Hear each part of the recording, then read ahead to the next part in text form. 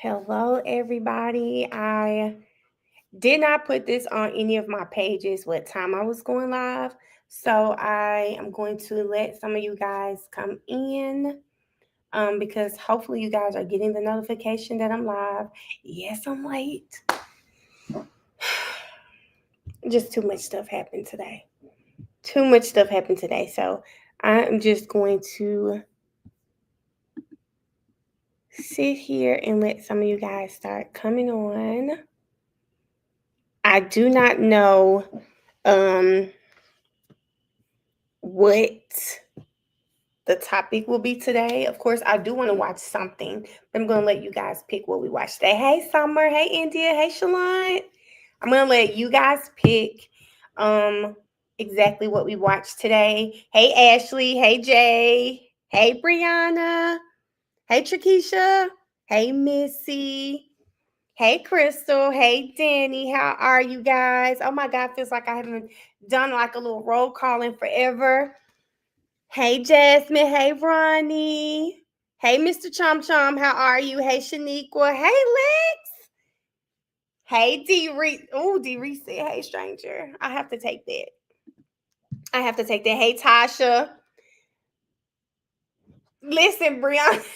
Brianna, I'm very late. Just too much going on today. And baby Mariah walked in here. She went to the beauty supply to get stuff for her hair.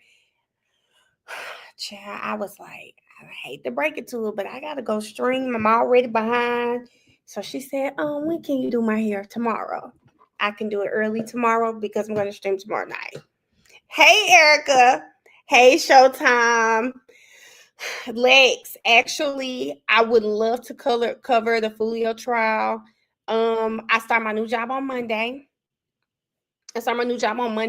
So unfortunately, I will not be doing live coverage. Everything that I'll be doing is after I get off because I work from home. So I'll be swapping one computer for the next one, so that we can do that. Went from all day, Erica, too much today. Oh no, Brianna. No, no, no. Thank you so much, Shaniqua. So I guess I know you guys saw that I put viewers' choice on there. So we're gonna choose together like what are we gonna watch? I'm here for a while.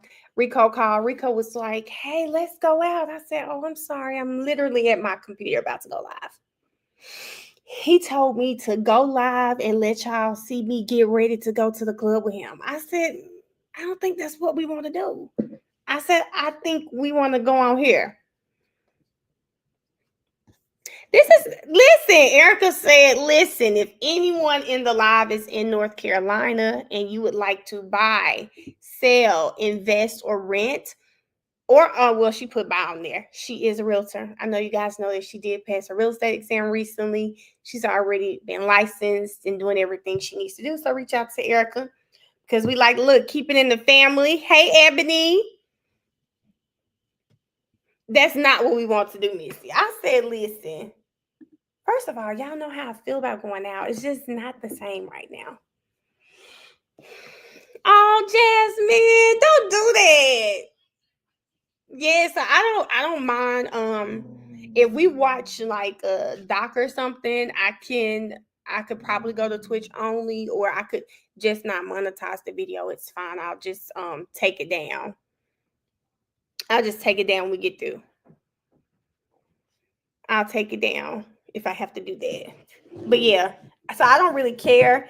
I know we don't want to do Melly because unless we could finish a day of Melly. I don't mind doing the next day that we left off of Melly.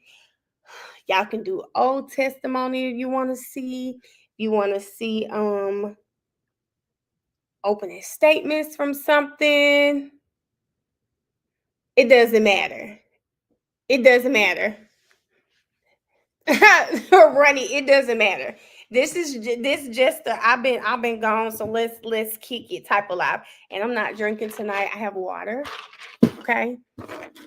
I have water. Jay, his civil rights have been violated. Just not sure like why his attorneys are not able to effectively argue that point when it comes to the judge, or why the judges.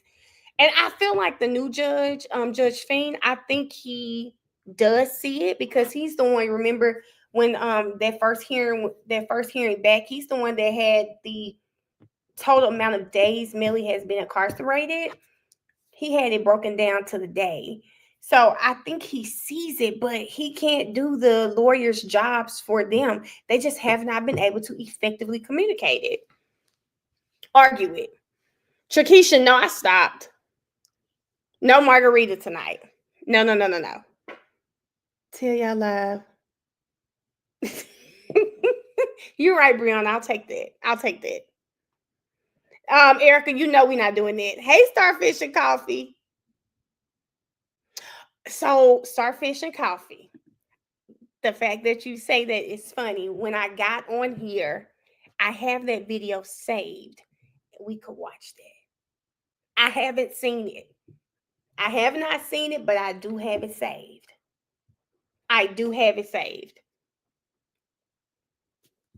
Let me see. Let me pull it up on this browser though. Hold on, y'all.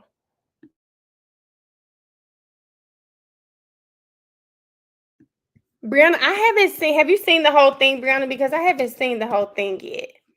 It's probably in my saved history. I've been watching football. Let's do playlists.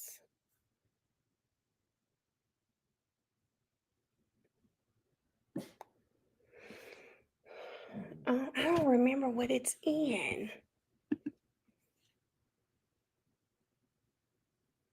I hope it's not about to make you cry. Hold up. So a lot of y'all have seen. I have not seen that full video. Let me see.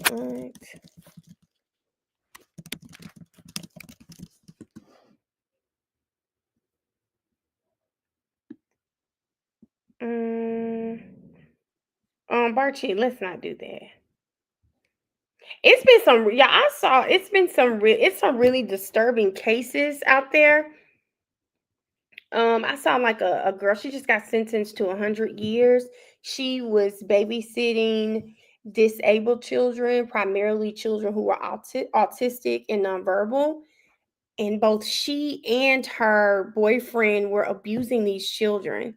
She would, and I think a 7-year-old told her mom, and they ended up doing an investigation, which led to them finding 6 hard drives with videos of the incidents, as well as footage of them just recording just random women. I'm just like, man, what is going on? He didn't have a trial, Brianna. He actually took a plea.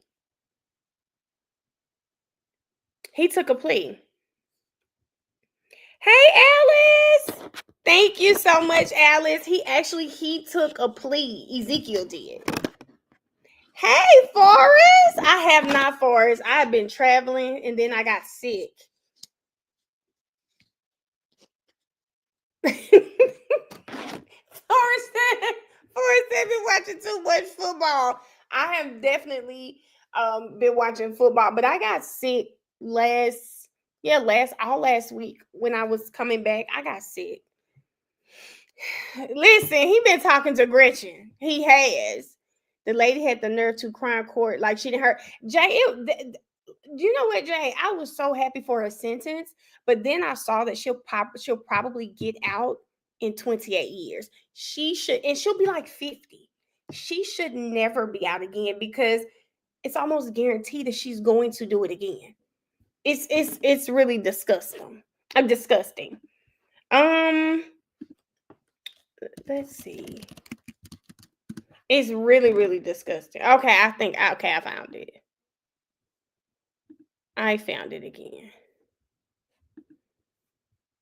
I don't even understand what possesses people to do this. The smell was wet clothes. Okay, we're gonna get into it.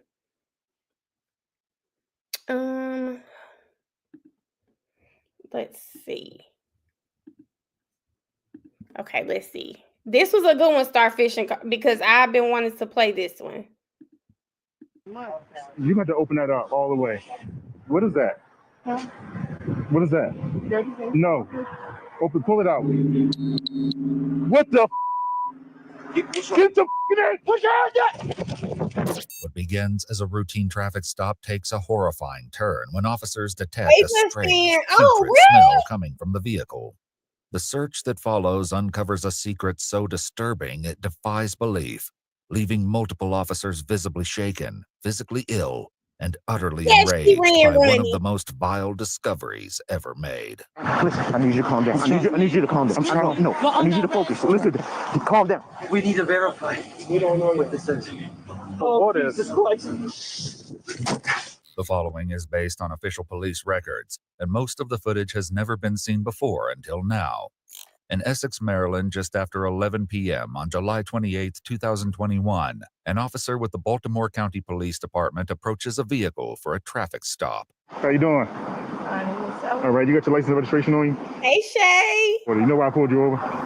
You know what the speed limit is? No. Okay. Speed limit is 35. Oh. And you was doing well over it. Oh, I'm sorry. I swear I only thought I was going 40. The driver, 33-year-old Nicole Michelle Johnson, hands over a state ID. Sitting beside her in the front seat is a friend who she calls BB. The officer heads back to his cruiser to run her registration, but the information doesn't quite check out. Playback vehicle requested not found or on file. I'm sorry. So you don't have a driver license? And now you drive with no driver's license. Okay. And also, this vehicle is not even registered. Those tags in there are fake tags. This car has to be towed. Yeah, you get everything out of it, but how long did you have this car? Like almost 30 days. As the officer returns to his cruiser to issue citations, Nicole and BB exit the vehicle. Nicole walks to the rear and opens the trunk, revealing several large bags tightly packed inside. Ms. Johnson, you come over here. So you got pulled over for the same stuff already. But that's why I went, and I really, really thought I got good tags.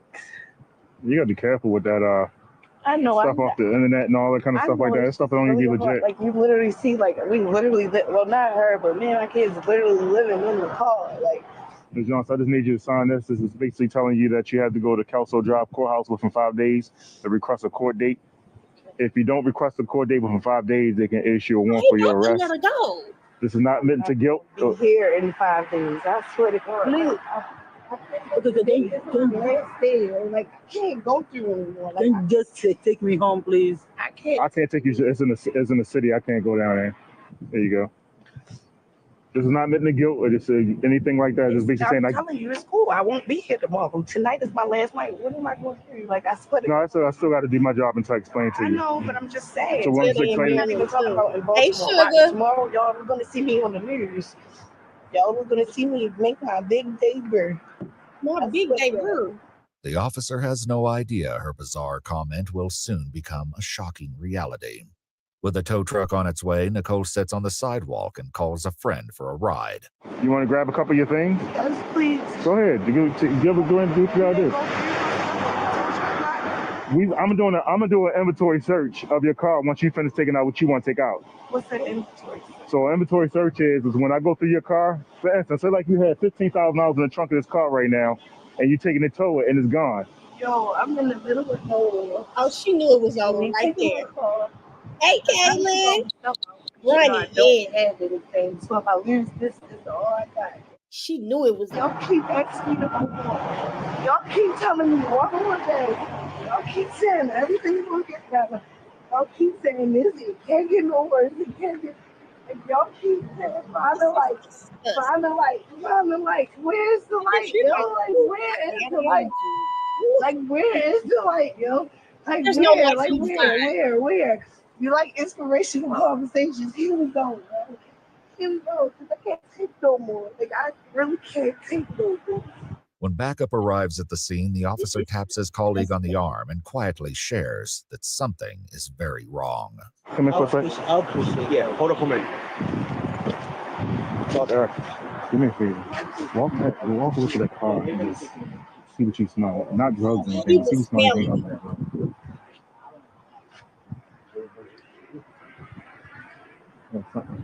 Something dead or something. Did you move in your car? This way I live at. What you hitting? No, seriously. I just need to find. I need to know. I told you. What is this right here? Huh? What is this? A bunch of dirty clothes. A bunch of dirty clothes. That don't smell like dirty clothes. Huh? That don't smell like dirty clothes. What do you mean? What he saying? I'm about to show you. Just what I'm about to show I'm about to show you right now. There's a bunch of dirty blankets. But this been sitting there for months and months and months and months and months. You gonna have to, ma'am, you gonna have to open that up all the way. I know she's sticking out. All the way. Yeah, you gonna have to open it up all the way for me. Bugs and stuff all over it and everything. Look at her. Because it's bugs and stuff over it and everything. I know, but I don't know what it is though. The stench is unmistakable, but finding the source of the smell is easier said than done. Look at BB. As whatever is inside is buried beneath endless layers of plastic trash bags. Literally ripping through all the nails. So we can see all the dirty stuff. I don't think that a guilty person would be doing it like this, bro. If I take all my stuff out, where am I gonna? I just need this right here is drawing my attention to it, so I'm gonna have to. I need to see it. I know. Just feel it. That's why I'm trying to show you. No. Ronnie, I don't think BB knows. I'm with you. What happened? No, I'm just telling him, giving him some advice. Okay. She's got tons of plastic bags. I'm telling you, you're just gonna find a bunch of dirty ones. Starfish and coffee. Okay. Yeah, but I need to. I need to know what that smell is. I am. I'm about to show you. Hey, Key. Nicole turns to the officer for help, and he carefully begins cutting through the thick layers with a knife. You gotta get all the way through to the dirty pissy clothes. Oh no! Look how she just standing there. Why you got all these blankets? Huh? Why you got all these blankets? Because we stay in hotels, from the hotel to the car. Like I can even get the hotel. No. You can finish here. I was just curious. Oh yeah, I can even get to the hotel receipt for you. Okay. They want You ain't got to go through that. I was just curious. keep finding blankets. I ain't got one blanket. Keep finding. Oh, you can keep finding them. She You done see lit a them right there? cigarette. She knows. Open the huh? Keep finding plastic. Well, Ronnie, Oh they yeah, said as soon as BB you not open wrapped. it, you gonna find them. We'll stand out in front of this car and make sure she don't go nowhere. After cutting through multiple layers of trash bags, officers finally uncover a black suitcase. Just open the suitcase and we can be good after that. There's more blankets still. Somebody you need more blankets. Can you cut it one more time? And this is what it smells, Rita. What is that? Huh? What is that? Dirty thing. No. Pull it out. Pull. Dirty thing from my husband. Pull the whole bag out. I am. My husband Like, is she done lit this dirty. cigarette. Dirty blankets from my husband. I am. See? Take it out. I Take the can't. bag out. Take that bag out of there. I am. Okay. She Pull that back out. knows.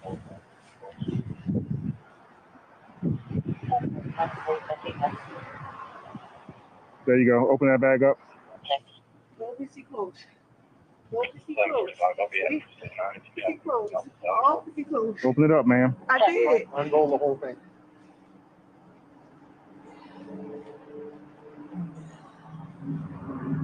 Open that up. Open that up. What the? Get the in. Put your hands up.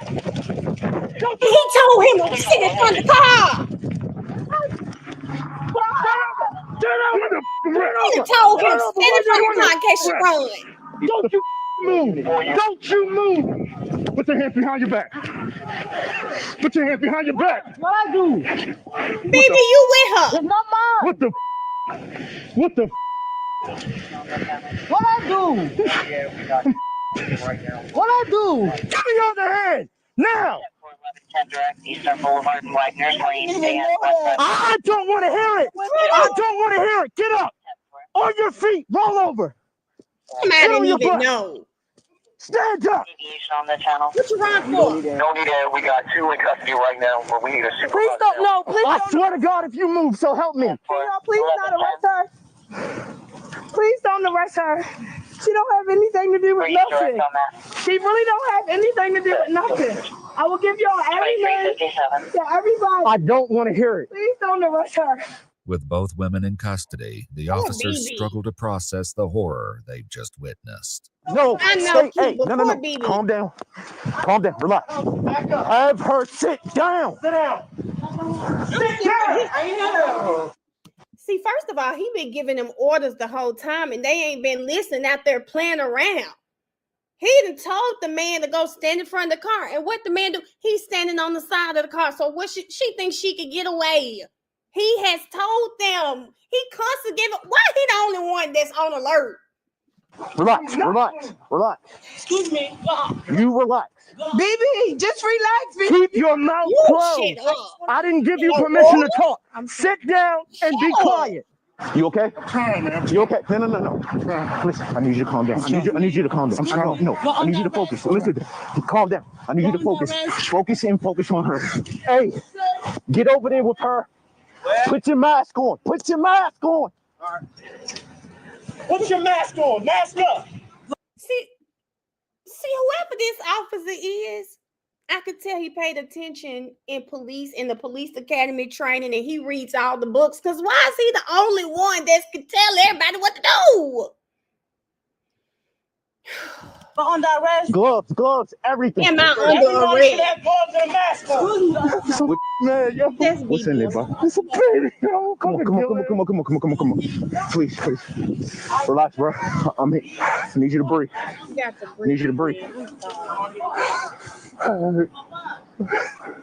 Good instinct. Okay. I need you to breathe, okay? Okay. I need you. Don't worry about it. No. I'm sorry. I just want to ask you one. There's nothing for me to talk about with you. Do you understand that? No. Do you understand that? But y'all gonna want all the information anyway. We'll get to that point, but right now you need to be quiet. This is not a game. No, absolutely not. No. Absolutely not. I'm not going to. No, ma'am.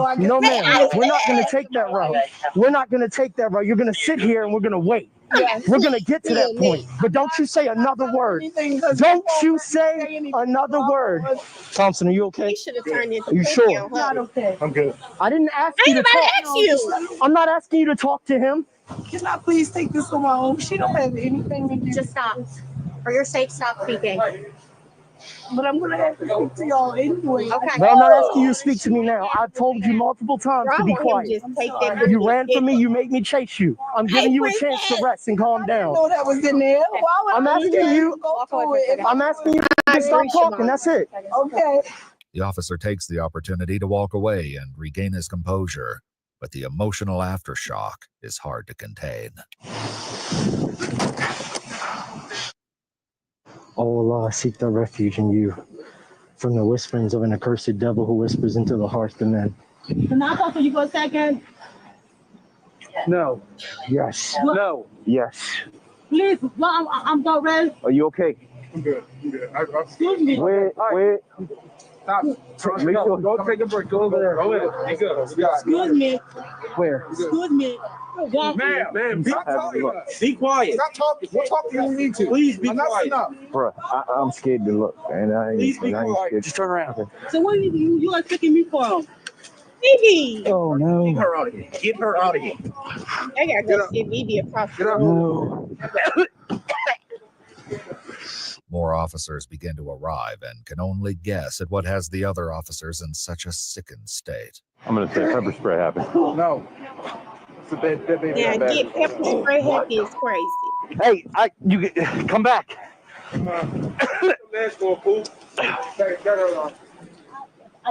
It looks like a kid that's curled up in there. I don't want to look, right? Hey, Nope. Just wait. Hold up for a minute. Something just happened next. It's been a lot. We're not okay. Cam, we're watching, for people who are just joining, we're watching a traffic stop. Many of you have probably seen this case. This young lady was stopped for, what was it, y'all? Bad tags, no license. And when she's getting pulled over, the police officer just kind of smells the car. And so he tells another officer, hey, can you do me a favor? Just go over there and smell the car. They're about to get ready to tow her car. So she tells them she lives out of her car, and that's what all of the bags are. But the officers, he said it smells like a dead animal. So he starts making her go through her bags, and they eventually see Now they're seeing, oh, speeding. Thank you, Jay. Initially it was speeding. Thank you, Jay. Initially it was speeding turned into the bad tags, and then the license, saying that she's been pulled over for this before, so about to tow the car. What you're saying now is they have gone through the bags and they found bodies. Yes, thank you. Two kids in her car. No. Ain't not okay. I wasn't okay. That's why I sat there and I dug through that stuff the whole time. What does that mean? And as I seen who he was, I took off running too. So no, they not good. Like you take it out in front of the police. You speeding around with the bodies in my car. I'm so dumb that I'm gonna take this. We need to verify. We don't know what this is. How you know we're confirmed? Oh God. Oh, what is? Jesus Christ. Oh Jesus. Oh my God. It's a little girl. What? Yeah, you get some water. Take a walk. Take a walk. I'm good. Stand there. No, I can't vision it. I can't vision it. What the? It's messing my head up. I can't vision it. After telling the tow truck driver his services will no longer be needed, Baby, officers make the difficult decision to get a closer look in order to confirm what lies beneath the maggot-covered blanket. I can lift it up. It doesn't really bother me, but it's got to be a 3 or 4 year old kid. Get it? My gloves are already. The problem is the body is It's in a bad position. Yes. Oh my God, dude, that's a 5. That's a 5. That's a 5-year-old white child. 100%. It's got like a girl clothes, female clothes, right? Put it. Come here. It almost looks like it has the pigmentation like Michael Jackson had. That's right. So homicide's gonna have to come out, definitely coming out for this. There's no way they're not. Right. Emmy's gonna have to come here. It sounds like he said a white child. Right. Or maybe they have Gone white. to the Is it house. white? I mean, yeah, 100%. Well, they're gonna have to find who this kid is. He said Michael Drunk Jackson. that skin is too. Wow. Oh, it's been wrapped in this sheet for I don't know how long. I'm not a medical examiner, but like I said, just remember the cameras are still on. Right. Amen. But this is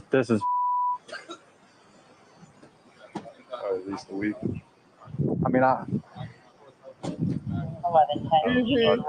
That's a. I've seen some stuff, but it just sucks. It's like I don't know. I guess it hits him harder than me. So I'm just I wouldn't have been no. well, I've had trauma earlier on, but basically, Erica, this is like my about daughter 40 turns 5 minutes long. Saturday. You know what I mean? This is 100% a 5-year-old kid. What they've only uncovered is 16 just the minutes beginning of a dark and tragic case, with more horrors and buried truths still waiting to be uncovered. Isis, you saw For this now, already. the decision is made to take both women to the police station. Stand up. Where I'm going at? We're gonna be the precinct.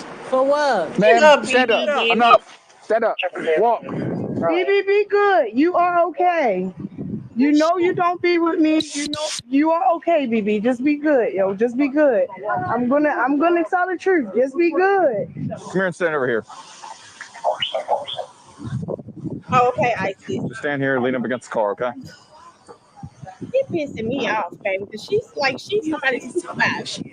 Ma'am, you can talk to whoever you need to talk to. I just Ma'am, want to say why she was reacting the way Ma'am. she is, because she's mentally retarded and she really don't do anything that's you can talk to anybody you need to talk to back at the precinct, okay? That's how we're gonna do this, all right? Okay, I'm sorry. I don't have nothing. I'm clean. Man, can you stop talking, please? Enough. I don't understand why they not. You just keep talking. You just keep talking. When I told you stop talking, you should keep talking. Hold on, get the bag He on. doesn't understand. My phone is in there. You got a knife? Don't cut it. No, Don't call my bag. Don't cut it. Relax. Don't call my bag. My phone is in there. It'd be in your best interest not to move when I take your handcuff off. Put the bag off there. Put it back on. Hey. Put the arm back. Stop playing. I'm not playing. Get in the car. Get in the car. Now. So what? Get in the car. I'll put you in the car. That's your choices. Can I have my bag? I just hate that they My don't phone know is what in there. Your bag will be with you. Okay. What is she diagnosed with? I don't know, but she can't read. She can't anything. Like she's really retarded. Like she just because she can't read doesn't mean she's retarded. No, I'm telling you, like I don't know what she slows with, but she really don't have anything to do with anything. You got anything on you? No, man. All right. It's $20 in my bra. In your bra? Yes, man. Kylie just turned 6 yesterday. And what is this? Part of your underwear? 65. A bead chain. Part of your underwear? No, ma'am. It's like a waist bead. For what? You can rip it. Just rip it. Just pull it and rip it. Like why are you right there? Yeah. I thought you couldn't rip them waist. Sorry, is it just a bead? Is it just a bead? Yes, ma'am. They're gonna have to take it back. That's why I said they're gonna have to take it off when they get the free time, so make sure it's nothing else. That's why I said just. All right, go ahead. You got $20 right here. Both women arrive at the station and are placed in separate rooms. While Nicole seems to understand the reason for her arrest, BB appears confused and continues to demand answers. So why are you here for that? Ma'am, you don't ask me that question about 3-4 times, and I done told you the same answer about 3-4 times. I'll tell you again. Okay, Miss. You are in police custody. What she saying? You are going to be sitting right there in handcuffs with your bag right there until somebody with either equal rank that knows that was out there with this call, or somebody ranks higher than me comes to me and tells me to do something else. So get comfortable, relax. You're going to be here for a while. It is what it is. Sorry. So what's my right? So you just gonna lock somebody up with no right? Ma'am. Not my right. Ma'am. What's your first name? Kazadi. Kazadi? Yes. It's Kazadi. Do I kill somebody? Ma'am? Do I kill somebody? I don't know. So why? But what I do know is you're going to be in handcuffs in that chair until someone says otherwise. I don't got no one. So why I'm on that red? What's your last name? Kazadi. What's your last name? Chibola. Oh. Okay, both of those are very hard to pronounce. So I'm just going to call you madam. And I'm sorry about that. So now, so you guys are going to lock me and frame me for something you guys cannot tell me. I didn't frame you with anything. Yeah, I'm going to get her caught up. I'm not Baltimore County. I'm one person. I'm just a cog in the machine. Okay. You telling me you want to play games. My hand is clean. I'm telling you I'm clean. Mm-hmm. Right? Do you need hand sanitizer? Is that what we're asking about? You are detained. For what? Until somebody out there. You understand I'm backup, right? You can ask me 1,000 times, but I can't tell you what I don't know. Listen, BB just it's not going to be some Sarah that comes to the wall and says, "Here, Officer Bowling, boop, here's the information that she's asking for." I ain't got it. I'm on that rest. You can tell me that. That's like a loop. What exactly?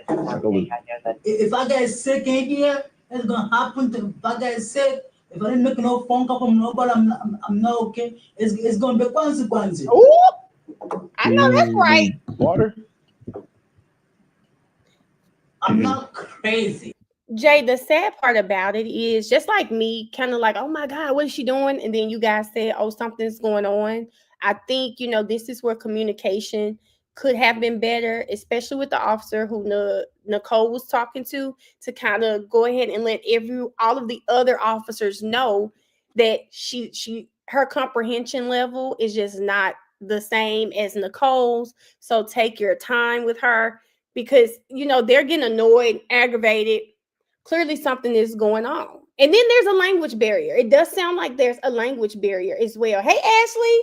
So it sounds like there's also a language barrier, in my opinion, which should have made him say, let me slow down. That may be why I'm getting the repetitive questions outside of knowing her mental state. But there's a language barrier, clearly. And so, I also understand, I also want to say in defense of the officers, I understand that tension is high.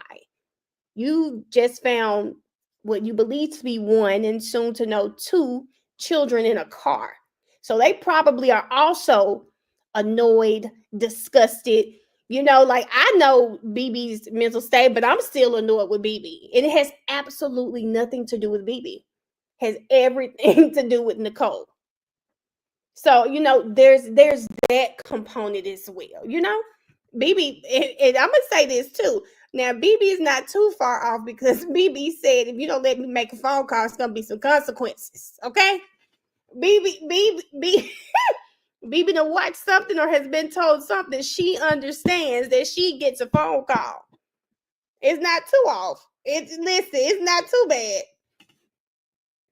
Run in, please get off the live right there. I didn't say you were. I asked you, did you need water? That's what I asked. Yes, I need water. Okay, I can try to arrange for that for you. In a separate room, the officer waiting with Nicole informs her that he can't speak with her about the case. Yes. Left in silence, I agree. she begins talking to herself. It was okay. She just whispering in line for these cameras. I'm like, what am I on there for? Just open it and let them look at me. So stupid. So stupid. I want to cry so bad. Well, cry. I'm crying. You can cry. Nicole, appearing to wrestle with guilt, will soon have an opportunity to explain the grim discovery.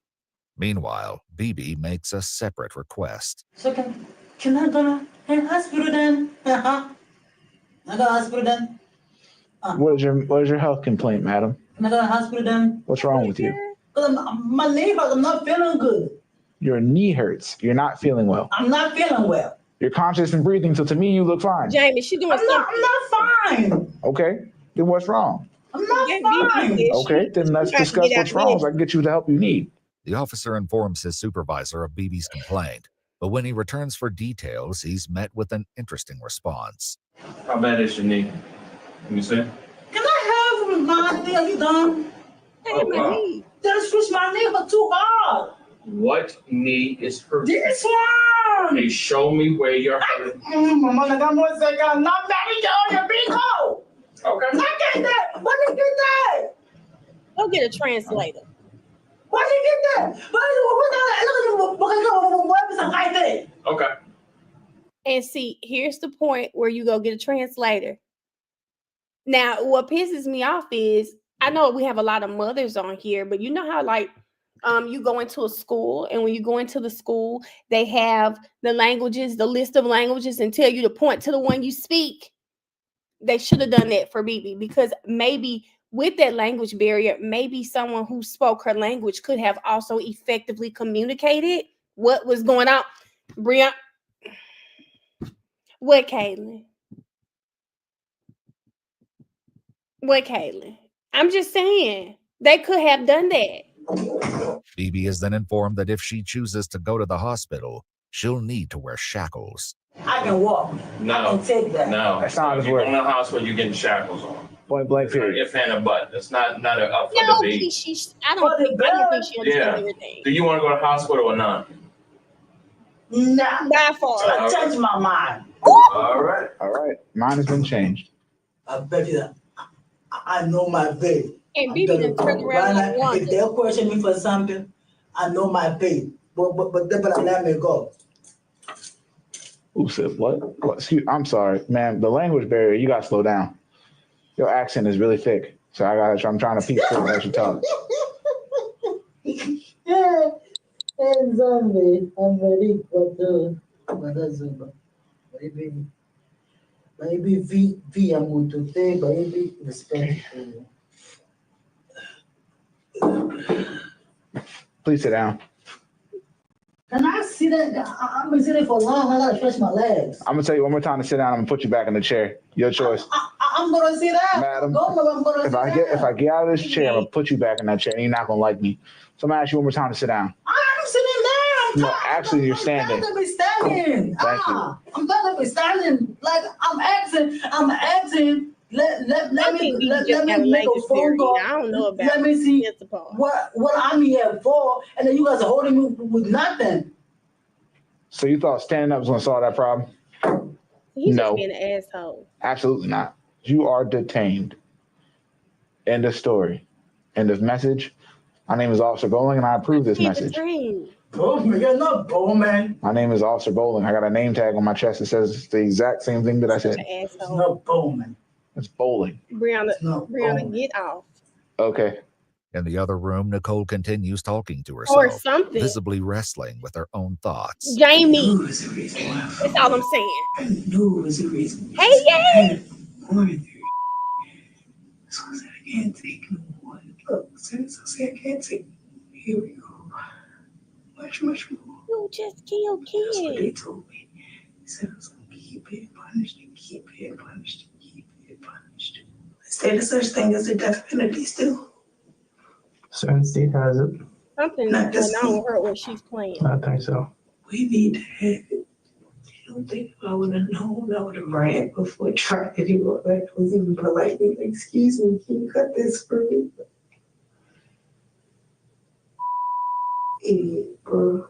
The scent of decay clings to What's Nicole, Jamie's like growing right so now? strong that it becomes unbearable for others in the station. 26:31. One officer fills the room with an odor spray, but when that fails to help, he brings in an air Yeah, scrubber and you are tries the always spray a leaving second plenty. time. Soon after, a decision is made to transfer the two women to another facility for interviews with detectives. So I got your bag. You got your shoes on. 49, 40. All you gotta do now is get in the car, and we on the road. So why do I talk to me? Wow. Key, let me say this, and when you talk about Nicole, this is why with Doug's case, I said, oh my God, he kind of sounds like he's in psychosis. Nicole I don't know if she's hearing voices, is she setting herself up for this type of defense or what? But did you guys hear her say, they said, I will continue to be punished? I don't know if you guys heard that, but if you have ever been around a person with any type of bipolar who may suffer from who will have a manic state or schizophrenia, they're always talking about what they told them, and the they would be the voices that they're hearing. So I'm not sure if she's really hearing voices. I'm sure we're gonna see. Hey Nick, or if she's setting this up. I don't know, because people like to play, and that's something she could be doing. But listen to what she's saying. That's what it sounds like. would you like to stand up, or would you like us to drag you to the car? Your choice. You an adult. Why do you want to talk to me? Right now. Stand up. Walk. To the car. I am going. That's fine. You said you had knee pain, so I was gonna make sure you can walk fine. Come on. Get my bag, please. Nope. I want my bag. I don't care what you want. Hold for her. Can I have my things? Safe travels. Let's go. Like I said, if something happened to me tonight, it's gonna be war. I know that's right, BB. Yes, ma'am. BB just can't. Yeah, there's just a language barrier. There's nothing wrong with BB. Back at the scene, officers standing watch over the body discuss the tragic case and question the one thing weighing on everyone's mind. Who's pretty f***ed up about this? Not have an insanity plea. Really, everybody who saw it's pretty f***ed up right now. Well, I mean, I saw it. You saw it? I saw it. I ain't trying to look. But it's the way he's got all these grown men all f***ed up. No, I mean, well, I was f***ed up before I got this job, but I didn't mean like that. No. Just... No, I know. I'm just saying it's weird that I could understand if this child was younger, like baby stage, but it's not. It's a 3-year-old. I'm like, it's kind of dumbfounded. Like what the hell? Like, I'd love to just know the reasoning. Same. I'm so curious. The whole story. Yeah. Like Don't what? whole story. Like what the hell? Like what? How did this even come to be? Nicole enters the interrogation. For the fear, Mariah has a fear of me being canceled, and for the fear of that not coming true today, I'm going to hold what I would really love to say about that, because what the hell do you mean?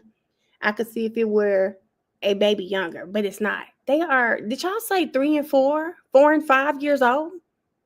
These are kids. And not, even if it were an adult, it's a human. Like, what are we saying right now? Interrogation room with much to explain. She tells detectives I'm she not was in gonna let Mariah Essex to win meet a today. man for prostitution, I'm not gonna let him win while today. BB waited in the car. She claims Thank you, she's been Keith. aware of 7 the and foul 5. smell, but assumed it was a dead rat. Me and my homegirl was doing so much to try to get the smell. But we never noticed it was coming from the back, because we don't sit in the back. How'd you try to get rid of the smell? We always thought it was coming through the front of the car, so we got it power washed. You power washed the car, try to get the smell away? The engine.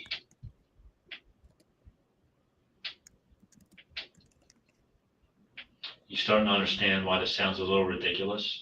Right. After speaking with detectives, investigators note it was clear that BB was mentally challenged and had no knowledge of the incident. They contact her mother and arrange for her to be taken home. As for Nicole, her vague story isn't enough to satisfy investigators, given the second horrifying discovery made at the crime scene. I want you to help me out to find out how these children ended up like this. Okay. Children. Children? Mm-hmm. Both? Mm-hmm.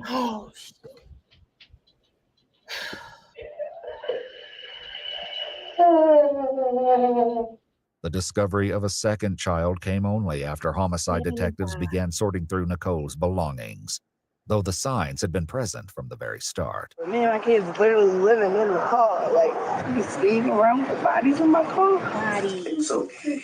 Kids. And the whole time I had them. In a black and yellow plastic bin, buried beneath the bags and the suitcase containing the little girl, were the aged remains of a small boy. The child's body had been wrapped in blankets and placed in multiple layers of trash bags, similar to the girl. Their relation to Nicole comes as even more of a shock. Do you recognize this person at all? Who's that? Who is that? Your sister. That's their mother? Mm-hmm. Who are they? That's when I had them. If you look at them when I had them. So that's who? That's Shasta. And that's who? Remember? Okay. When you look at them when she had them and when I had them, you probably got this picture off her page, but it definitely came from mine. Okay. Because if you look at them when she had them, they were very not taken care of. If you look at them when I had them, they were very well taken care of. 7-year-old Jocelyn Marie James Johnson and 5-year-old Larry Darnell O'Neill were each left in Nicole's care 2 years ago by her sister Deshelle, who claimed she was unable to care for them at the time. Investigators also learned Deshelle has an active case with the Baltimore City Department of Social Services for an 8-month-old infant who was temporarily taken into their care given the current investigation. Hey, Joshua. She didn't do to him what happened to him. Yeah, but okay, so she's a better person for leaving them then. In any kind of predicament. Like, she knew the predicament wasn't okay. She knew the predicament was up. So now she knew. Like, she left her kids literally with me selling my. She left her kids in the room. She thought you were going to take care of them, I guess. I never told her I was going to. I never asked her to. Hey, come on, bro. You used to have to yell at the mother about washing them. You used to have to yell at the mother about feeding them. Like, I used to have to yell at her about everything. Despite portraying herself as the better caregiver, Nicole couldn't even spell the young girl's name. She also couldn't recall either child's birthday. Whatever belief remained that she'd shown love or responsibility would soon be shattered by the grim truth surrounding their deaths. She lowers herself to the floor as the interview continues. Well, let me tell you this, right? We spoke to your sister and a bunch of your family members, right? Mm-hmm. I don't know that everything that you're saying is making sense. What do you mean? Well, I'm just saying. What do you mean? What did y'all speak about? Well, y'all spoke about her leaving her children? Huh? Y'all spoke about her leaving her children? Well, we spoke about a lot. Wow, you killed them. But that's what we want to focus on. And of course, it's all going to be against me, huh? Oh, I mean, I don't know. Even my mom? Oh, yeah, we met your mom. He tells Nicole he won't discuss his conversations with her family, then steps out to check on her paperwork, leaving her alone to imagine what they may have shared behind her back. I'm not going to tell you what they said. What they say? What they say? What they say? I done bust my for all my life. My mother. Lady, you had me out here selling my. You told me not to get that girl her kids. I would have gave them back. I said this weekend when I'm coming back, I'm giving her her kids. You told me not to. They about to put me under the jail. They so selfish and so wrong. You done killed them kids, and now they selfish and wrong. There's a group of people here, yeah, all family, to speak on me backwards. Actually, where they been at when I've been growing up. I guess I ran away with something. Like, watch, I already know that's what they said. Now I'm not talking anymore. Now, since I'm a liar, and since I'm a this, and since I'm a that, and since I'm a this, I'm not saying anything else. Like, come on, bro. All the kids that I've been around in all my life, I'm gonna wait until my niece and nephew to kill one. I've been raising kids all my life so much they thought they were actually mine. I'm gonna wait until my niece and nephew to kill some. While Nicole earlier stated she was living in her car, investigators located a hotel where she'd recently been staying. In the room, they find 2 stuffed animals, as well as 2 rose bears, one blue and one pink, with ribbons around their necks that read, "Always and Forever." I think they're like memorials, like that's what it seems like. Always and forever. The website though, and you don't think so, different ones, but even with that little ribbon. So Trakisha said that she did not have an insanity plea, so they thought she was of mind enough to take the plea. So maybe, I don't know, maybe they put on her meds or something. I don't know. Yeah.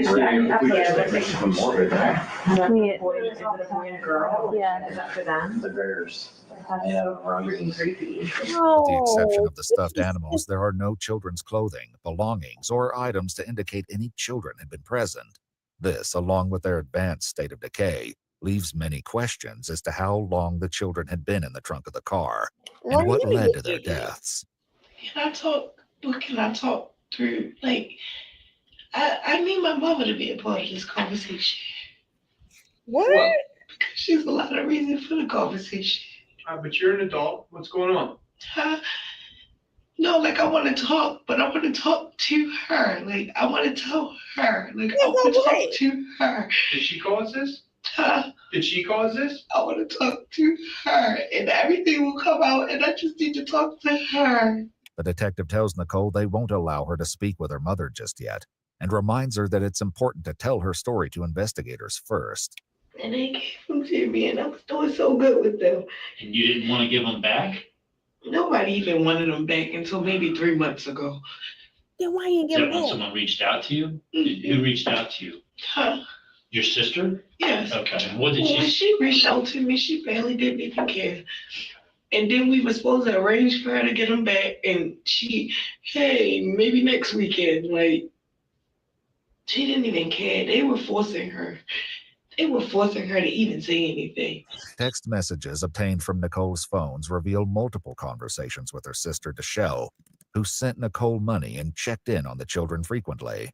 She asked several times to see them, eager for them to meet their new sibling.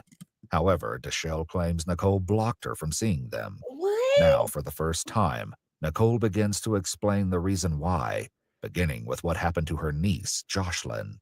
It was really an accident. Okay, what happened? I gave her a beating. I can't hear you. What? I gave her a beating. Mm-hmm. And then the next thing I know, she just wasn't saying anything or nothing or nothing. Like, oh, I keep forgetting I'm on YouTube, y'all. Sorry. Okay. So you gave her a beating? And then she was not responsive anymore? Like, it was mistakes. Like, I took care of them children so good. Like, it was a mistake. Like, I just was trying to discipline. Like, you cannot put your hands on kids when you're mad. I will never. Like, you can't do that. She got in trouble for something one day that I didn't beat her for. Like what?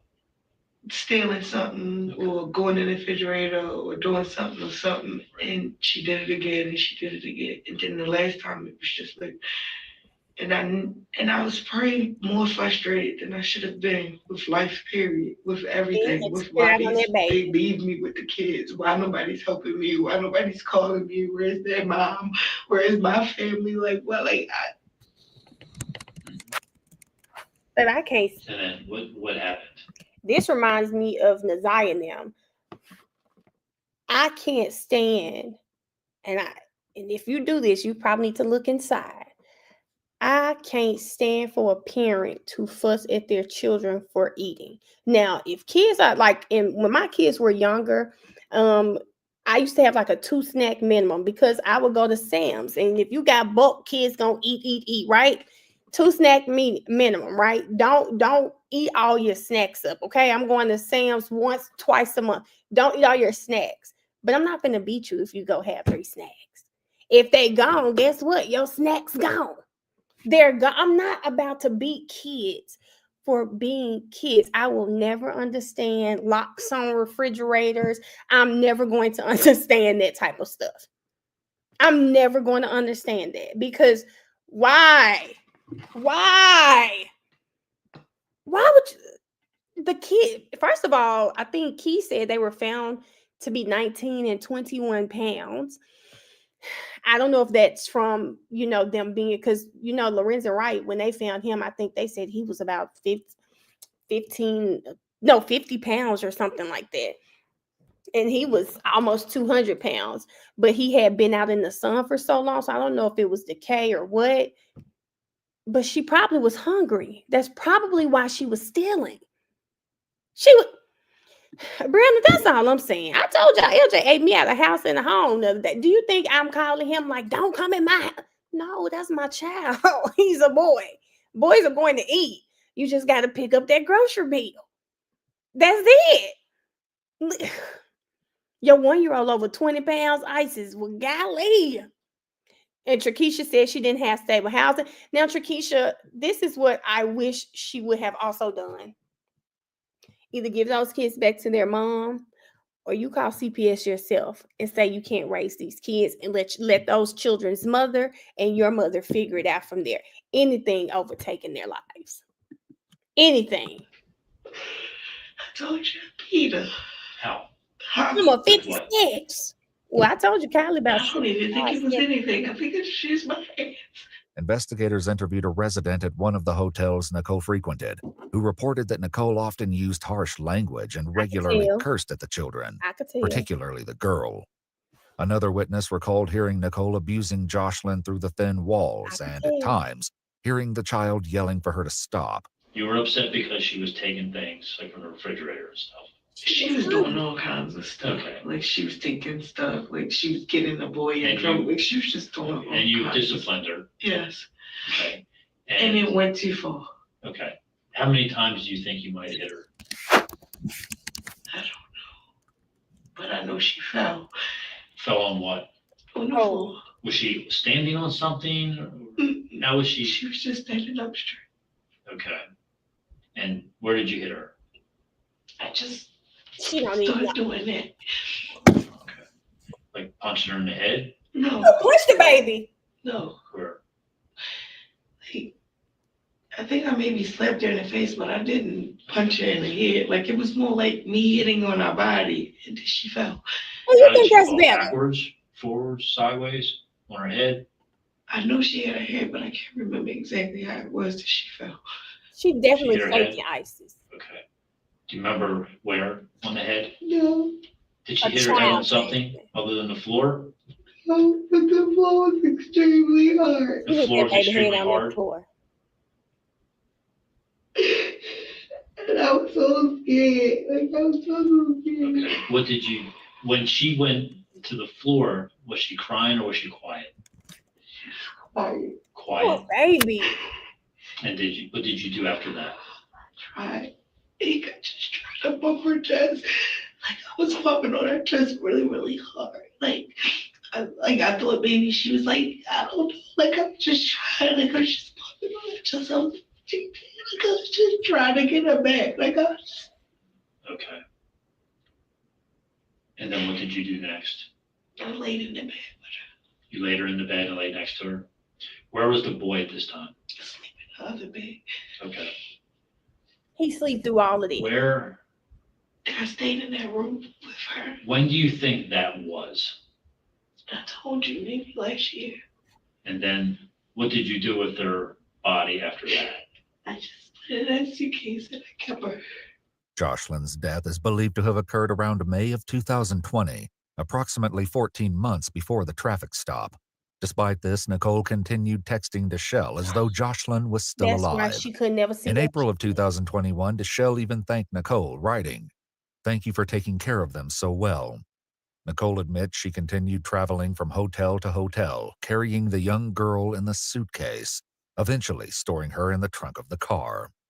Jocelyn's body arrived at the medical examiner's office still wrapped in a comforter that contained a cigarette butt. Numerous bruises were found on her body, but an exact cause of death could not be determined due to the advanced stage of decomposition. Still, investigators ruled her death a homicide, citing evidence of physical abuse and neglect. With Jocelyn's fate uncovered, investigators turned to what happened to her nephew, 5-year-old Larry, whom Nicole refers to by the name Randy, that's Sting. what I said. So help me explain the other child. What happened? So he was still with you when the girl's now in the suitcase in the car. So, he didn't even want to go anywhere else. Like you get, that's why they said they talk to my family. My family don't know me. Like you can ask all my friends. Like as much as I tried to push him off, or I wanted to drop him off, and I knew I needed to drop him off, he just wanted to be with me. So what led to the next incident with the other child? I don't know. Like I honestly don't know, because it was like 1 minute we was playing, and then 1 minute it was just like we were playing. Like we was playing. I think something hit him in the leg. Yeah, but that wouldn't cause him to die. Well, why would he die though? I thought it was like a main artery or something. What? Well, explain that to me. Yeah, what happened? I don't know, but then I know I saw him bleeding in his leg. Where at on his leg? I don't mean to. Like right here somewhere. Right inside of his left thigh? Yeah, but I did like. Was the blood dripping? Was it? Only way that I noticed it. And honestly, I didn't even notice it until I started trying to stink. And then when I started looking at his clothes, they was bloody. The detective offers Nicole a cigarette and allows her to smoke in the interrogation room as she continues her story. What caused the boy's injury with the blood in his thigh? Oh, I can't remember what exactly he was playing with. And I think I yelled it. I think I swung on him for playing with it. But I can't remember what. Is there a chance you hit him afterwards? And I didn't see the thing. Lord. I told you I said you swung. Yeah, because he was playing with something. I didn't see the thing I told you I didn't see the thing that was in his leg until it was like, it was just like. And what was it? I never even looked at it. I never even took his pants off. I just seen the blood. And I yelled at him like, well, I didn't yell at him when I seen the blood. I yelled at him like, I don't even remember what it was. Larry's body arrived at the medical examiner's office still wearing Paw Patrol pajamas. His body was also covered in bruises, and while superficial wounds were found on his legs, they showed no signs of deep bleeding. However, internal bleeding was noted around both his knee and elbow, suggesting trauma before death. Like his sister, Larry's advanced state of decomposition made it impossible to determine an exact cause of death. Although she claims not to know exactly what caused his injury, she clearly remembers what happened next. He was just like getting drowsy, like just getting drowsy. Like the last thing he said. You didn't call the police for a reason. So the last thing he said? He said, honey, can you lay me down? What's that? He said, can I lay him down? Can you lay him down? Yes, because he was sitting up in the chair. He said, honey, can you lay me down?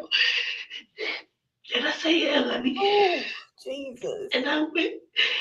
Oh, she's so good. And I turned back around, and it was like, stay. Hey, what I answered me. Sting. Where did you lay him down at? On the back seat of the car. Okay. And this was about 2 months ago? Or was it more? This month is what?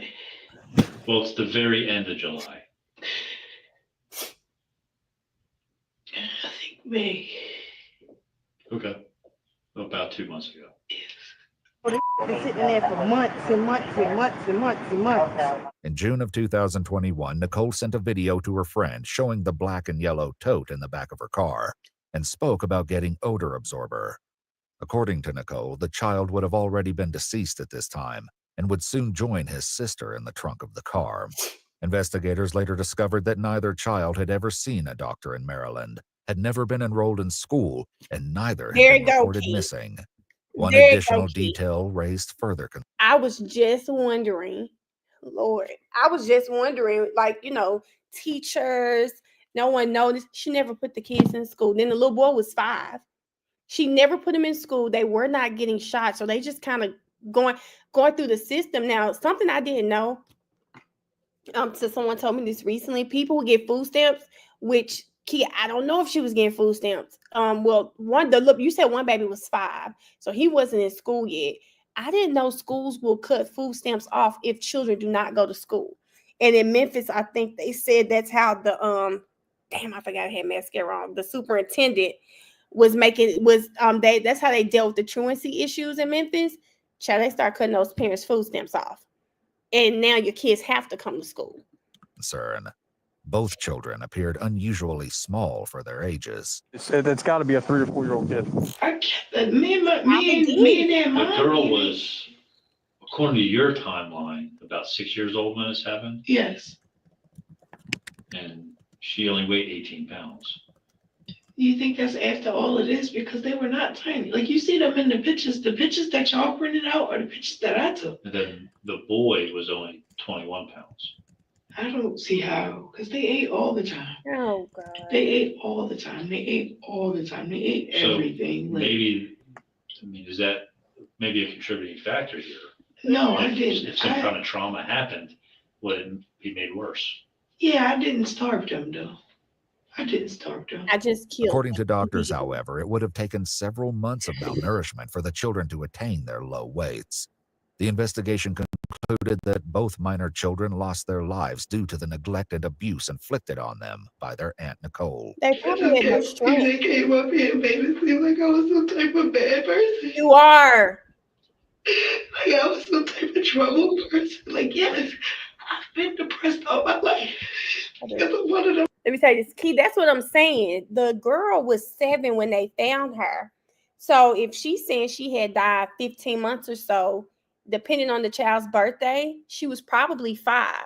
And so probably never started school at all. You get what I'm saying? Maybe she never started school and she just had that. This is just my guess, And the little boy, he was 5. Like Mariah started school late. So when she started school, she was 5, but she turned 6 that November because her birthday is late. So maybe the same thing was going on with the kids because he said they had no school records. And that's my only guess is they never started kindergarten or anything like that. So maybe that's what it was. Maybe that's how they slipped through the cracks. Because, for one, they said they had no doctor's visits. You've got to, hell, when you start kindergarten, your kids have to be up to date on their shots, right? Which will require them to go to the doctor. They're not going to the doctor. They're not in school. That's probably why.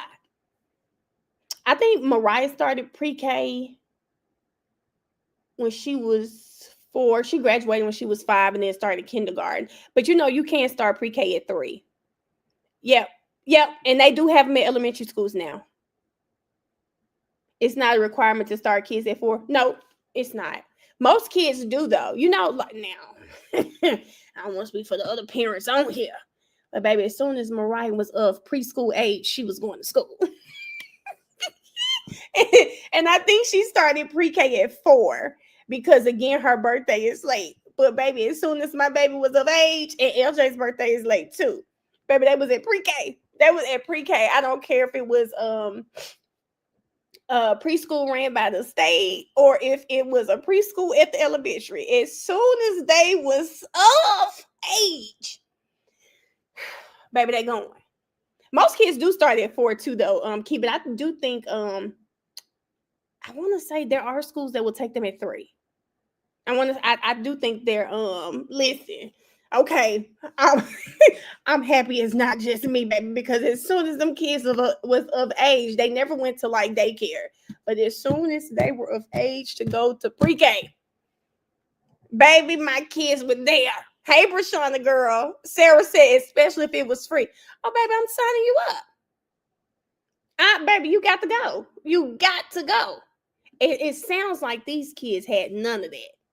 And now I'm going to also say that I also heard about the living arrangements. So we have to understand that too.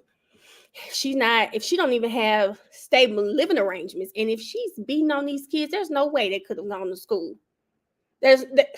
No, couldn't be my mama class. Mama, I can't believe that she really came up here and made it seem like it was a bad You are a bad person. 1 month after her arrest, Nicole's mother emailed Baltimore public officials, pleading with them to intervene and protect her remaining grandchild.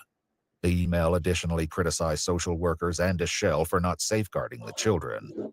Multiple news outlets reported that Deschelle created a GoFundMe campaign to raise funds for their burial, and rumors later circulated that she may have launched as many as 4 separate fundraisers, though all have since been deleted. A piece of shit. Following her arrest, 33-year-old Nicole Michelle Johnson was held without bond and later indicted on 14 criminal counts. The charges included 2 counts each of first-degree child abuse resulting in death, first-degree child abuse involving severe physical injury, second-degree child abuse, second-degree assault, neglect of a minor, failure to report the death of a minor, and unauthorized disposal of a body. She ultimately pleaded guilty on August 13, 2024 to 2 counts of first-degree child abuse resulting in death.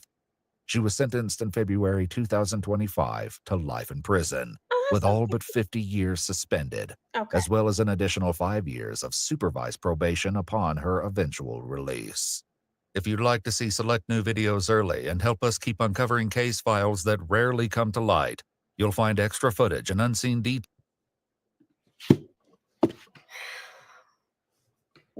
Starfish and Coffee, where you at? Child, you got me crying. I probably look like I got a black eye right now to rub my mascara in. Thank you, Starfish and Coffee, because that has been on my list to watch for a while. So I'm happy I got to watch it with you guys. But that was a sad case. And I do believe she's lying.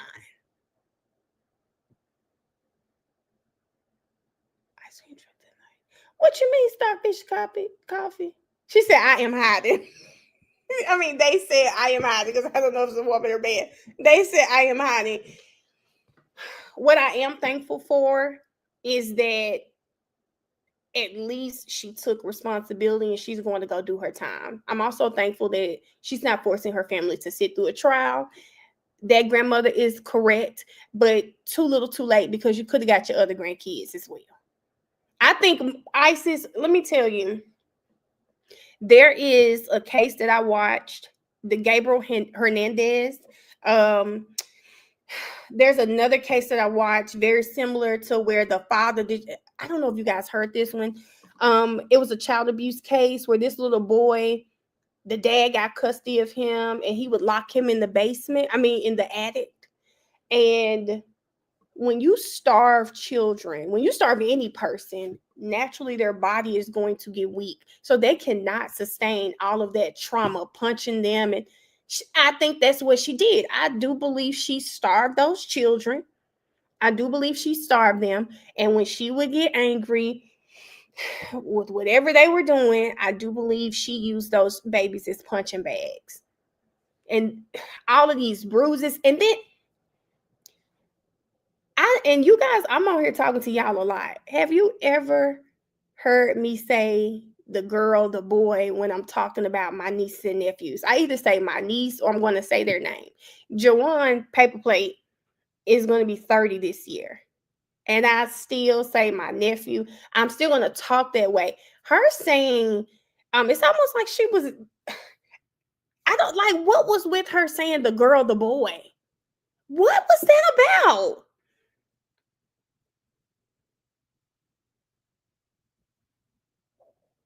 Oh, the teacher did report Ronnie. Oh my God. Please, Erica. Detachment. Thank you, Sarah. Yes, she was trying to detach herself from this. Disassociating herself. Yes.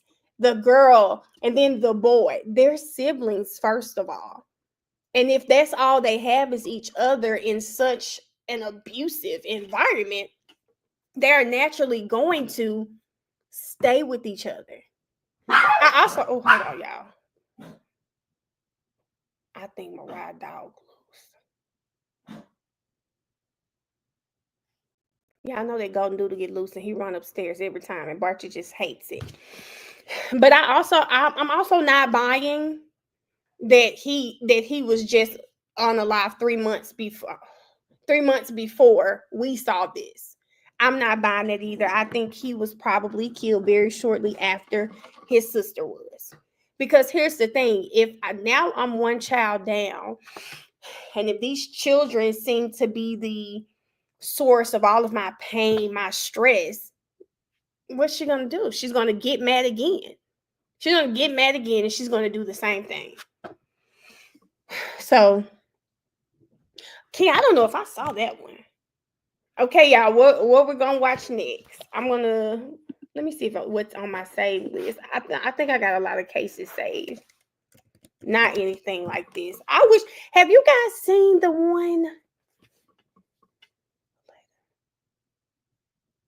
Oh God, hold up.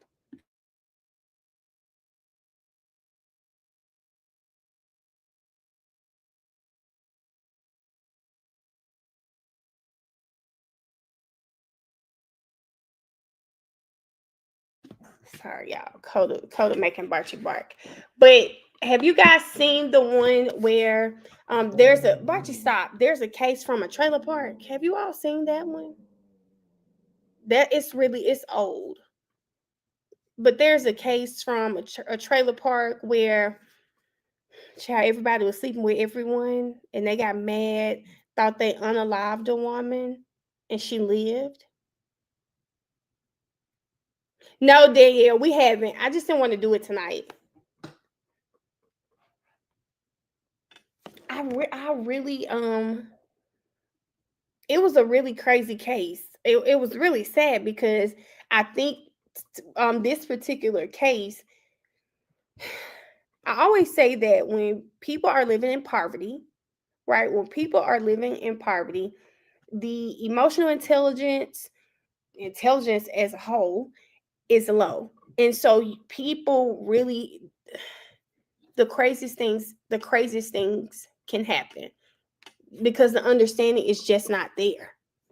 It's just not there. And it's poverty. And I think I don't know if you guys are seeing what's going on in DC. And someone was saying, we really wanted to tackle crime. We have to start getting to the issues at hand. Thinking about the education system, thinking about really goes back to education, how people are being raised, the conditions that people are living in. Look at these neighborhoods and what people are having to experience. If we tackle those problems, we would naturally see crime go down. And there are several mayors across the US where the crime has gone down because they actually invest into the community. So this case was one of the ones that made me think about that. I'm gonna look, I'll look on here. Oh, this was another one, y'all. Hold up. It's only 25 minutes, but I had this one saved too. Unless y'all got something else on here, but I had this one saved and it just popped up. Oh, Starfish. I think with Keith Lee. He went to London though. Well, I guess that's the same thing. He went over there and he said one of the companies that he blessed, that's what they did. My neighborhood is so quiet. When school starts, the first time I saw the kids, when school started. Okay, tell me where the blood splatter was in his room. On his bed, on his floor. This is Sanaya Jackson. On March 8th, 2014, she was waiting in the car for her mother's. Upon hearing a gunshot, she stepped out and walked straight into a chilling nightmare, witnessing her mother's final moments. He took them to outside and just shoot them. Okay, did somebody tell you that, or did you see that? I see that. He just decided to kill my mother and his daughter. This brutal double homicide might have remained a mystery, if not for one clever 6-year-old girl who kept herself hidden and became the only living witness and saw something she shouldn't have, something that could solve the case, but could also cost her life. I just had I waited like this so the stranger wouldn't see me. On March 8, 2014, in response to the 911 call, detectives from the Houston Police Department arrived at the location and found themselves at a horrifying crime scene. The bodies of 2 women were found behind a dumpster, stacked on each other, discarded like trash. The location of the bodies was at Fisherman's Cove store. Behind this store, there's an abandoned hotel. I knew this case was going to be a tough one. Detectives were able to identify them as Brittany and her longtime girlfriend, Crystal. It was evident that both Brittany and Crystal's final moments had been deeply traumatizing. I noticed that one was laying on her back and she had what was a severe gunshot wound to the right temple with an exit wound coming out from behind her left ear. The other was laying on her stomach with a sheet wrapped around the head. We saw that her eyes were swollen and bruised, and it was immediate that she'd been a victim of some kind of blunt force trauma. It was definitely our feeling that it was overkill. It took somebody with such great force to break her neck with that blow that we knew it had to be anger. It had to be personal. And as they began scavenging through the crime scene, they discovered some crucial evidence highlighting the gruesome details of the double homicide. It was a white and green wooden, looked like a shutter for the outside of a window. There were blood stains on the front of the shutter. During the scene investigation, we were also able to find some tire marks in the parking lot. The marks left behind had an extreme yall mark, which is when a vehicle is at a high rate of speed and turns, and we could follow that out into the street. The lack of blood at the scene led us to believe that the bodies were dumped from another location. But we didn't know where. As the bodies were sent to be examined closely, detectives made their way to the families of Brittany and Crystal to break the terrible news. When I knocked on the door, the first person I made contact with was Brittany's great-grandmother. My name is Annie Lee Cosby. She confirmed that Brittany was her great-granddaughter, and she had been missing for the last day or so. While we were there, Brittany's father, James Cosby, who also resided with Mrs. Cosby, showed up. What's going on? Are you the Brittany's dad? Yeah. Brittany's dad. I just haven't seen him. What happened? That's what we're trying to find out. Take a minute, but we're gonna really need to talk to you so you can help us so we can find out who did this, okay? What kind of vehicle is it? It's a Kia. It's a Kia SUV. Are they having any looking at problems James with anybody? I mean, any bad relationship breaks up, anything like that you know that anybody that's mad at either one of them? I mean, I don't know. With no immediate leads on the case and no solid evidence or clues, detectives decided to start by interviewing Crystal's parents at the police station. As they began their interviews, they were taken aback to discover that even Crystal's own father, Ivan Jackson, opposed her relationship. So you never even would let Brittany come in the house? The only reason I let her come in the house, when she come in the house, she go sit right there where you sitting. Okay. And I didn't like that. I used to tell my daughter, I say, you ain't gay, you just clip in the head. You know, I used to tell her that all the time. Yeah. You damn straight, because she just experimenting on something. Mm-hmm. She don't know what she get into. He's well known as a type of fire and brimstone preacher, and he has a very staunch outlook on homosexuality. I accepted it, but he couldn't. It brought friction between both of them. Tell us a little bit about your daughter. I didn't like her changing her sexual orientation, but it wasn't nothing I could do because she was grown. I told Crystal that lesbian stuff would take her out of here. I knew it. Ivan told the detectives that the girls had stopped by the Jackson residence to pick up Sanaya and proudly show off the new car they had just purchased together. But things didn't quite go as Crystal had imagined. She wanted me to come out to see her new car. Me being as stubborn as I am, I wouldn't even get up out the chair. Crystal left with Brittany and Sanaya. Her mother made multiple attempts to contact her, but Crystal never answered her calls. My husband said he was going to go to the house and see what was going on. And if Brittany did something to Crystal, he was going to do something to her. But I told him, no, leave the gun at home. As the days went by and the investigation dragged on, the detective eventually received the autopsy report for the two girls. It confirmed that Crystal had been killed by a gunshot wound. While Brittany had died as a result of blunt force trauma, the detectives were still considering Ivan as a potential suspect. However, further details from the report revealed something that turned the case even more twisted, setting the stage for shocking revelations and a trail of new, unexpected leads. The bullet that struck Crystal was from a firearm of a higher caliber than Ivan's own gun. And in the effort to completely clear his name, Ivan consented to let them question Zanaya, who had been with Brittany and Crystal on the day they disappeared. Without delay, an officer escorted the young girl into a separate room. And once the detectives learned about the horrors Zanaya had witnessed, they were left stunned, realizing she might be holding the missing piece to a nightmare no one saw coming. Would you come sit right here for me? Do you like to color? Zanaya, what is the first thing you do when you get to school? Eat breakfast. Tell me everything that happened from that morning to the time you went to sleep. The morning when I was getting ready for school at night, my mama was in the car, me and her. My mama said, "Stay in the car," and I stayed in the car. So I was taking my mom's own off.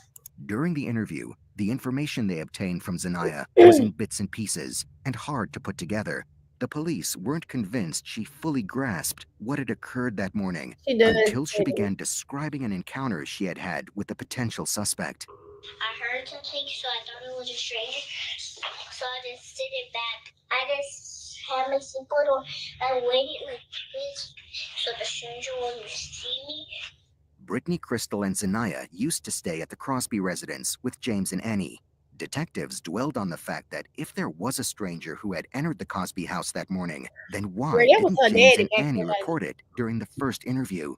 Detective Kitchens, a rookie handling his first homicide case, was certain that whatever Zanaya had witnessed was not a figment of her imagination.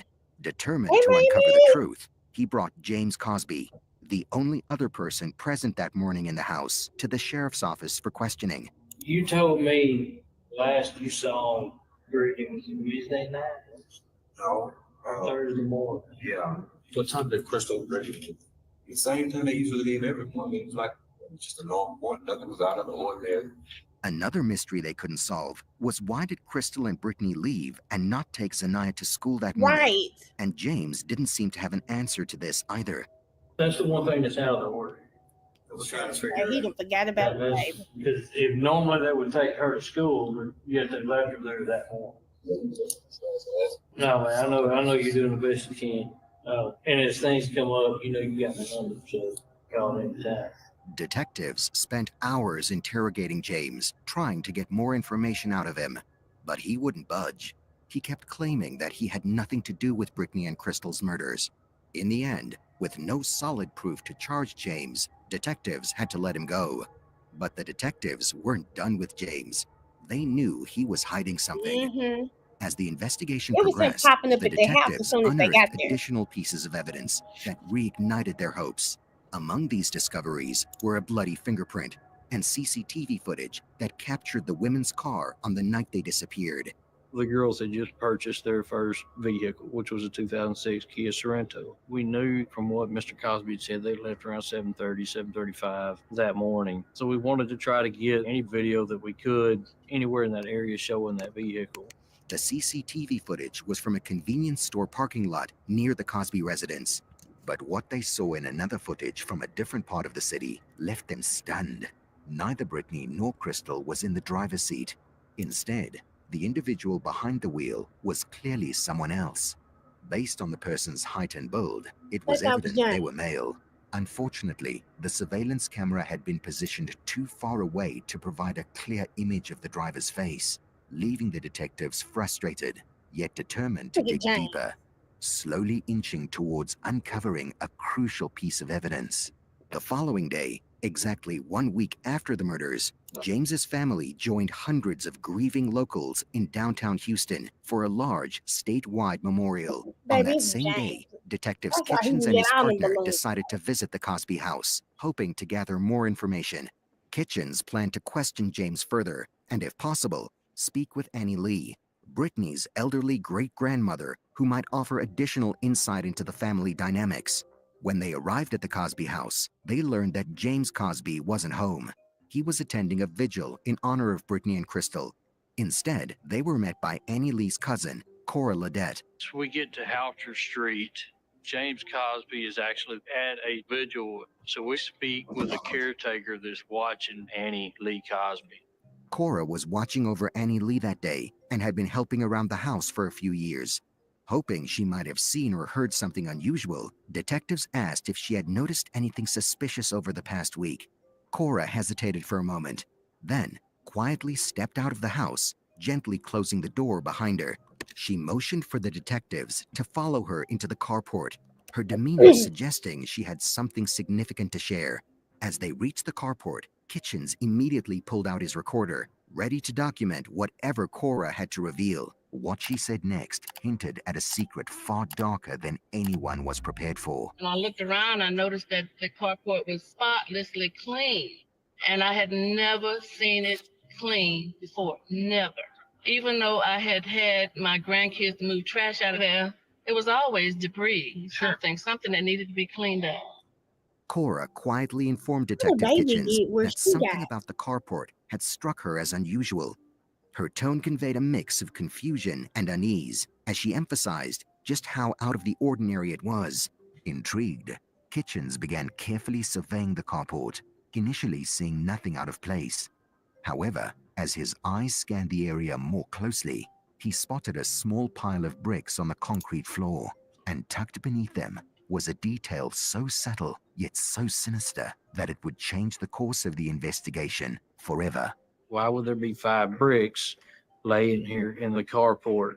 There's got to be a purpose for them being there. And what I saw just took my breath away. Was it blood? There was what appeared to be 4 to 5 drops of blood on the ground. I immediately began to look even closer at that point, which is when I noticed 2 more drops of blood up near the door face. That led me to believe that we may be standing in our crime scene. The discovery sent a jolt of realization through the detectives. They had found what they believed to be the crime scene. Detective Kitchens and his partner, Sergeant Kilburn, arrived at the memorial. They approached James Cosby and placed him under arrest, shocking everyone in attendance. After taking James into custody, Kitchens and Kilburn returned to the Cosby residence to continue their search for evidence. This time, they forced open the garage where James had been staying. Once inside, Kitchens pulled out his UV light, prepared to examine the space more thoroughly. What he saw under the fluorescent glow left him in disbelief. Traces of blood illuminated all around the garage. The evidence was unmistakable. There were bloodstains on the carpet, smeared across the couch, and even on various articles of clothing scattered throughout the room. Blood drops on the door jamb as you come into the house. Once we made entry into James's bedroom, we started finding blood drops and blood spatter everywhere we were looking. Once we processed the area, we were able to see how much was fluorescing, and to us, it was bright like fireworks on the 4th of July. Whatever the bloodletting event was, quite a large amount of blood was spilled in that room. The overwhelming amount of evidence from the garage strengthened their belief that they now had enough to confront James directly. The pieces of the puzzle were falling into place, and it was clear that the time had come to press him for answers about his involvement in the tragic events surrounding Brittany and Crystal's death. Yeah, since we're down here at this office, I have to do, I do this to everybody. Maybe he's sitting over there I read what's called your advice of rights. Are you familiar with what that is? Yeah, Miranda rights. I've been watching enough TV shows to know that they say Miranda rights. That means you under arrest. As the hours dragged on, detectives found themselves growing increasingly frustrated with James's cold, detached demeanor and his utter lack of emotion during questioning. Were you aware that we were back at the house today? Today? Can you explain to me why or how in your room where you stay that carpet throughout that room and furniture throughout that room saturated with fresh blood? You've been in that room, sleeping in that room with your daughter's blood on the carpet. I didn't know that. Hey, Eric. You can't miss it. I ain't seen no stain. I would see some stains. Oh, God. She had the supreme beat out of her. You explain that. You explain it. I can't take it serious. I can't. Daughter's head smashed in. Thrown away like a garbage. That's your daughter. He got to do that again. Daughter's brains coming out of the hole in her head. And James, you did it. And you did it. The tense exchange continued for over 5 grueling hours, with James offering little in the way of meaningful answers. Everything points back to James Larry Cosby Jr. And you expect us to believe that James Larry Cosby Jr. don't know. You need to man up. Finish a sentence for me. I'm going to start a sentence. I want you to finish. What is it? I did not do this because... I'm not finishing that. What are you going to tell us? Nothing. Meanwhile, in the forensics lab, experts worked tirelessly to analyze the evidence collected from the crime scenes. During the interrogation, they made a significant breakthrough, matching the bloody fingerprints found near the dumpsters to James Cosby.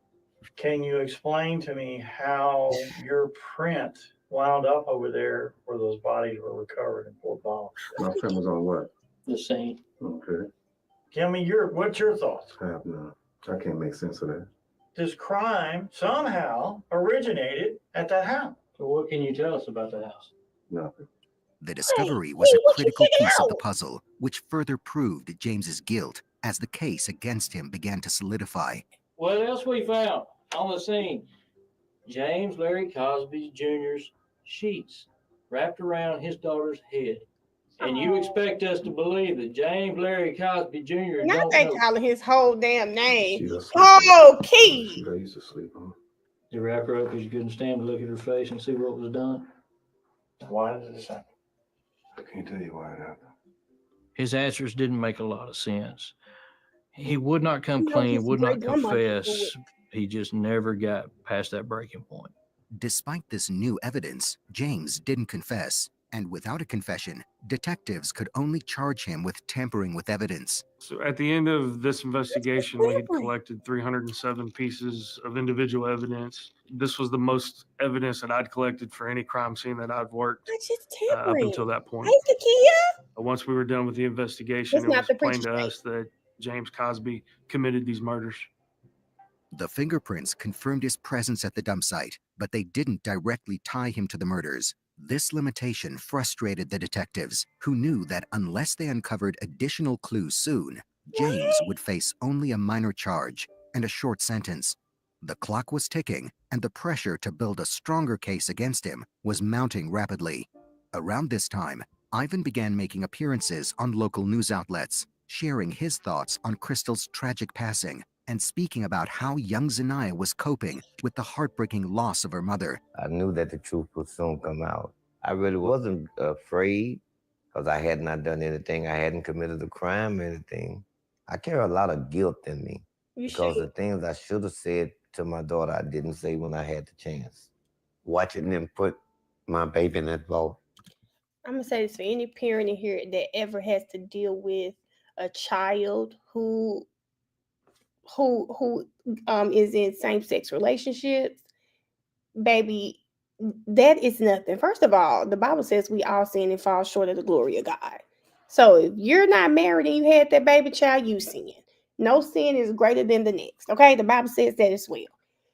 So I mean, for me, I just think any parent that will just not talk to your child based on who they choose to date, it's bigger out here to be worried about. And that's not it. And now he done lost his whole child. Didn't even want to come out there to see her because she was dating a woman. Like, I mean, it's just, that's the most hypocritical shit ever. And have to leave her at that cemetery.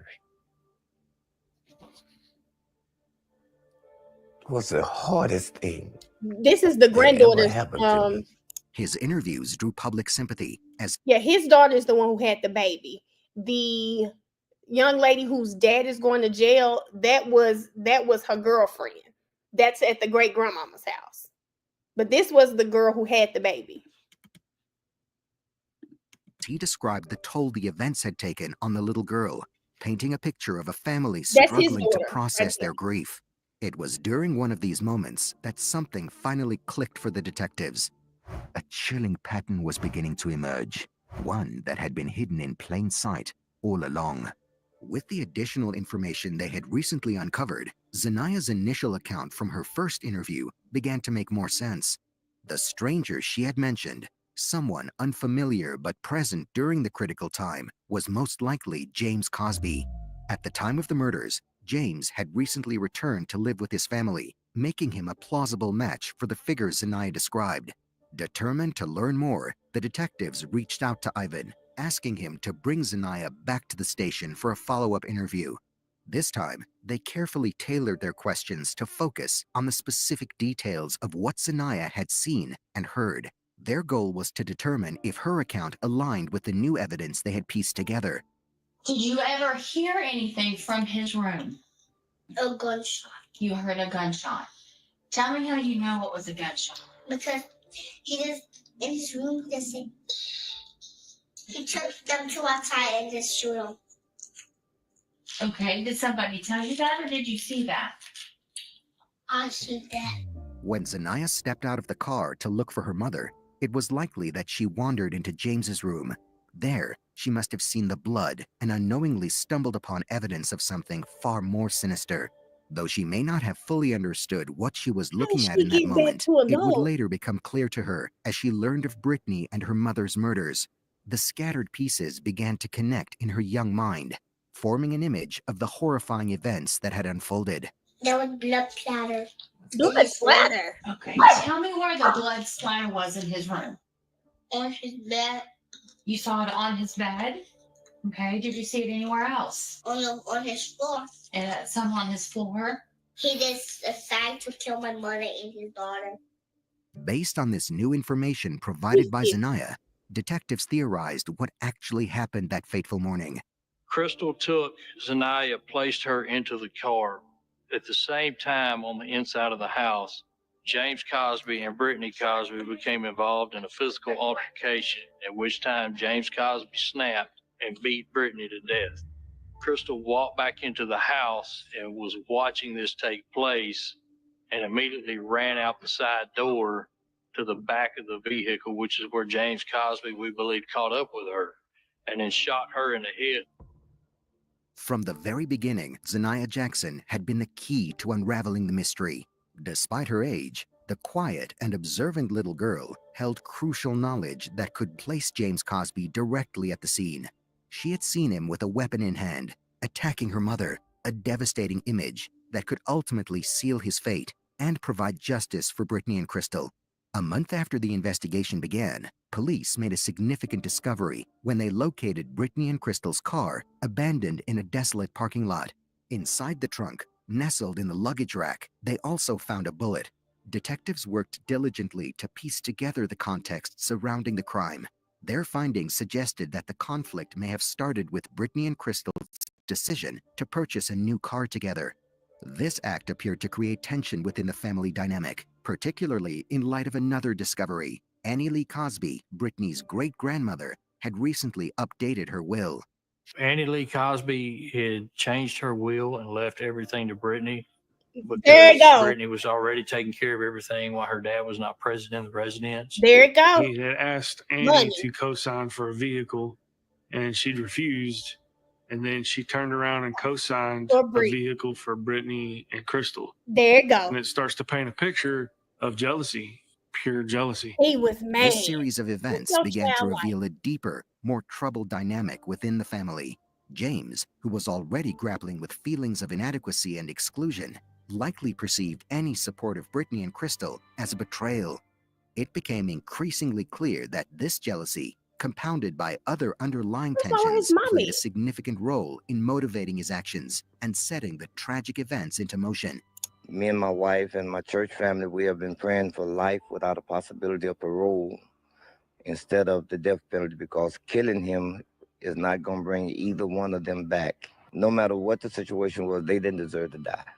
It's been really tough, but on the same token, that it has made me much stronger, because I know I have a responsibility to do now, and that's raise my grandbaby. That's it, Key. After the case was officially closed, Ivan and Mary were granted full custody of Zanaya, providing her with the stability and love she desperately needed. Detective Kitchens, who had been a constant source of support throughout the investigation, became her godfather. forming a bond that would last for years. It's a relief. What we did for those families. Despite the overwhelming hardships she faced at such a young age, Zanaya, now a teenager, admirably found the strength within herself to heal and grow from the traumatic experience, showing that even in the face of the darkest moments, it was possible to find hope. What do you think you might want to do? I want to be a lawyer. What kind of lawyer? I love that. I want to work with the family against the criminal. What made you want to do that? I love that. My mom. So you want to be able to help other families the way attorneys helped yours? Yeah, I it's okay. love that, girl. Think about the bright side of it, you know? If your parent was killed, you are the reason that everybody can be happy because they have you. You're like the seed. Like if you cut down a tree, you're the seed that fell on the ground. Oh my God. It just sprouts up and you look just like them. That's beautiful. Do you think the only motive behind the murders came from jealousy? I knew. First of all, I'm going to tell y'all when I knew it was him. I want y'all to see. This is when I knew. Hold on, let's go all the way back. Not even with her daddy. It was right here. Listen to what they see. For the last day or so. While we were there, Brittany's father, James Cosby, who also resided with Mrs. Cosby, showed up. What's going on? Are you the father, Brittany's daddy? Yes. They just haven't seen him. This is when I knew it was him. That's what we're trying to find out. Take a minute. Oh, We're gonna need to call that's when I knew. help us so we can find out who did this, okay? What kind of vehicle is it? It's a That's Kia. when I knew. It's a Kia SUV. Are they having any problems? Key, that man pulled up in there. He needed to see what great grandmama saw. Did great grandmama hear anything? That man didn't even let them get in there good. Now, granted, if I'm at my mom's house and I see the police, I'm coming up too. But it was what's going on. It's like he was anticipating. I said it was him. Even when they started talking about the other young lady's dad, he's a pastor. I was like, no, I know it's not going to be him. Then we kept going back. They kept showing that house. I said, okay, it has to be her father. Yes, Brianna. No, that was him, Key. Listen. Hold up. Listen to him. First of all. While we were there, Brittany's father, James Cosby, who also resided with Mrs. Cosby, showed up. What's going on? Are you the father, Brittany's daddy? Yes. Brittany's dad. They just haven't seen him. What happened? That's what we're trying. First of all, look at how great grandmama was not moved by anything he just did. Did y'all know that? Hold up. I'm going to go back one more time. Look at how first of all, look at how the great grandmama said it. And look at how she just ain't pay him no mind with all of that. Didn't comfort him. Also resided with Mrs. Cosby, showed up. What's going on? Are you the father, Brittany's daddy? Yes. Brittany's dad. They just haven't seen him. He looked at him like he was cool. That's what we're trying to find out. Take a minute, but we're gonna. And it looked at him like he was a fool. Okay. What kind of vehicle is it? It's a Kia. Yes, SUV. Are they having any problems with anybody? I mean, any bad relationship breaks up, anything like that you know, that anybody that's mad at either one of them? I mean, I don't know. With no immediate leads on the case and no solid It was evidence that answer too. I didn't even see the great grandma. Girl, no, Ronnie. You have to look at her. She lifted her head up and she looked at him like he was a fool. Look at that great grandma. They just haven't seen him. Look how she looked at him. Went back to flipping. That's what we're trying to find out. Take a minute, but we're gonna really need to call you so you can help us so we can find out who did this. He couldn't even keep the crying charade going on past the what happened. What happened? He wasn't even crying anymore. He wasn't even crying anymore. Girl, that lady said and kept going through those papers. I'm with y'all. I think grandma knew too. I'm gonna go with y'all and say I think she must have known too. Let's go there. I'm gonna be with y'all and say that.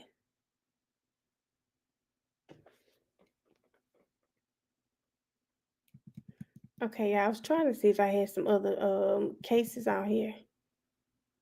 I don't want to see that one. I've seen that before.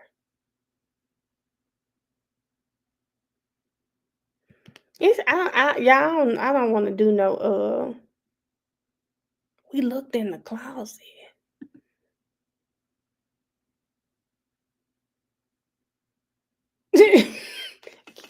Brianna talking about, because where was she? I know she ain't left that house since 2000. She probably ain't.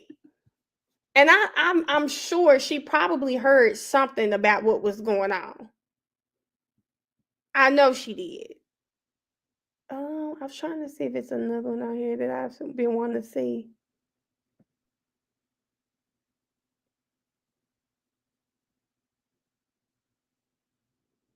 I don't want to see them. I just don't. No, someone did. So Miss Davis, she was probably in the home.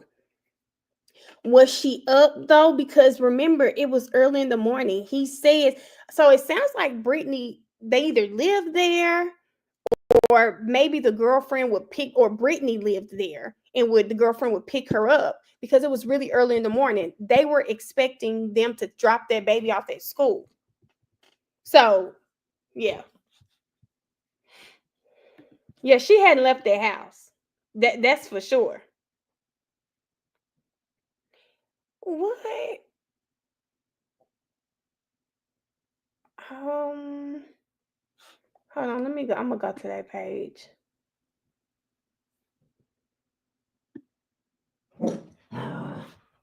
Oh my God, sit down. And you know what, Key just brought up another great point. James said he heard of Miranda Rice on a TV show. James, you've been to jail so many damn times. Why would you try to play those people like they weren't gonna run your name? Oh, I've heard Miranda Rice so many times on TV show. That normally mean you're under arrest. Boy got a rap sheet as long as my arm. You think so, Alice? Well, you see what that cousin did. As soon as she could, that cousin said, "Listen, this is suspicious." Let's see.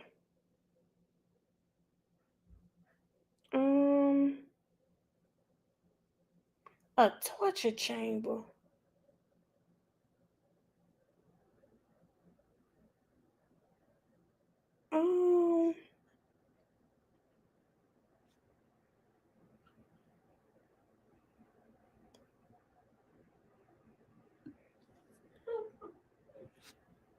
Y'all, it's too much crazy stuff on this channel. The charges was a 22-year-old girl. Ooh. Wait a minute, a 22-year-old girl. Oh, key that he had.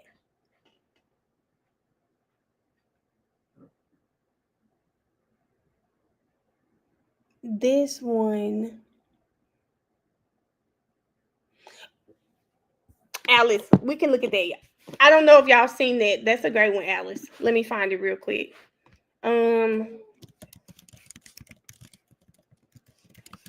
So have you guys seen hold up, Fulton County? I don't know if you guys have seen this. Okay, here it is. It's 7 minutes long.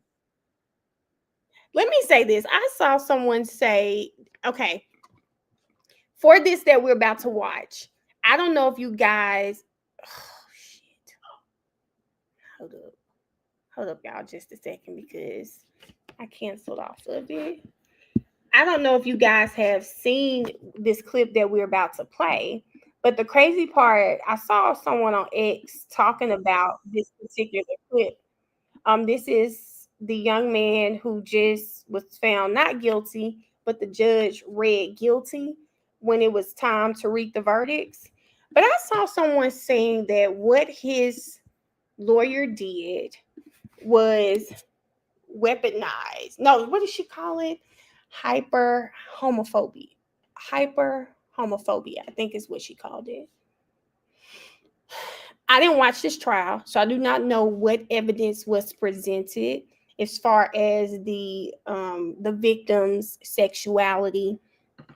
Was he indeed a gay man? But I always say that it's always about who can tell the best story. I did see some video of the defendant on the stand, and he really came off just like Doug's client. Very calm, cool, collected on the stand and telling his version of what happened. So I don't know if you guys saw that and if you agree with that young lady, because I didn't watch the case. But this is the actual clip of that judge.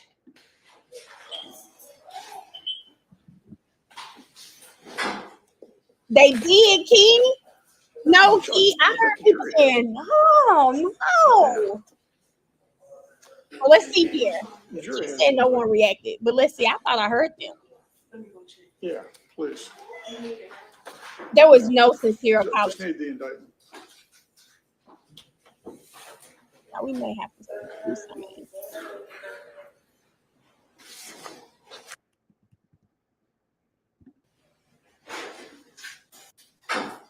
You got it? Okay, good. Thank you. Yeah, I thought people were like, It took a minute, like there was a pause, and then you could hear the jury. All right, ladies and gentlemen, it's come to my attention that the jury's been able to reach a verdict. Okay, here we go. Someone is typically pleased, someone is typically not pleased when this happens. So please contain any emotions that you may have, and just excuse yourself from the courtroom quietly if you need to. But maintain order in the court, please. All right. Any reason we shouldn't bring the jury out at this time? No, Your Honor. Let's ask the jury to join us.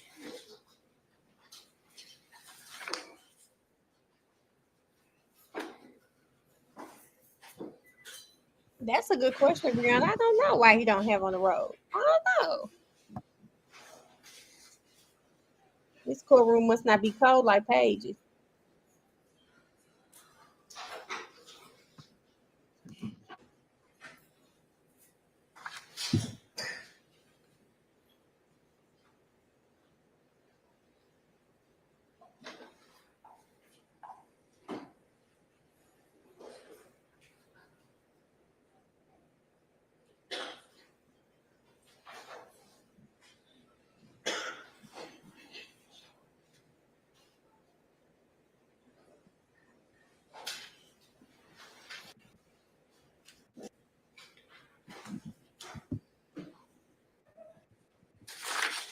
Watch his attorney after the verdict, y'all. She was like, damn.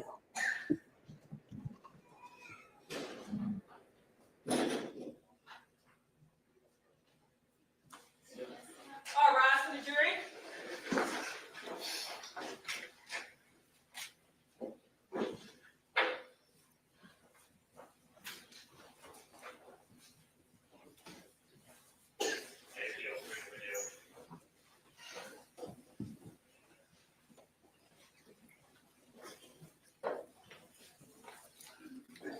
Please have a seat, ladies and gentlemen. Mr. Williams, I understand that the jury's been able to reach a verdict. Yes, sir. Is this the verdict that I'm holding in my hand? Yes, Your Honor. Has it been agreed to by all 12 members of the jury? Yes, Your Honor. And has been dated and signed? Nick annoying. Publishing the verdict, we, the jury, find the defendant guilty as to all 6 counts of the bill of indictment. Sheriff, will you please hand this to State's counsel and pass it over to... Now,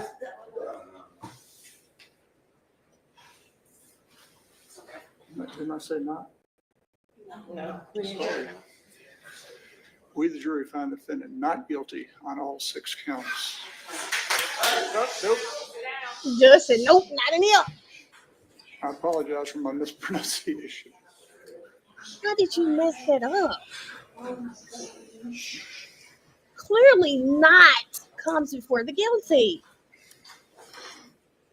Didn't I say not guilty? You did not. Anything further from the state? No, Your Honor. From the defense? No, Your Honor. All right, ladies and gentlemen, at this time, your one day or one jury trial service has come to a conclusion. I once again want to thank you on behalf of all the Superior Court judges down here in Fulton County. Y'all, this trial for was your one day. attendance. As I told you the other day, we invite you down here and we take you away from your homes, your family, your vacations and work. We ask you to interact with other people that you don't know and make some pretty tough calls. Oh, we ought to watch this. This case falls in that category. It's a pretty tough call. What's his So name? We appreciate your hard work and One day? reaching your decision. And we could not exist without good folks like you all coming down to make these decisions. So I do thank you once again on behalf of the entire Fulton County Court family. At this time, all of my previous instructions to you are lifted. You are free to discuss or not discuss this case with whomever you wish. So I hope you all have a nice weekend, and you are discharged until you receive another invitation to join us. Thank you. If you'll step back there and adjourn, and I'll come back. I didn't know it was just one day. All right, Do y'all want to watch it? And it's only like it really doesn't matter. It's a small amount of us in here, whoever you're gonna be here, because it's only like 4 hours. It's only like 4 hours. Let's go.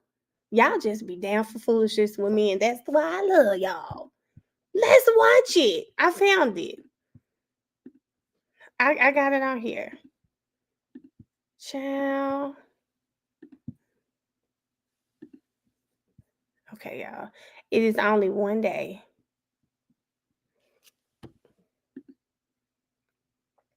And we already through 50 minutes of it right now.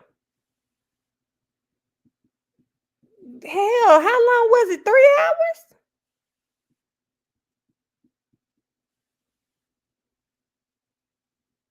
What is this? This can't be the actual trial because I don't see nothing but a clock. Okay, hold on, y'all. Let me find it because that can't be it. Hold up.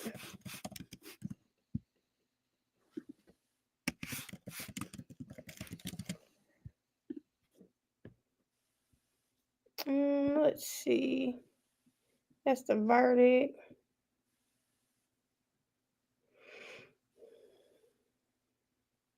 Atlanta News First look like they have it.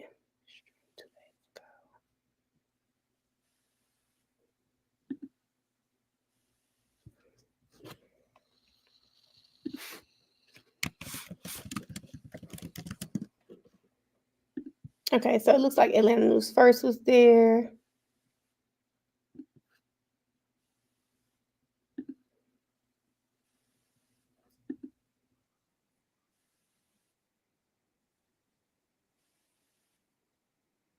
Okay, those closing arguments. Okay, I'm looking. Hey, Tracy. I'm looking for the rest of. The first day, because Atlanta News First did have it.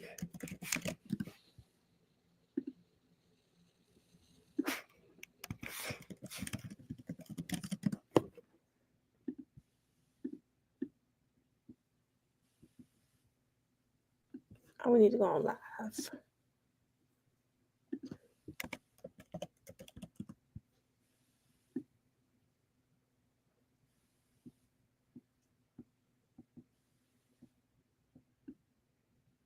Yeah, hold up. I'm trying to find the opening. They have the closings. Were they not there the whole time? I see the closing arguments here. Okay, y'all gotta give me a second now. I gotta find it. Key, I still don't know what Nicole Fagan was thinking. I've got to read everything. I do not want to pass judgment on her. I need to see what was going on with it, because I just don't understand it. Now this says this is his trial. Let's see if this is opening statement. This might be. Y'all, I know it was.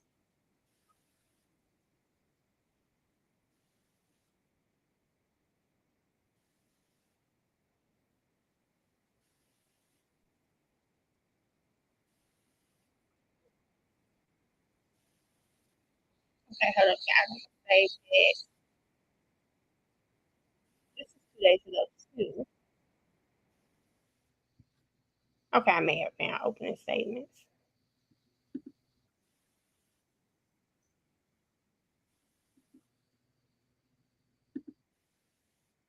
I may have found it.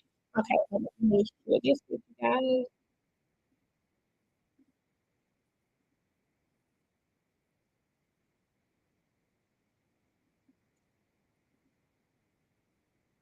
No, you're right. Thank you. Okay.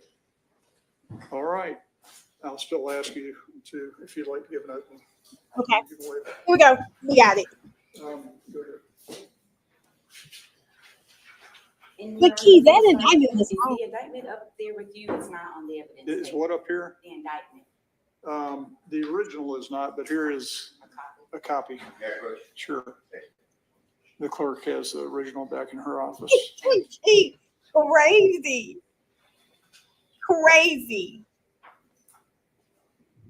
Hey, Barty, go sit down.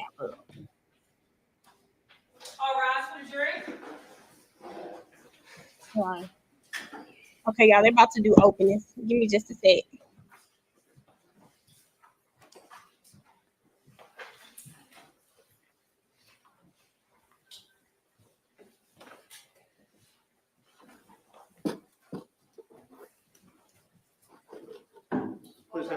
Please have a seat, ladies and gentlemen.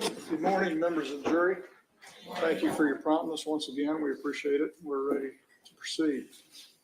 Due to the rules of procedure, the state, as the complaining party in this case, has the right to both open and conclude in their closing statements. Counsel? Judge, I will simply conclude.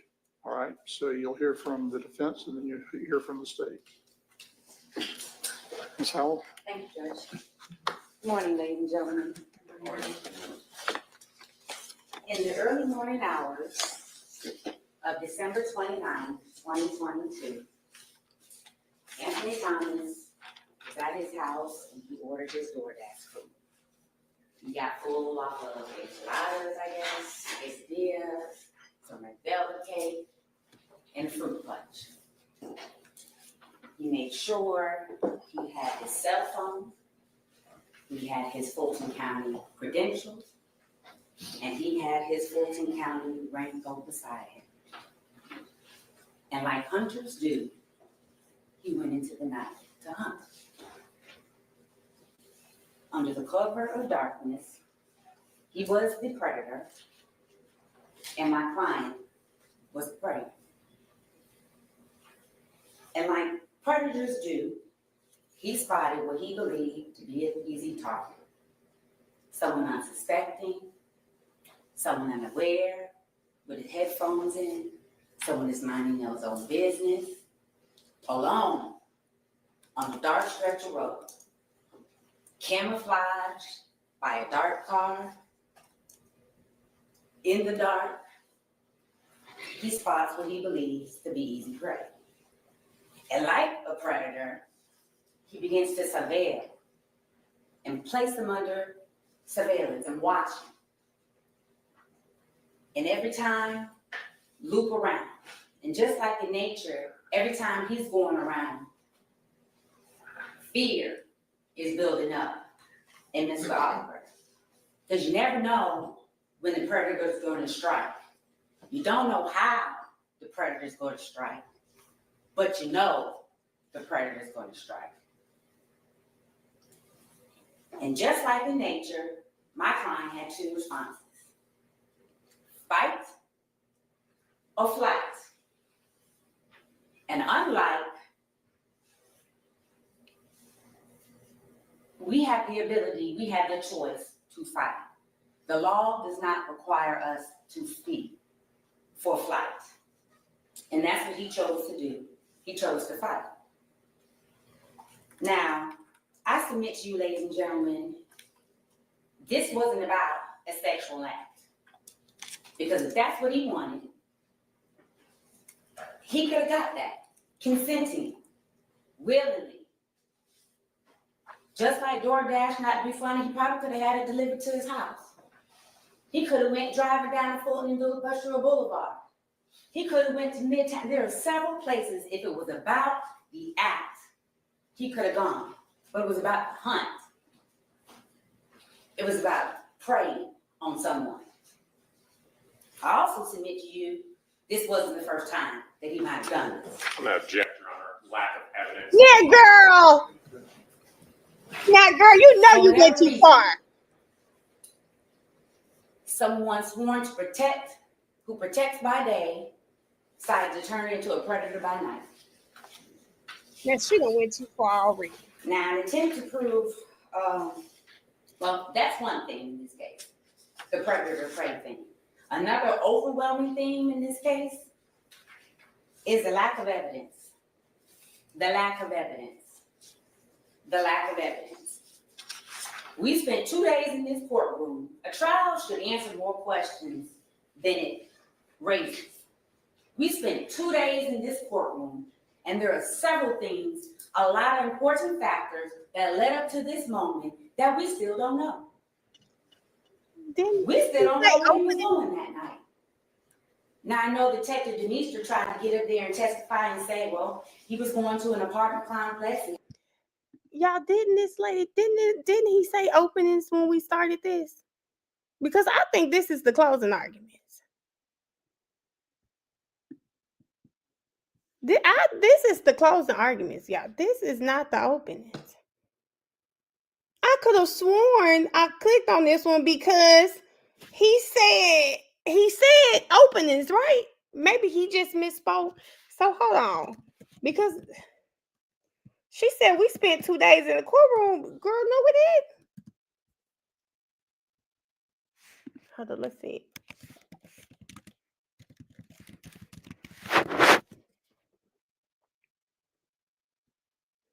See, they have this like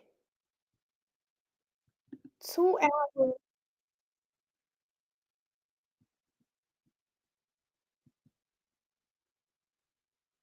Okay. So hold on just a second, y'all. I'm going to share this one.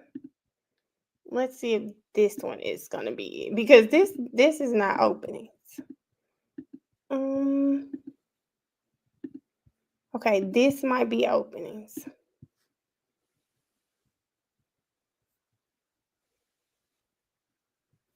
This might be open. Oh, okay. I'm like, wait a minute.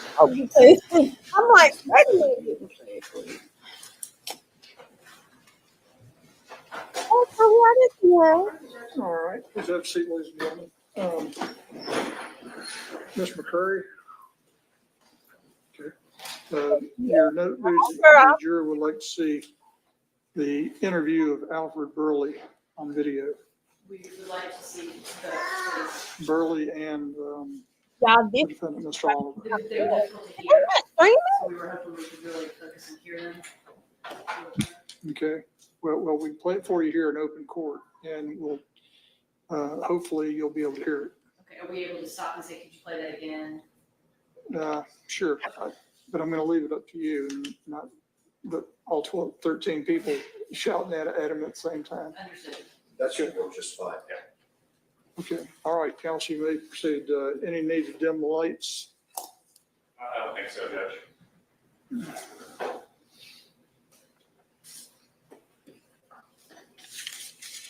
Have a seat.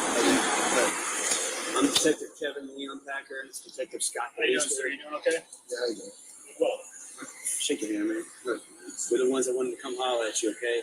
And we're going to explain why we wanted to come speak with you. So I'm half thinking, was it not streamed? Because they have closing arguments. But even when I go to Atlanta News First, I don't see anything other than this 5-hour stream, but there's nothing on it. This is another verdict watch. Yeah, so I see the verdict watch. Maybe it wasn't streamed. Maybe the whole thing wasn't streamed. It's only 1 day. Child, it's only 1 day, but let me see if they're talking.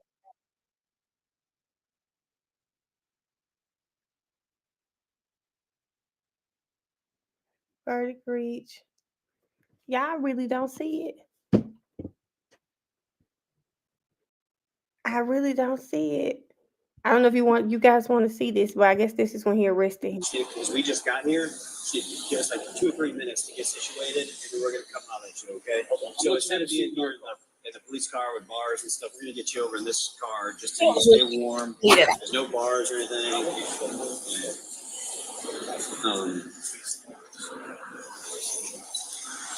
It's gonna be a great situation to do it right here.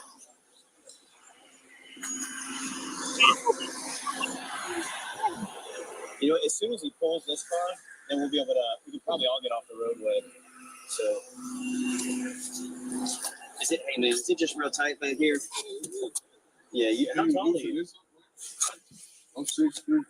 6'3". My key that, hold on 1 second. Hey Scott, do you have a handcuff key on you? I got one in the car, but you got, okay, cool, thanks. Yep. Which one is this? I don't see it anywhere. Oh no, yeah, you do, man. See, that's what I'm gonna do. I'm gonna double lock it. You see us loose like that? We're not gonna be able to go any looser. Yeah, and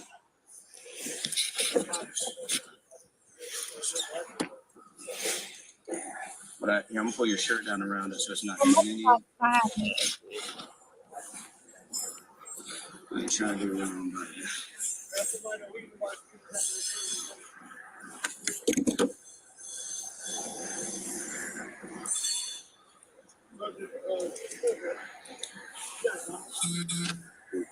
Yeah. All right, and the other thing I'm gonna do is, okay, that is still, I'm gonna double lock it so it doesn't pop out at all. No, you're telling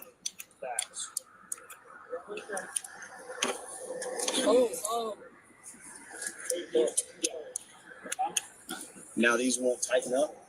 When you lean on them, they'll click shut unless we do a second lock on it. A second lock. Here's your key, man. Yeah. Sorry.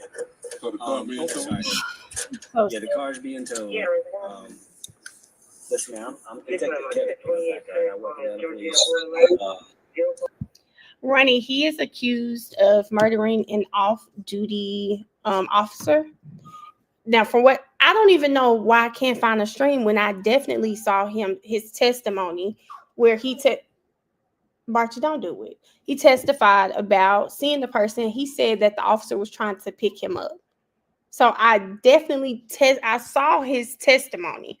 Let me see if I can Google it and see if we see it. Because I saw his testimony on X. But he was he testified that, and he was in the clip that I saw on X, he was very cool, calm, everything. Yes. He tried to pick him up.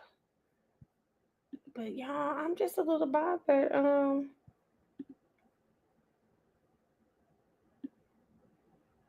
Now where they get the clip from? I don't think it was on Miss Sylvia's page. Yes, this was in Fulton. Wait a minute. I shouldn't have put that up there.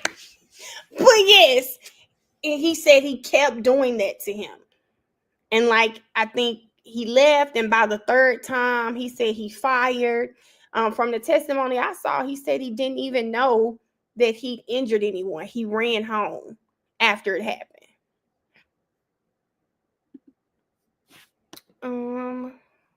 Let's see if I put that on the stand. I mean, if I put him on the stand.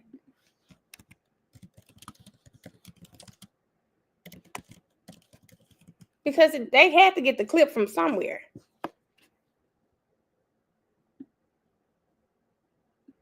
Oh.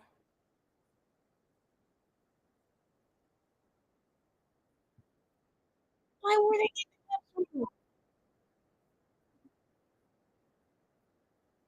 Okay. First people to take the stand after the court went to lunch was Kevin Patcher, a detective with Atlanta Police, along with Morgan Persinger, who works at GBI.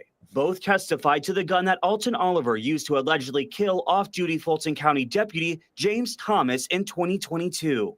But it was the testimony from those who knew Oliver that garnered attention, like Travis Widener, who worked with Oliver. As long as you are on his good side, friendly, cool as can be, but very easily got upset. After Widener testified, the prosecution called Thomas's sister, Jamesia Lampkin, to the stand, but only asked her to identify her brother as alive in a photo. As for the defense, You know why your brother left home that night? I don't. Then in a turn of events, Oliver himself took the stand, which doesn't happen often in these sort of cases. It was then he tells the court that Thomas kept driving by him, making sexual advances, which he turned down. Oliver says after Thomas left the second time, he came back again, speeding toward him. I get spooked. I pull my firearm from my waistband and I point it in direction and I go home after. Oliver admits he fired his gun out of fear, but didn't know he hit Thomas. The prosecution in their cross-examination trying to poke holes in Oliver's statements to police. Didn't you tell the detectives that you knew it was wrong to leave the scene? I knew it was wrong to leave the scene, but I didn't leave the scene as far as trying to run or hide or anything. I just went home. I was focused on getting home. I didn't know the person had died. I said that to you already. I didn't know the person had died. I did not know if I had hit the person, nor harmed the person. After further questioning, the judge recessed for the day. The trial will continue on Thursday. Reporting, Chase Howell, 11 Alive News. In November 2023. Okay, that's what I saw on live. Yeah, I just think they didn't stream it. I just keep seeing 30-second clips. Now, I do have something we could see real quick because, and I hope Funny doesn't mess this up. Oh, I pray Funny does not mess this case up. That's not it. It's this one. I want to see this. I don't want to see Funny. You found it, Key? I couldn't find the whole stream. Key says she has it. Fox 5. Yeah, so we can see I think 11 Live airing. I see the closing statements. I see like a 4-hour stream, but I don't see the first, like the actual day of the trial. Okay, Key finna send it to me, y'all. So hold on just a second.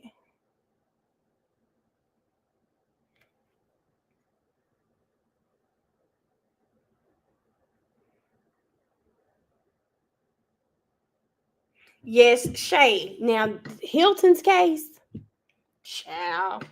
I hear that case is all types of screwed up. I've been looking at it on X. I've been following it on X. You think we was on the right one, Key? Hold on. The 7-hour stream, Key?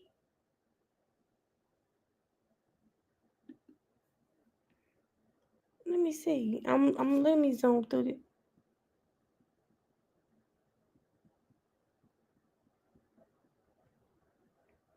Key says she think we're on the right one. It can't be this one because it's not even full 7 hours. This the same one. Okay, let me go to Fox 5. Let's go to Fox 5 and let's see.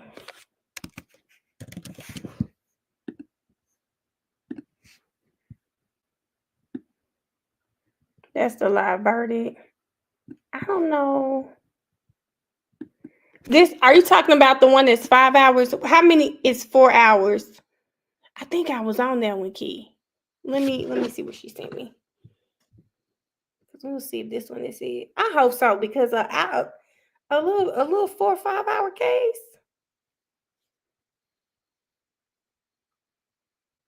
Key, this one really is only the closings, because you only see her. I don't see anyone take the stand.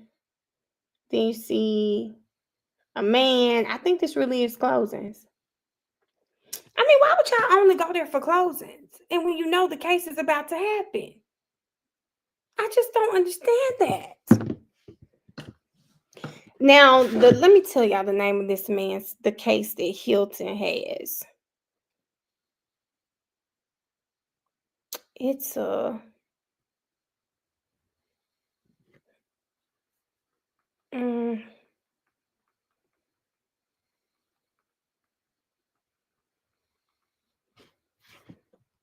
okay.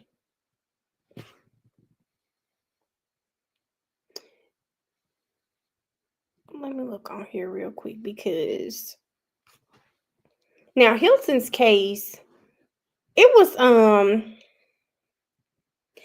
kind of different because someone, like one of the parents, took the stand, and apparently she was married to a serial killer. It was really weird. Hold on, let me find it real quick.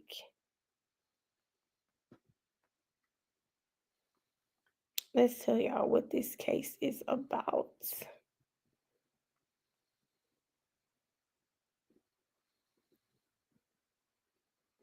Okay, his name is Wolfen.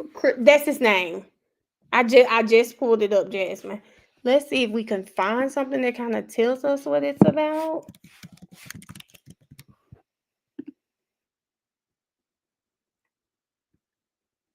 It's the Thanksgiving Day murder trial. He looks scary. Who killed her? Was it a hut?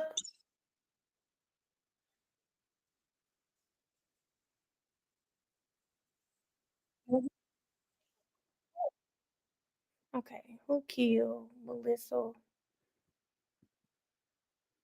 Wait a minute now. What does he have going on now? Let's go back. That's day 2.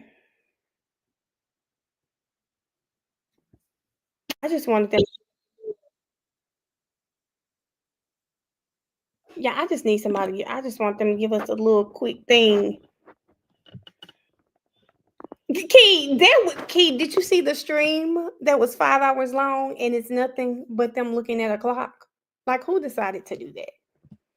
Who decided to do that? Okay, while we're figuring out the Wolfenberger case, because I do want us to look to see what that's about. I've been seeing it, but I don't really know the details.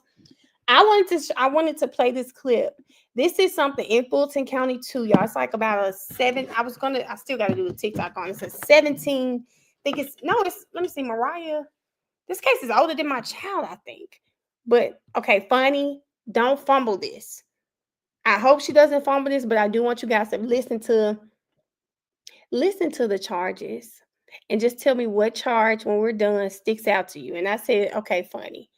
I know what you got with Cash Out, but don't get ahead of yourself. Listen to the charge. In Fulton County.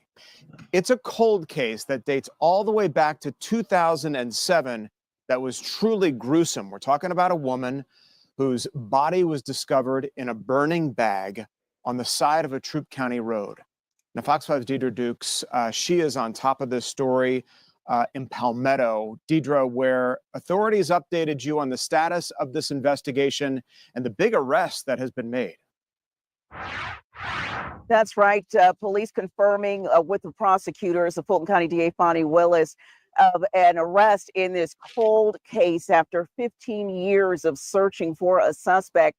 We're joining you live in Palmetto because this is where investigators determined that the actual crime scene where the woman was murdered, 24-year-old Nicole Alston. Now, prosecutors say the victim and the suspect were living together in an apartment complex here. Now, at that time, back in 2007, the name of the apartment complex was Genesis Gardens Apartments. And the apartment was located on the 9100 block of Cascade Palmetto Highway. The name of the complex has since changed, but police have determined, along with investigators with the Fulton County DA's office, that that is, in fact, where the crime occurred, or where Miss Alston was killed back in December of 2000. Now, Fulton County DA Fonnie Willis, the victim's family, and investigators with multiple law enforcement agencies gathered together for that news conference today.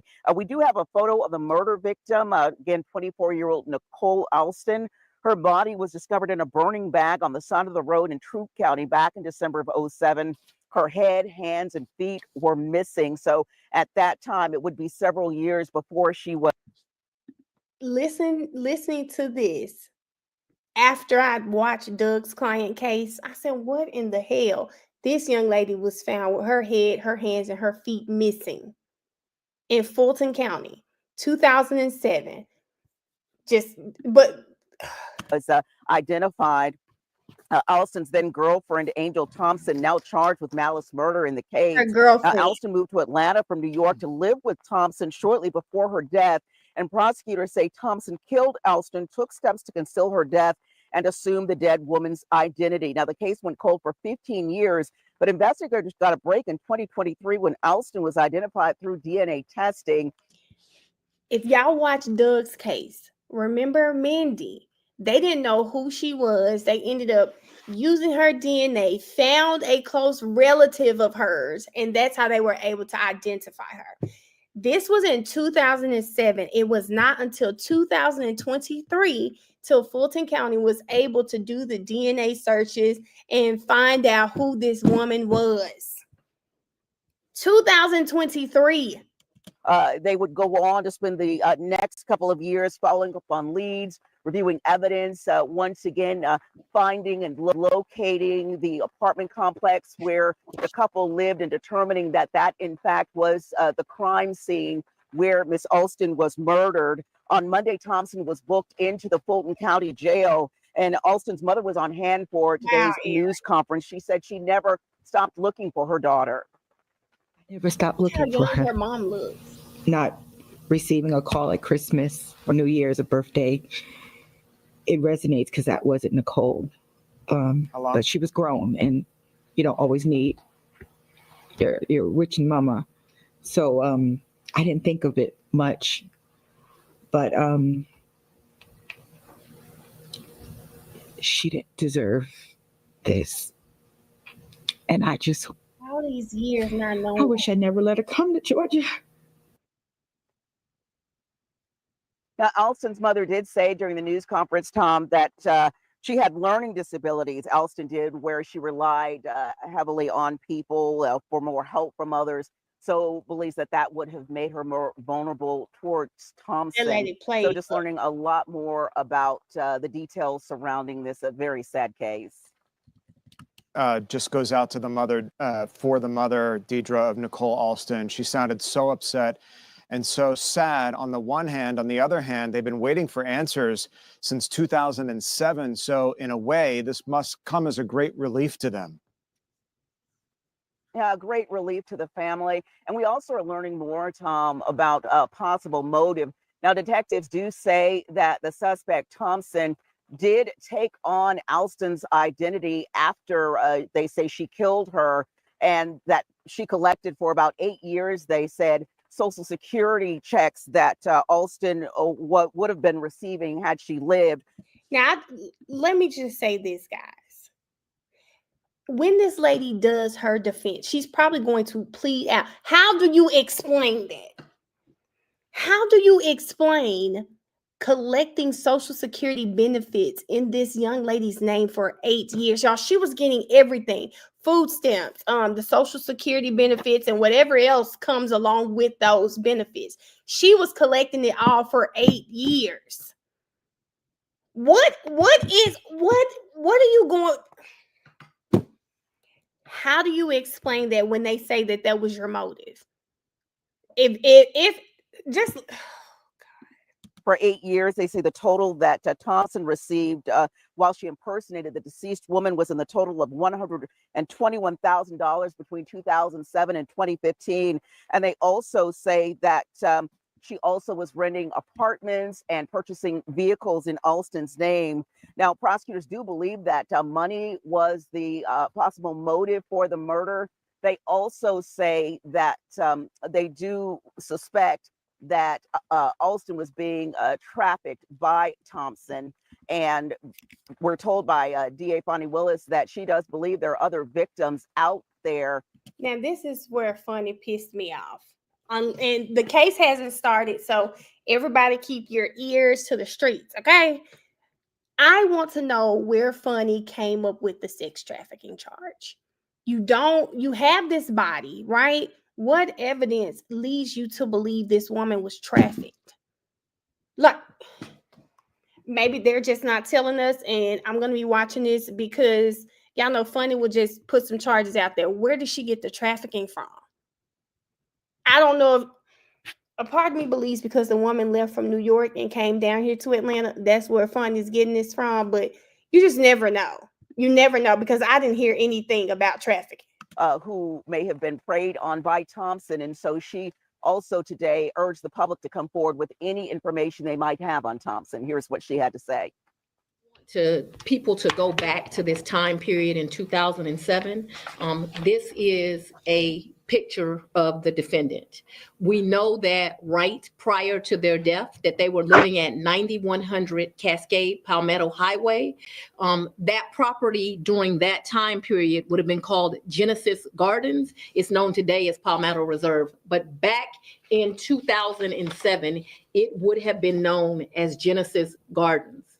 If there is anyone that is familiar with this couple, listen to this. Now, again, I know they're not going to tell us everything, but if you are on here pleading for people who even knew this couple, how in the hell do you already you just found out who she was? How are we now at sex trafficking? I don't know if they're dressed backwards. She got that lady face in the way. At that home and can bring forth information, we would like you to contact the district attorney's office and the lead attorney, Will Wooten. If there is any information regarding other women being victimized and trafficked, we would like you to call the district attorney's office. The nature of this case is gruesome. What happened to this young lady prior to her being killed is horrible, but trafficking didn't just start in 2023. We know that it has been going on a long time, and it is very important to us that when we bring forth this indictment, we include all of the victims in this case so that we can get justice. I'm sorry, does she sound like she's sure when she's talking about again, I know they're not telling us everything. So I can't wait to see why Funny believes this woman was trafficked. I just can't wait to see it because what I fear with Funny, I think Funny, my issue with her is sometimes she always wants to go for the big story, make it bigger. This is already amazing that this woman has been identified. You have a suspect in custody. But I think she has a tendency to want to make cases bigger. Like she just wants to add on. I just want to push it to the criminals. And listen, if it is warranted, fine. But I can't wait to see what happens with this case that made her tack on the trafficking when it sounds like you don't know much about their life here in Atlanta in 2007. For them. And right now, Fulton DA says that she does believe, Tom, that Thompson acted alone. Once again, Thompson now behind bars in the Fulton County Jail charged with malice murder. Yeah, and preparing to talk to you about this story today, Deidre, I learned, boy, this Miss Thompson, definitely no model citizen. I mean, she moved here from New York in 2007, was already wanted there for theft and identity fraud. So she had a lot of problems once she got here. And then, of course, after this arrest, she's now suspected in this grisly murder. Yes. All right. She needed that victim, is what it sounds like. Now, I saw on somewhere that a possible motive was that the victim was thinking of, I hate to say the victim, what's her name, Nicole? I think her name was Nicole. But she was going to go back home. Of course, she can't go back home because she's wanted. And if you go back home, your benefits leave with you. And I can't have that. So maybe there could have been an argument, and that's what led to her murder. Now, if y'all want, because I think they're only 2 days in, we can watch. They just made the arrest, Key. So we don't even have they don't even have an indictment yet, Key. It is my understanding the indictment is coming. I think they said they'd have it in the next 60 days or something like that, I heard. But yeah. But we could watch that that new case in Fulton County with the they're trying to see if the Thanksgiving Day murder. We could do the opening statements there. Keith said, "Don't piss me off." Keith said, "Don't piss me off there." Hold on, let me see. Bro. Hold up.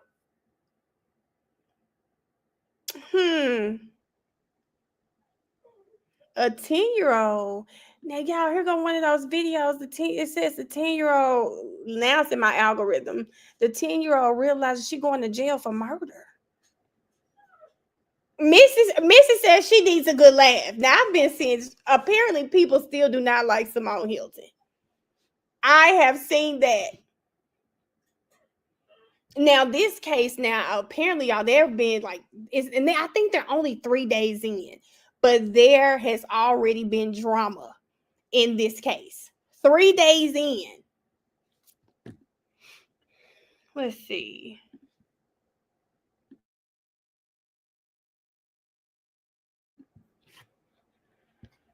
Let me find it.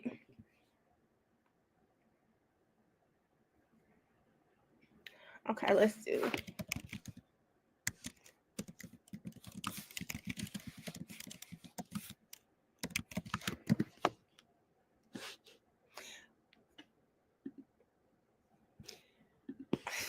Let me just say this.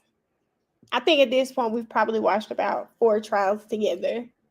And normally the streams, y'all remember Karen Reed streams, baby. Bev was never staying over. So Karen Reed streams would range from about 5 hours, 50 minutes or so. No more than like right at 7 hours or something. Why I just pull up this stream in Fulton County got a 10-hour stream? That is so Fulton County of them. Why do they have y'all know why they have a 10-hour stream? 50-11 breaks. They don't come back on time. Like nothing. Why is there a 10-hour stream? That is hilarious to me because it very much gives Fulton County. Like always, a 10-hour stream is crazy. And they probably are starting late and ending late. Okay, now Eric said these are Gunna's attorneys. Oh God, he looks scary. Is this the husband? Child, he looks scary. A couple of questions as you begin your argument. So I'm a Oh damn. Oh, I like this judge. Because really what I'm trying to get down to is if we assume this is the same judge, if you guys remember Dexter Cubans in Ashley Merchant's case, this was the same judge from that case. That some universe of those photographs are going to come in, then what I'm trying to get to is what are the particular aspects, which particular photographs do you object to and why? Well, I sent him the list last night. Mm-hmm. It's my understanding he was going to You all look that just crazy. one by one, but Yes, really what you described is actually what my point was. I'm not objecting to showing a head in the road as it was found. I mean, that's obviously relevant and important to the crime scene. As far as the discovery of the limbs a month later, there are only 2 pictures of that, one limb and one black bag. Well, I take that back. There are a couple of other black bags. I don't object to those. When we get to the autopsy photos, I understand we need to show tool marks because they're going to testify this was a saw, and we'll have a discussion about that. But do we need to see this is the left foot? No tool marks involved. Nothing about the crime scene. Nothing about cause of death. Nothing necessary to explain anything the medical examiner did. So, and then now the right foot. Let's look at the right elbow. Let's look at the right. No, I understand that, Mr. McDermott, but I mean, setting aside that we're talking about body parts instead of one entire body, I mean, it is fairly standard to show for identification purposes, this is the body that was delivered to us. And after we cleaned it up, the condition that it was in. And usually the arguments I'm having are, but please don't show where you took off the front of their face to inspect their brain. And so I guess if that's the typical way that it's presented, then why would, here's the left foot, here's the right foot, here's the right arm, here's the left arm, here's the skull, at least those minimal baseline photographs, why wouldn't they be admissible?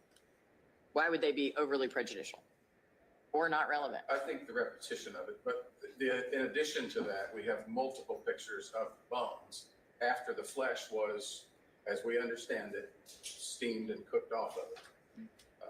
That's not necessary for them to determine anything. The tool marks were visible without that. Why do we need pictures of the bones laid out? Okay. In an array. So if we could just limit it to what is absolutely necessary to get it across. Okay. I think that would be helpful. So to that end, forgive me, I'm going to let you continue making your record, but to that end, I think what needs to happen then is, Mr. Fawcett, if you have a list that was provided to you for Mr. McDermott, if you can just email that to me so that I can take this flash drive. Are the exhibits identified by exhibit number on this flash drive, Mr. Fawcett? Yes, the exhibit numbers are listed on the exhibit. Okay, so I should be able, Not me what my thinking they gonna intention is hand over to to- go through and look at the ones where Mr. McDermott has asserted an objection, where the parties don't agree, and then just go through, and then I can go through them one by one and provide you with rulings on their admissibility. And let me just add, as far as the flash drive goes, it's one PowerPoint file, and the numbers of the exhibits correspond to the numbers of the slides in the PowerPoint. Thank you. That's very helpful. I just also want to put on the record that there's I don't know what to call this. This is a printed out list of photographs that was included in the original discovery. I have never been able to find out who created this document.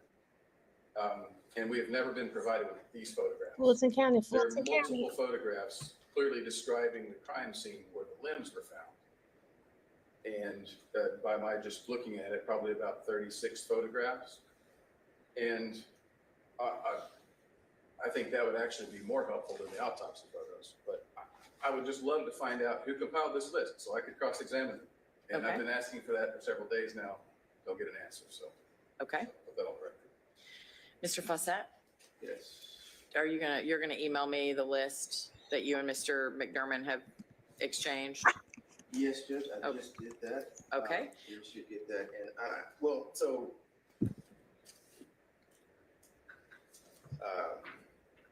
I think when we first started at the arraignment for this case, I know the court referenced how old the case was and how sometimes there may be documents that may not be able to be produced.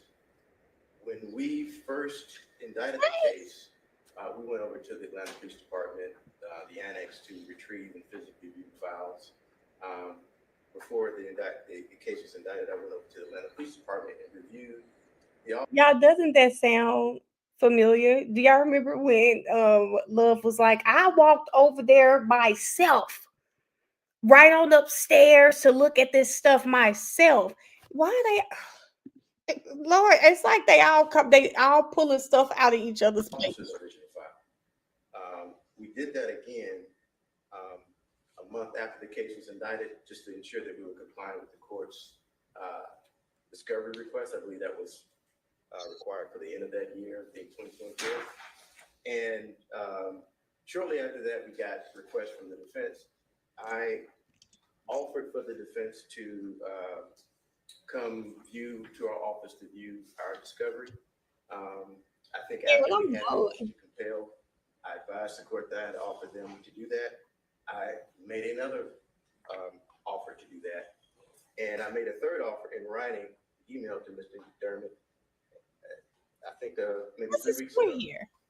Last week, Mr. McDermott emailed me and asked me what day would be a good day to come over and view our file. And my intent was to make the Atlanta Police Department lead detective's file available. Detective Shepard. My intent was to go back to the annex. I know how important this case is. Go back to the annex and look at it again. Part of doing as much due diligence as I could. I offered Mr. McDermott, I believe Tuesday and Wednesday of last week to come over and view it. When we talked, we discussed the discovery. We didn't discuss that date. I assumed he no longer was interested in that. But I've looked in every file that we've had. He might be his daddy. I've looked at our digital files multiple times. And every document that we have in physical paper form and digital form has been turned over to the defense. I don't have any other documents. Okay. My complaint is not that I don't have enough documents or that these photos are missing. I can understand that that's the case.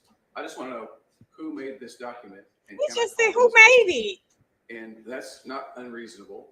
They have access to Mary Beth Hoptel. They have access to T.R. Miller. They have access to all the investigators who worked on this back in the Calhoun days when this would have been created. And they can surely find out who created the list of photographs and their descriptions so that I can cross-examine. And yeah, I did inform counsel that there were two investigators that were working on this case. It was Mike Alsip, whose name is in the discovery, whose name is on several. Hang on, let me back up for a minute.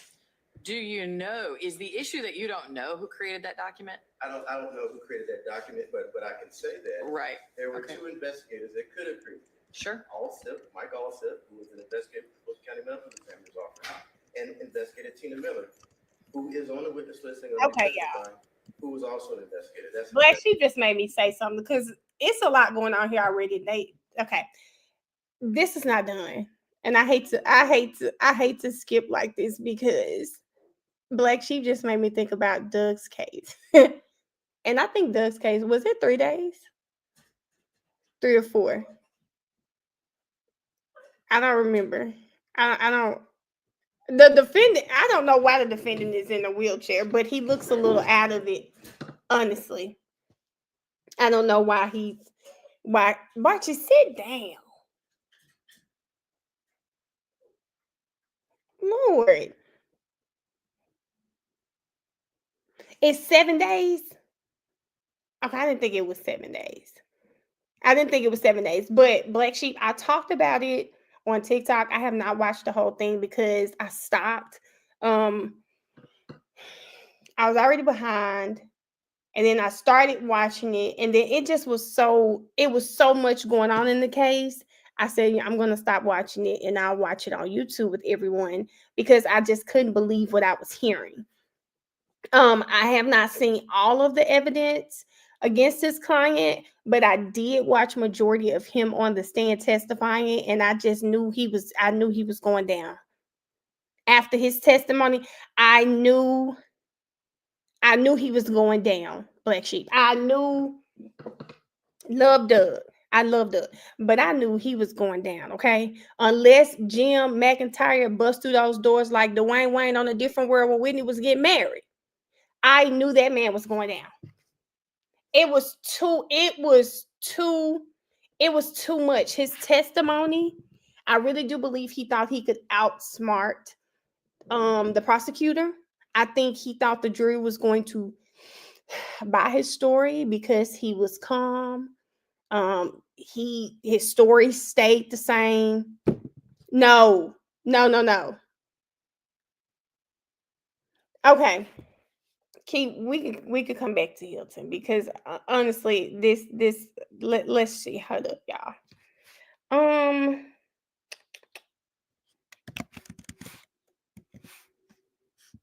No, I need to be looking on here. Y'all just at least gotta hear the opening statements. Hold up. The opening statements. Oh my God. I think Doug went first. And the opening statements weren't long. Like they weren't hours long, which thank God. Doug really couldn't go an hour long if he wanted to. Hey, Veacher girl. Doug couldn't go an hour long if he wanted to. Sorry, y'all. Y'all know it was a lot going on the other case. and I'm going to go second. All right, thank you. It was y'all just listen to this opening statement.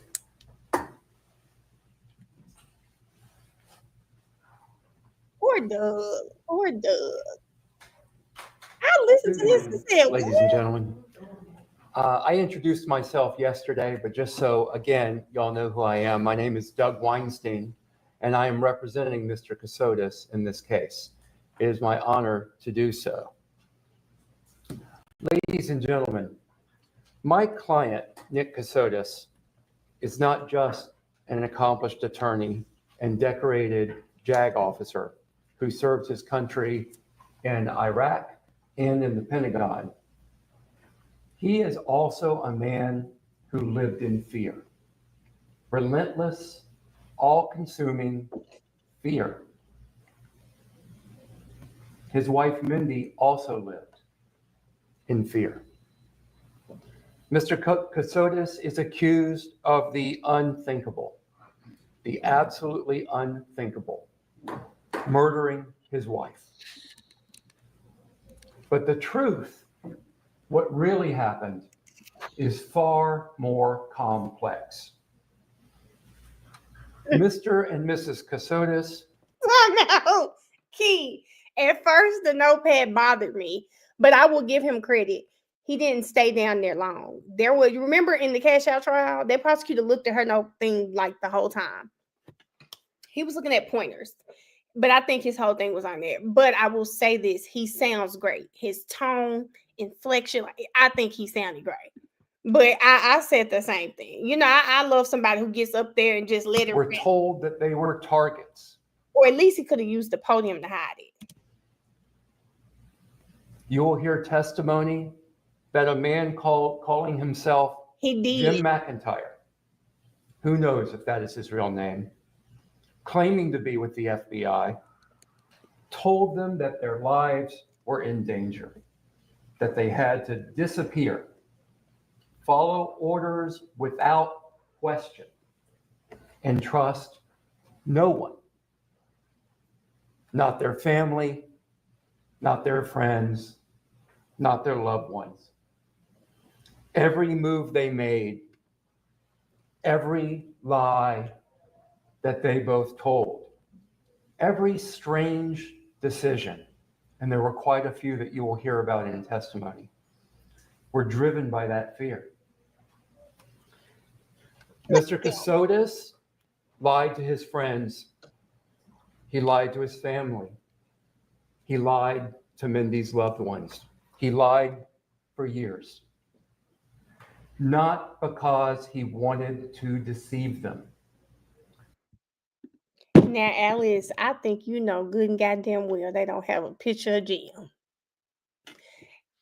Alice. Now, I was trying not to say too much, but coming back to Doug's opening, my issue with his opening is the fact that he could not give us any proof of Jim. Why bring him up? Why bring Jim up if you're not going to give? I mean, damn it, give me a shadowy figure or something on the ring camera saying, say, there go Jim right there. That's me talking to him. Nothing. And what? Okay. But because he believed that their lives depended on it.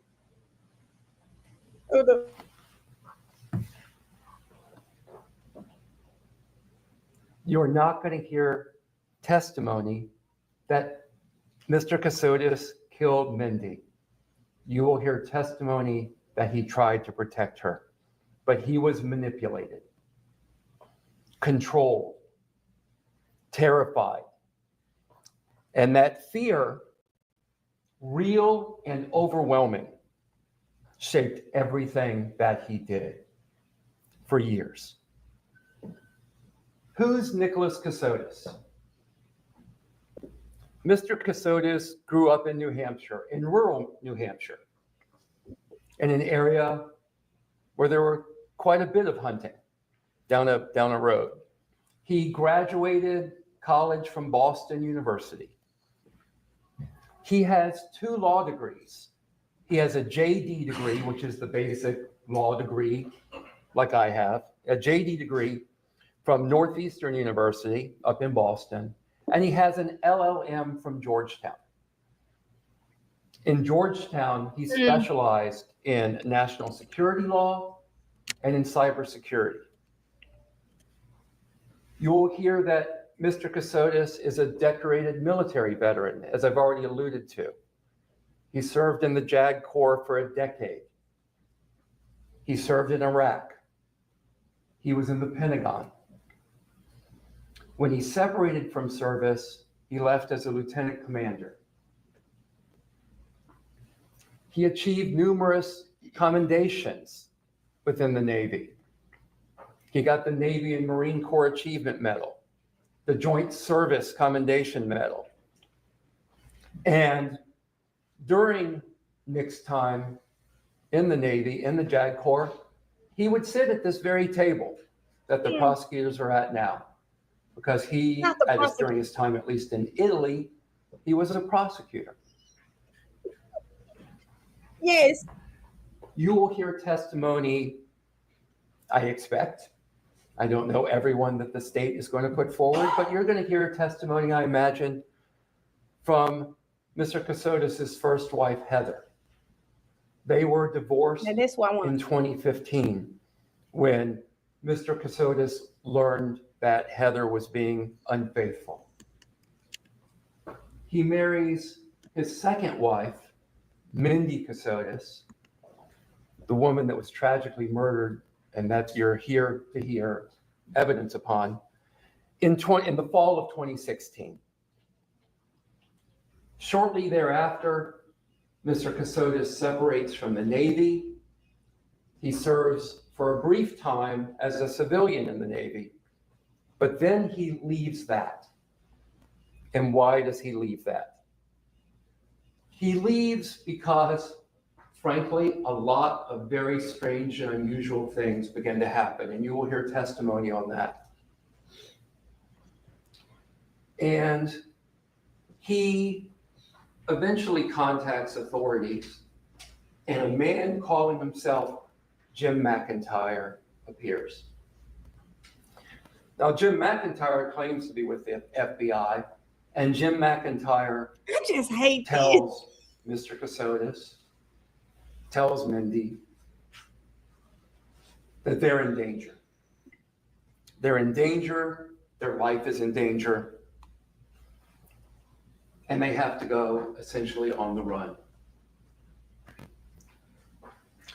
You'll also hear that following Mr. Casotis' divorce from his first wife, Heather, she gets a $1.5 million judgment as part of the divorce against Mr. Casotis.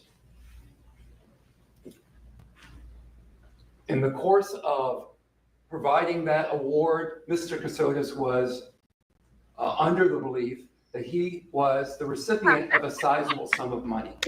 But you will hear he never gets that money. That money was illusory. That money was allegedly being held by Jim McIntyre for Mr. Casotis. So he believed he was getting that money.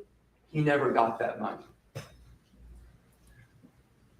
I imagine that the state is going to tell you that Mr. Casotis and Mrs. Casotis, Mindy, moving around the country is because of this $1.5 million judgment. But the reality is it was because of American dollars. So there's a lot going on with Jim McIntyre. There are a host of lies that are told by my client over the next few years while they are on the run. As I said, you're going to hear about the lies that they told to their friends. You're going to hear about the lies that they told to their family, and specifically that Mr. Casotis told. But this isn't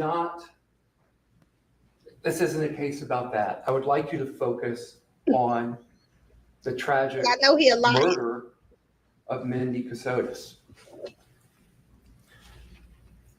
you're going to see horrific, awful images of Mindy Casotis's body.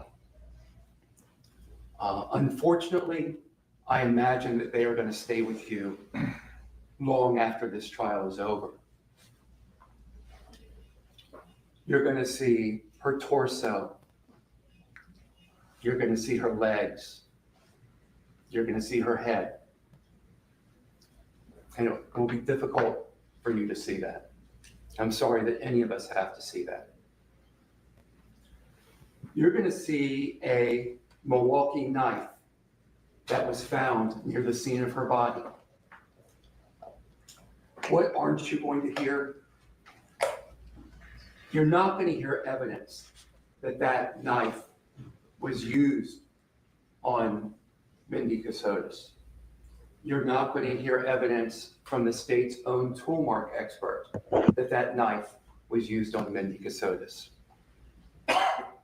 You're going to hear about a tub that was found near her body that was likely used to transport Mindy Casotis. You're not going to hear evidence of Mr. Casotis's DNA on that tub. You're not going to hear evidence of Mr. Casotis's blood on that tub. Just like in the knife, you're not going to hear evidence tying Mr. Casotis to that specific knife. Now, you will hear evidence that Mr. Casotis purchased the same brand and style of knife at Home Depot. But you will not see evidence again that ties Mr. Casotis to that specific knife found at the scene. This was a problem for me. You're also going to hear evidence of a knife set that Mr. Casotis purchased at Bass Pro Shops around the time of Mindy's death. But again, the state's own toolmark expert is not going to be able to.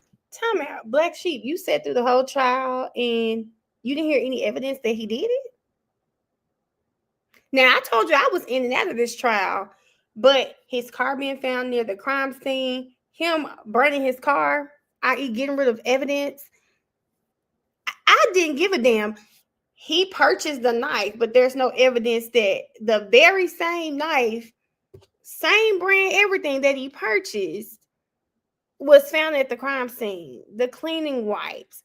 He purchased tubs, but this tub is not his tub. I was like, okay. Listen, moving on. Like it, I just couldn't get past it. Really? Go ahead, tell me. And when he got on the stand, like, you want me to believe Jim McIntyre, but you brought forth no evidence to show me that this was a real person. So now it's a figment of your imagination. So go ahead. I'm gonna play this, but go ahead. I'm reading the comments. Tell you that those knives were used on Miss Casotis. There is a lot that the state will not be able to show you. Mm-hmm. The state I agree, Cassie. will not even be able to tell you how Mindy died. They do not know how Mrs. Casotis died.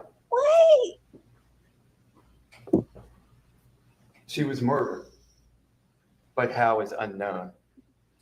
Now, this is interesting because you got to elaborate. He never wavered on the story because I do believe he believes it. I do believe he believes it. And let me tell you this. This is what I was just saying to Sassy. If any of you have ever been around a person in psychosis, you know how the parents were saying he looked really scared. They seemed to be in fear. If you've been around a person who is in psychosis, who suffers from extreme paranoia, baby, they will have you thinking that your life is in danger. I have been around it, and I am telling you, I'm telling you, it is, y'all. A person in psychosis can convert you over. I mean, the tears, the fear in your loved one's eyes you feel bad because, you know, on one hand, you know what they're saying is not true. But on the other hand, listen, he said, but his story matches all the witnesses' stories. Black Sheep, I expect it. Hey, Lexi. Black Sheep, I'm listening to what I'm saying. And I know you work in human development too. This is from personal experience. Dealing with a family member who suffers from paranoia. Their story is going to match if you don't know that person is suffering from paranoia and you're believing like what they're saying. So I could see that. I can see their stories matching. This man got 2 law degrees. Yet, Key, I wish I could really go into detail, but a person, they're so believable. Like, y'all, they are so believable. He said she did not reveal a single lie because he believed it.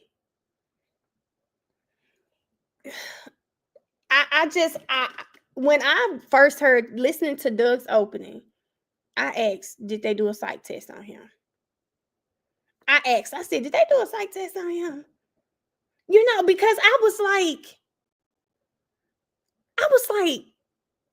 from personal experience, this sounds like a man in psychosis. And Yates, this is why I think he never wavered. This is why he never wavered. If we are to believe, like, you know how Black Sheep is saying, listen, he never failed. People in Cat's comments, because I was watching on Cat's Live, they were saying like his story has never changed because that is his reality. That is I don't know if it's smart, but that's his reality. He is telling you what he was seeing. Y'all, I'm telling you, I have seen it with my own 2 eyes. A person who suffers from extreme paranoia, if you are not, and it is hard when it's a loved one. When it's your loved one, when it is your loved one, shit, you're trying to make sense of it because no, not my loved one. No. This man had 2 law degrees. He had 2 law degrees.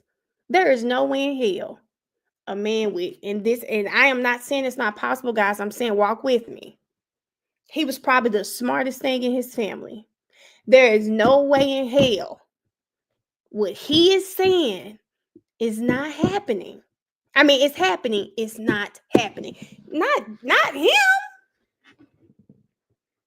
No. Key, that's what I'm saying. But let me tell you something, guys. Nobody's gonna question it. Shit, Jim done been, he just said he was a decorated officer. Baby, this man was, who could hold down a job? He could hold down a job. Why? Clock it, Brianna. Brianna, I'm convinced. Damn, I thought I put it up here. Clock it, Brianna. But I'm also convinced that this is why he was so cool, calm, and collected with that prosecutor up there, baby. He was trying to run circles around her. You would not question, but I'm just saying, y'all. I'm gonna say it one more time because when I tell you, when it's your loved one, and this is his uncle, his mom, his dad. We've seen you been on top of your game all your life. Why would we question you so late in the game? What do most people with any form of schizophrenia, not all, most people, it starts to show in their mid to late 20s. This man has done everything. He's done everything under the sun. I'm not going to question you now. You 40-some years old. If you tell me that this man is doing this, that, and the third to you, baby, I'm going to believe it. And now I'm praying for you every day because I need God to deliver you from what this is, from what's going on.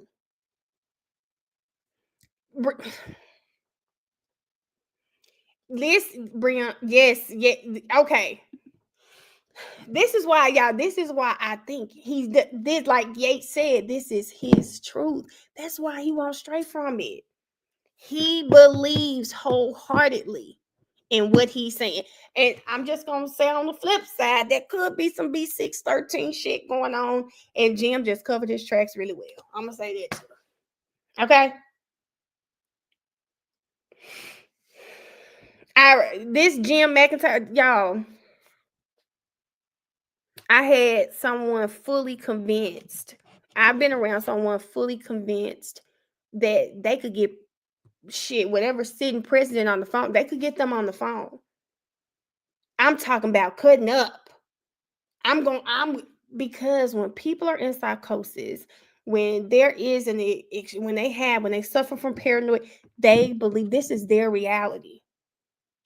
You can say whatever the hell you want to say. You're not going to sway them because this is their reality. And I'm not even saying that to be funny because this is someone very close to me. You know, this is, I'm speaking from a very personal point of view. I'm not saying it for laughs, y'all. So I'm sorry if I'm coming off like that. No, I'm saying it to say, yes, baby, they are in there. This is their reality. So this is Jim's reality. I mean, this is Nick's reality. That's why I really do believe, baby, he wasn't swinging. But you're not gonna tell me Mindy was last seen with him. Well, I think if I'm not mistaken, don't quote me on that because I'm in and out. But I do know the parents went on a trip, came back, and I think she wasn't there. But don't tell me he purchased the same exact knife found at the scene, but we don't know. We can't connect him to that particular knife. Boy, he purchased it. So I can't wait to see all of this. I can't wait to see all of this. You're not going to hear evidence telling you where Mindy was killed. They don't know where Mrs. Casotis was killed, and you won't hear evidence about that. At the time of Mindy Casotis' murder, Mr. and Mrs. Casotis were living in Savannah. You'll hear evidence about the state's searching of the Airbnb that they were renting in Savannah. You'll hear evidence of her blood being found on the futon at that residence, along with another individual's blood. You won't hear evidence about whose blood that second individual's is. That's interesting. I remember the futon. The state's case is going to be very circumstantial, which is why they will tell you it takes 2 weeks to put it on.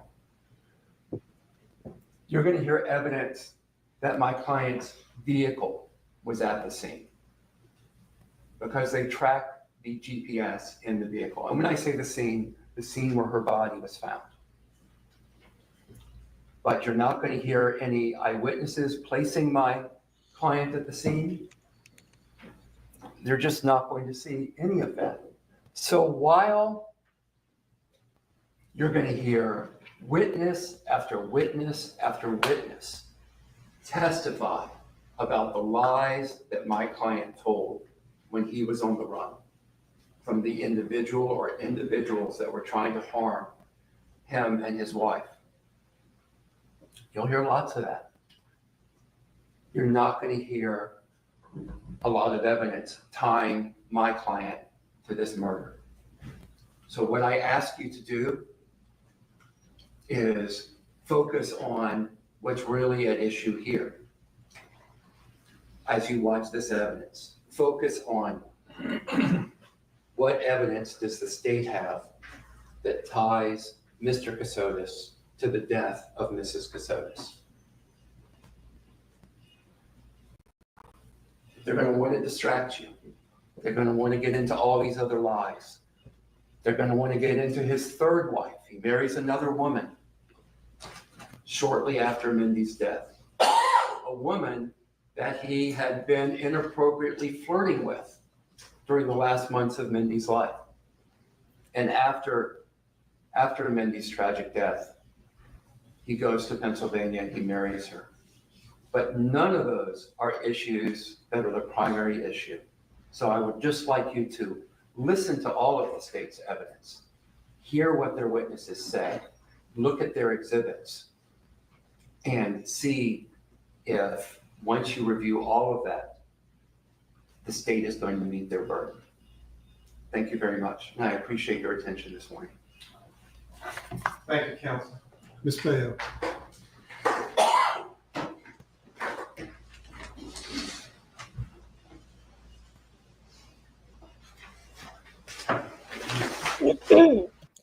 Lexi, because y'all know, I don't know if y'all follow Lexi on X, so if you don't follow her, follow Lexi. Y'all know Lexi take all of these notes. Lexi, you're a reasonable person. I happen to believe you are. Did you feel like they had enough for a reasonable person to convict him?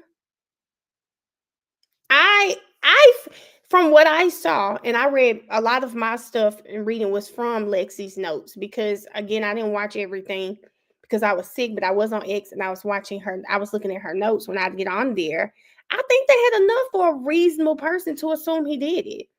But we'll see, because Key was asking for concrete evidence. I just think it was way too many.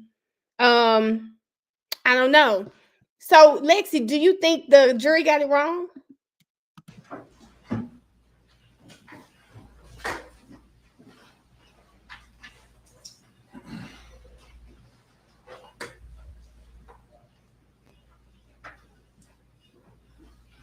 I think it was just so much. It was so much that pointed towards him. Oh, okay. Okay. All right, Lexi. That's what I want to see. I just think, like, him thinking he cut his phone off, that you're right near the crime scene, him not knowing that it was big hunting season, his car, you just paid cash for the truck, now the car blew up. It was just like, okay, bye.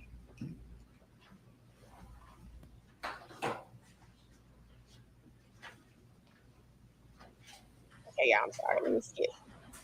I'm 22. And let me tell you, some people said they didn't really like her. I did like her. I just want her. And I say this with love. I want to stop buying her suit jackets out of Burlington. Like, she probably 3 sizes too big or something. And I think that was distracting. I wanted her to look, and I know prosecutors don't make a lot of money. I don't make a lot of money, but I know how to make it look good with what I got. That was my only complaint about Sister Girl in this opening. I said, God damn it. That jacket probably an 18 and she wears a 14. That's her granddaddy blazer. Yes, that was my only complaint.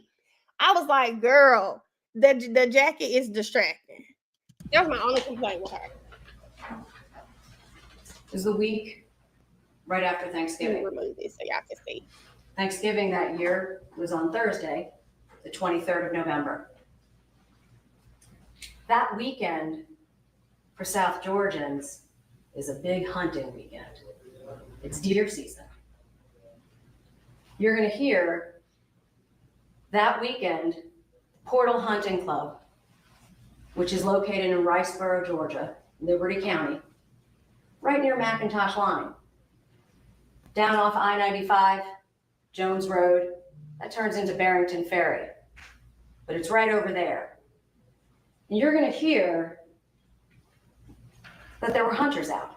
It's a family weekend. They were all out for deer season. You're going to also hear that Portal Hunting Club is a dog club. That means is that when they hunt, they use dogs to do the hunt. And the dogs run out into the woods and the deer run, and then the hunters shoot. And you're going to hear that one of those hunters shot a deer. And the dogs that he was using went to retrieve the buck. The dogs just weren't acting right. When he said, come back, dogs weren't acting right. So he went to look to figure out what was going on. He did not expect what he found. He found a headless, legless torso, nude, completely nude, with 2 arms. One almost severed. Her 2 legs severed. Her head severed. Just off the roadway. And as you can imagine, you will hear him testify. They were shocked, horrified.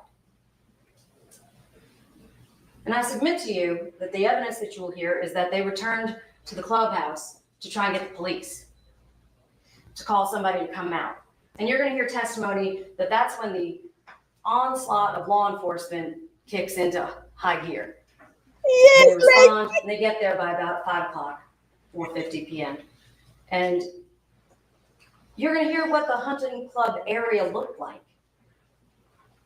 Portal Hunting Club and the area surrounding it, the adjacent territories, there's over 30,000 acres of logging territory.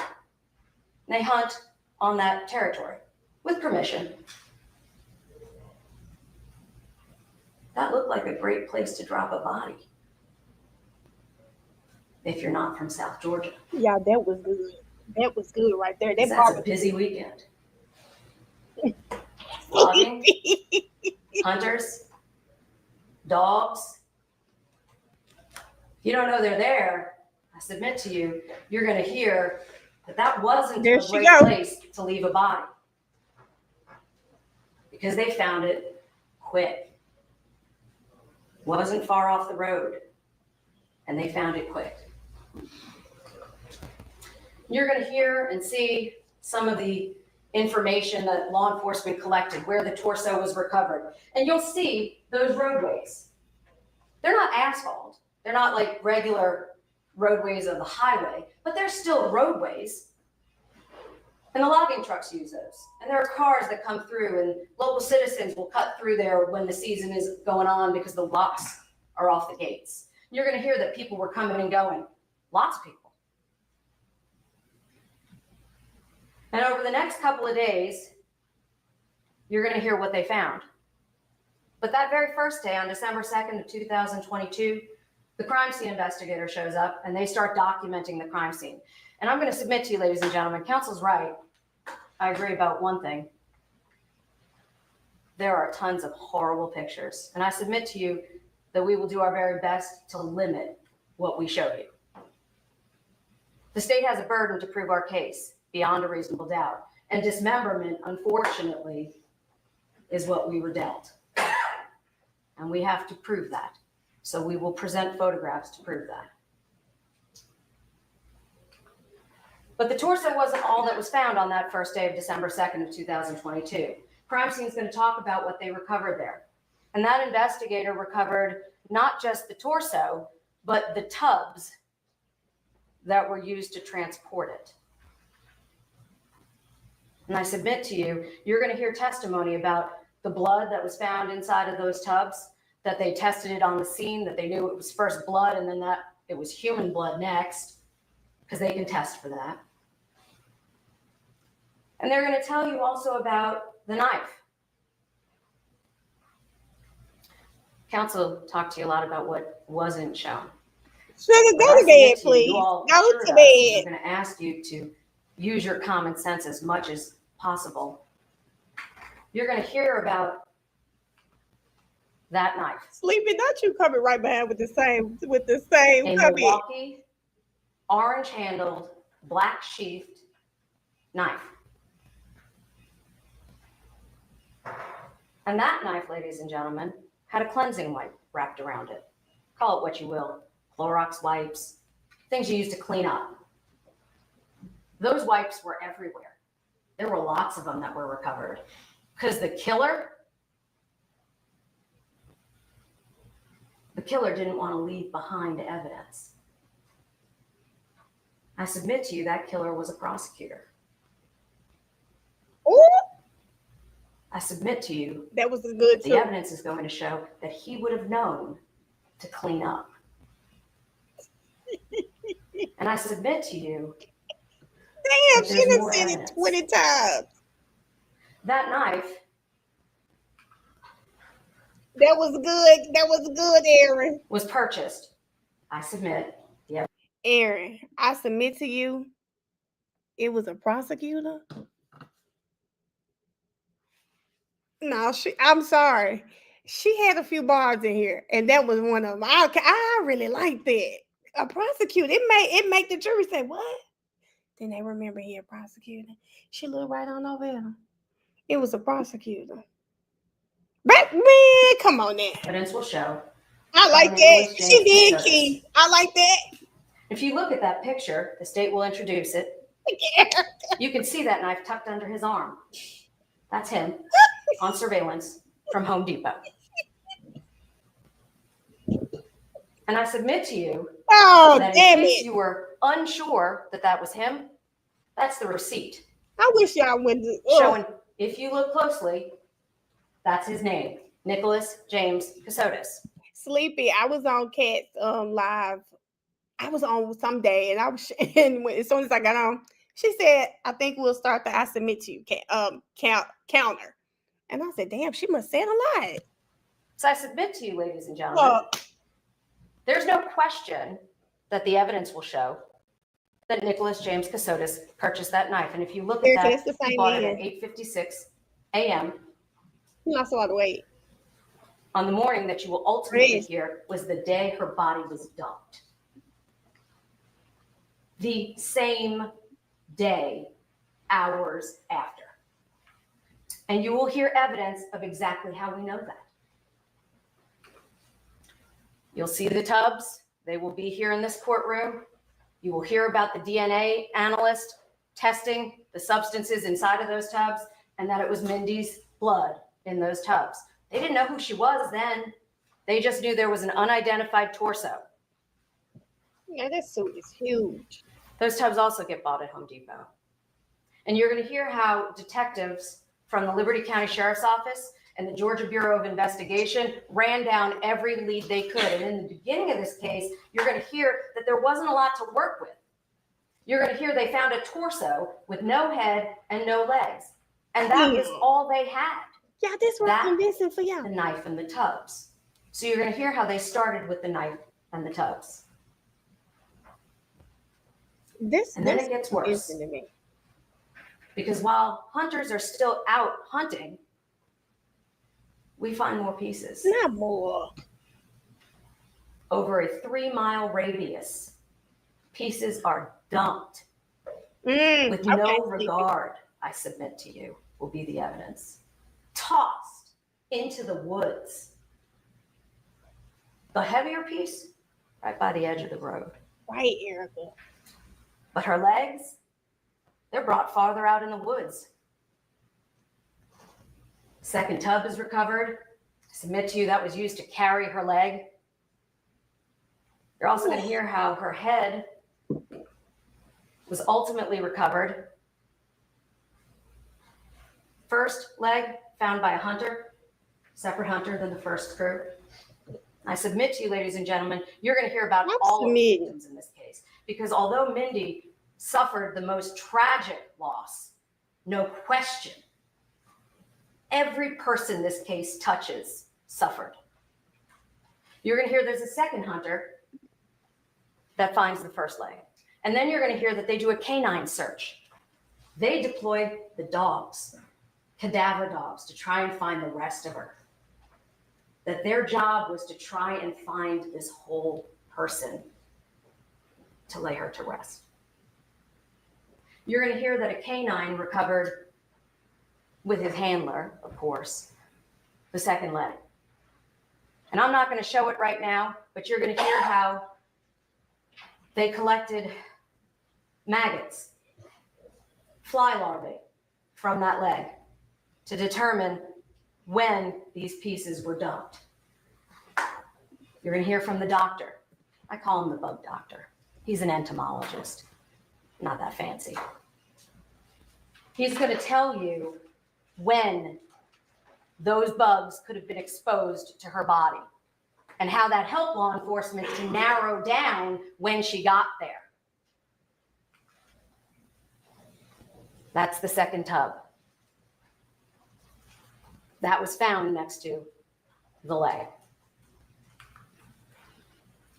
And you're going to see where each of these pieces was recovered. I submit to you, ladies and gentlemen, you're going to hear that they were recovered exactly where Nicholas James Casodis' vehicle was tracked. You're also going to hear him admit that he was there. And I submit to you, you're going to hear him admit it once he realizes law enforcement can track his car.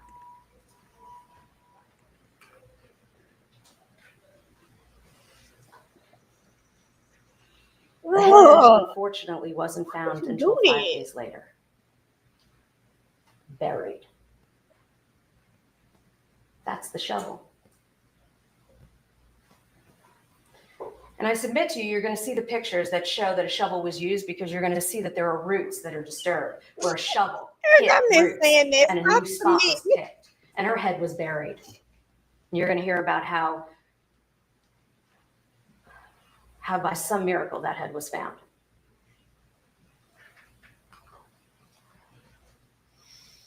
By some disturbed dirt by the roadway. Wow.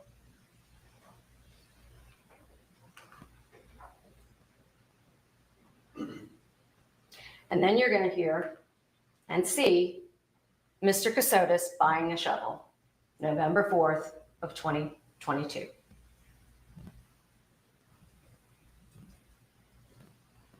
From Home Depot, just by his house. I got to see what that looks like, Aaron.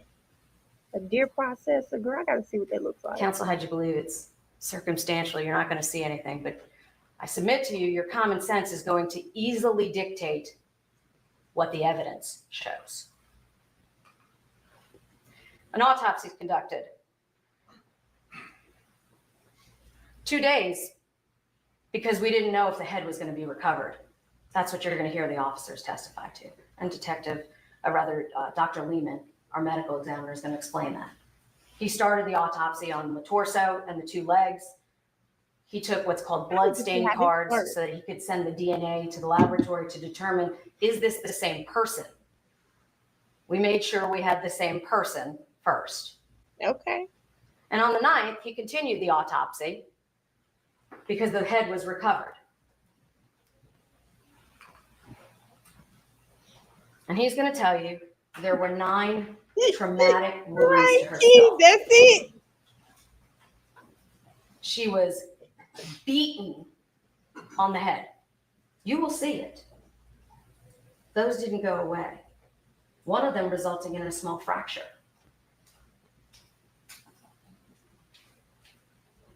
I submit to you, you're also going to see her abdominal wounds.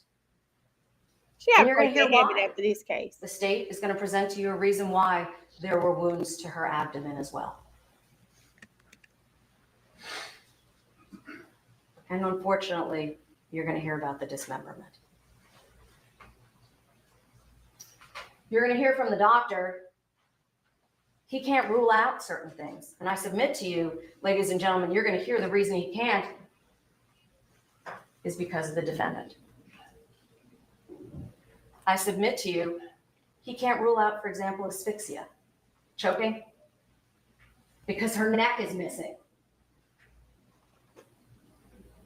Parts of her body have been so damaged that he can't do anything about that. I thought this was good. That's too. What you're going to hear. I thought he this won't guess. Good. Let me say, I think during Doug's opening, he, kind of mentioned like they can't tell you how Mindy was unalive. I thought it was good for her to say, we can't say certain things. For instance, well, she choked because her freaking head is missing. I thought that was good. You will not hear any guessing from the state. You will hear facts. And I submit to you, those facts will be compelling. Well, it's broken up, Erica. I think about it, the torso. Who is the she? head. That was the next step, right? Who is she? How do we figure out that it's Mindy? Now, I've called her Mindy, but the detectives and law enforcement, they didn't know yet. They're going to talk to you about what they did at the time. They tried to test her fingerprints at the scene. They had her hands.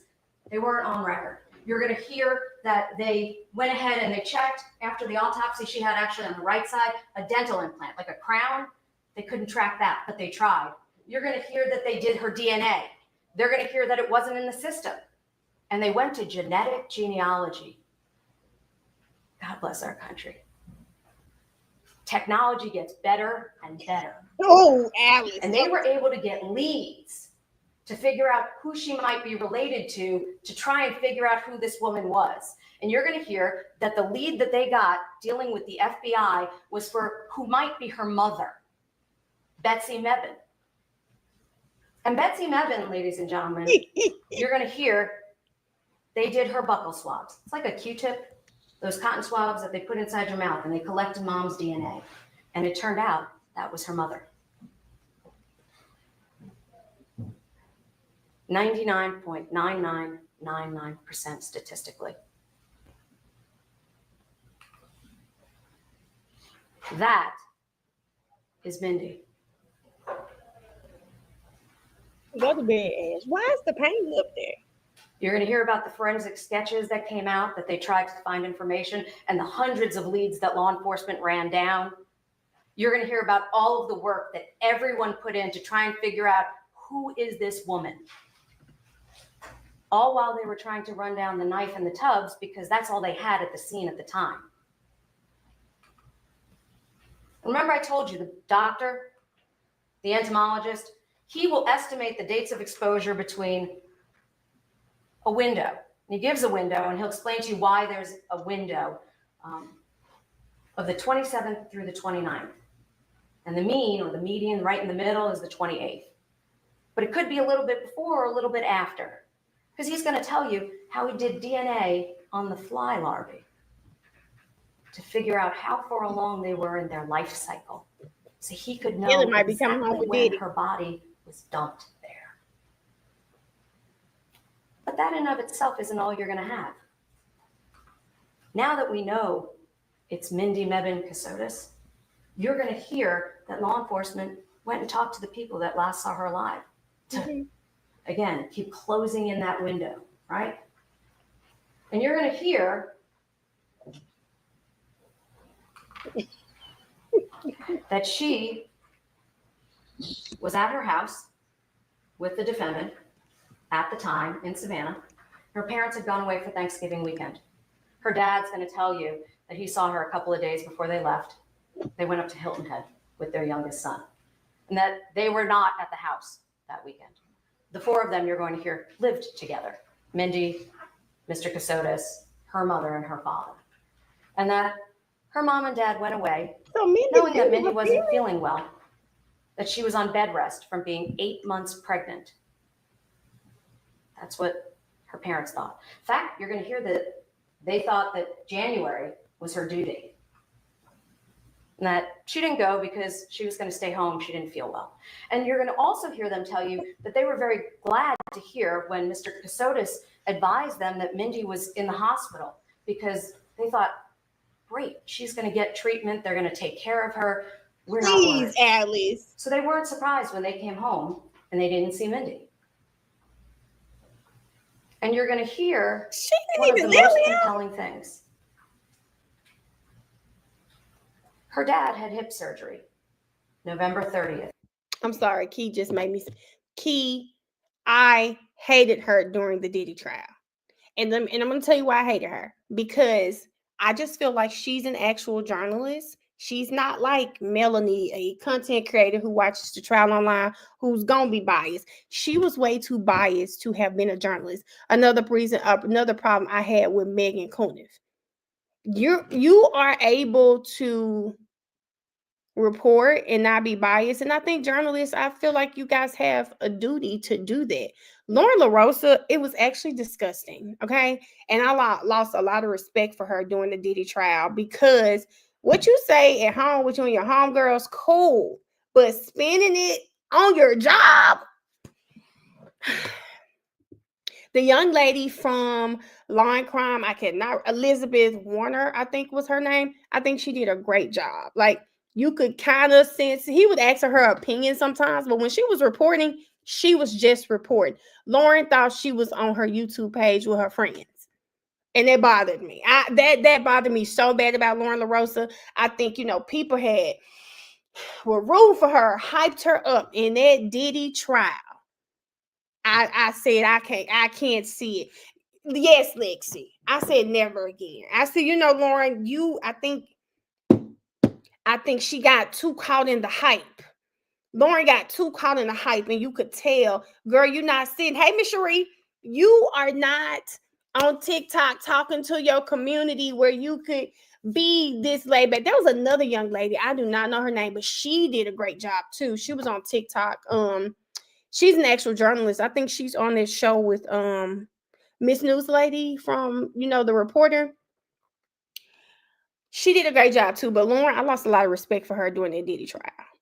Of 2022, when he came back from Hilton Head. And when he came back, he went into the hospital, St. Joseph, Kansas, near the house. It was an overnight stay. And on December 1st, when he came back, Mr. Casotis helped him into the house with his wife. Sasha, you a couple right. of steps to walk in, and he had just had hip surgery. Oh, you're going to hear Mr. Casotis told her parents. Let me find this lady name. Don't worry, I'll take care of Mr. Mevin. Go back to work. Mrs. Mevin, go back to work. I'll watch him. And while they're in the house together, he says I don't even want to start on him. I'm going. I don't want to start on him, Lexi, because I'll probably get my page shut down. She's dead. I'm going to get Mindy, is what you will hear, but she's dead. And he knew that. And I'll tell you why. The evidence is going to show that they were at this house in Savannah. And that in the house in Savannah, there's blood in the house. And it's Mindy's blood. It's another lady. I don't even remember her name for real. But when I tell you, I wanted to ask her, do you put money on Diddy books too? Because there is no way you going this hard. Did you put money? Honestly, when I watch trials, after the trial is over, most times we moving on to something else. I try not to get so personally invested. If I see stuff, I see it. But I try not to get like that, because what I said was a lot, and you get too invested, child. No. So I just try not to do that. These people fighting every day still on there. I can't even really see all of the stuff that's going on with Karen Reed, because I'm like, it's so much. It's so.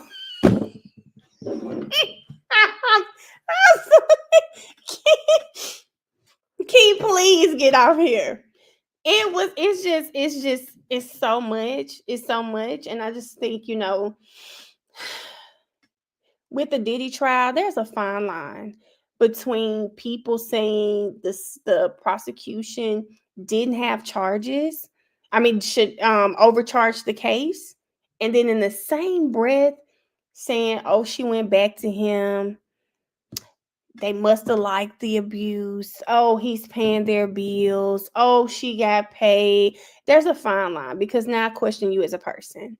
And now I don't even want to be around you, because now I question your morals. It's a fine line. It's a fine line. And you're going to notably, you're going to see the photographs, that blood is right where her head would be on the futon. You're going to hear about blood specks on the wall that they needed to use Blue Star, a luminescent, to find, because it had been cleaned up.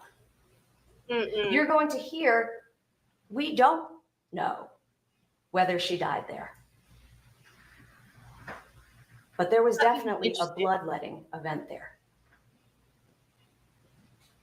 And the only person with access was Nicholas James Casotis. So we follow his car, because now we know it's the 29th, 27th through the 29th. And what we find His car is a green Ford Explorer. If you see at the top of that frame, there's a City of Riceboro building, and that building has a... Y'all, this is the lady. Have y'all seen her before? How have you seen journalism evolve throughout your career? I thought she did a really great job. Her name is, like, she used to work at, she's a correspondent on Extra. Mona, I think her name, I'm gonna type it in here if any of you guys want to follow her, but I thought she did a really great job. I love her voice, actually. I loved hearing her report on the Diddy trial. Like, I loved her. Ash, please. Camera. And that camera please captures a green Ford Explorer driving That's past who I'm it talking about. November Really, that's how I 29th. remembered. I That's submit how to you the evidence will name. show that that's the same day, if you recall, he bought that knife that was found on the crime scene. 8:56 in the morning. You're going to see his car. Okay, did you guys hear this? I know I was talking, so let me tell you what she said. He is seen on camera when he was purchasing the knife. Remember, they narrowed the time that Mindy was on the live, the 28th, 29th, somewhere in there. And he's seen on camera purchasing that knife on the 29th of November. Submit to you, drive right past it. And I'm going to submit to you that the evidence that you're going to see that tells you why we know it's his car is that car has Bluetooth. When you buy a new car and your phone can sync so you can talk on your phone, they know Bluetooth. Lots of those new cars do that. AT&T keeps those records. Didn't know that, y'all. So if you commit a crime, not the Jim McIntyres, but AT&T. I'm going to submit to you an independent third party, no interest in this case. And those records are going to show his car ping from his house to Home Depot and his whole drive right down 95 to Riceboro, right across into where he dumps the body. And he's going to admit on the audio statements to law enforcement post Miranda, an attorney who waived his rights, he told them, I turned off my GPS. And you're going to hear the surprise in his voice when he learns they can track his car too. Got him. You're going to hear that the car and the phone follow the same path.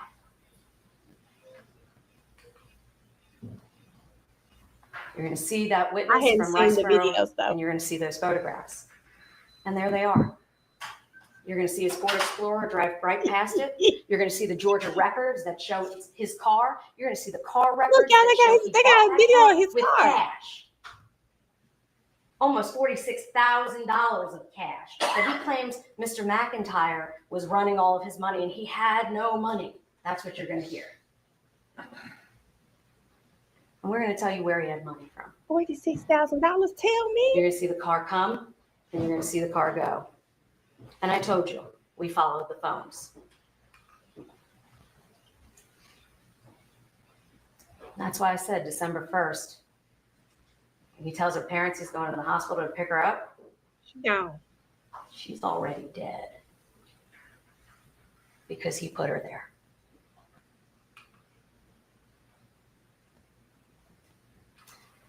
You're going to hear why everybody believed Mr. Casotis. Counsel just told you all these wonderful things about his client. Decorated military veteran, prosecutor, judge advocate general with the Navy, Pentagon, Boston, 2 law degrees. It's not just her family that believed him. Everybody believed him. Oh. On paper, he looked like Prince Charming. I submit to you that's what the evidence will show. And then you're going to hear the statements from the defendant. And I submit to you, you should listen to them very carefully. Yeah, I liked There's her a lot of opening. information in there. And it's information that law enforcement was able to run down. It's not just lies. It's things that are impossible, I submit to you. I'm sick of I submit to you, though. The question becomes why, right? Mr. Weinstein talked a little bit about the divorce. And I'm going to submit to you, ladies and gentlemen, that after 10 years as a decorated military veteran, Mr. Casotis just leaves the Navy. But he leaves because he owes his first wife $1,500,000+, and the Navy is going to make him pay it.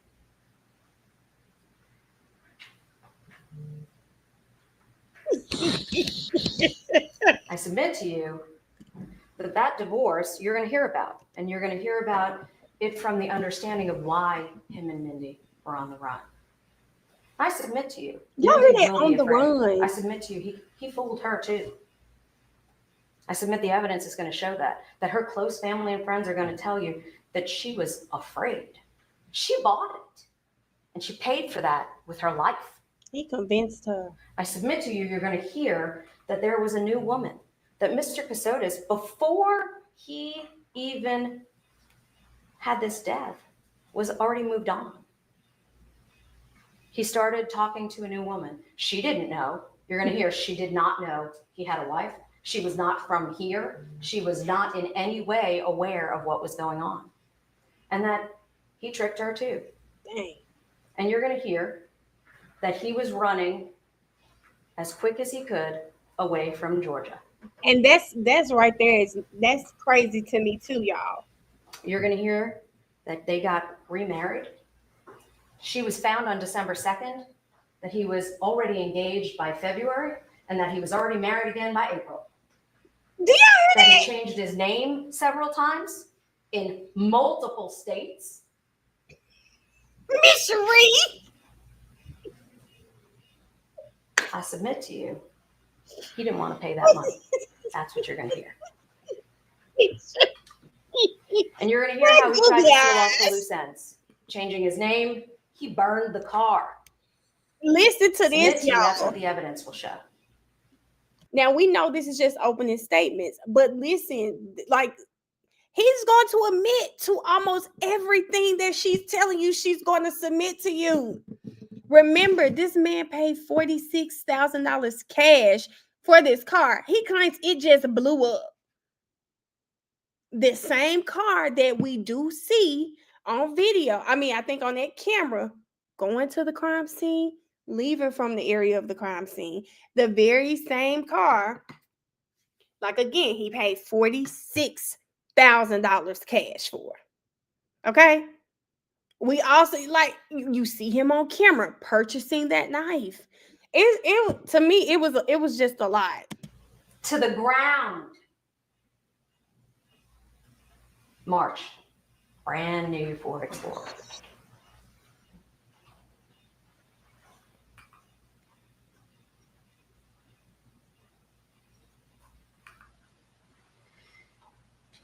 That's what the evidence is going to show.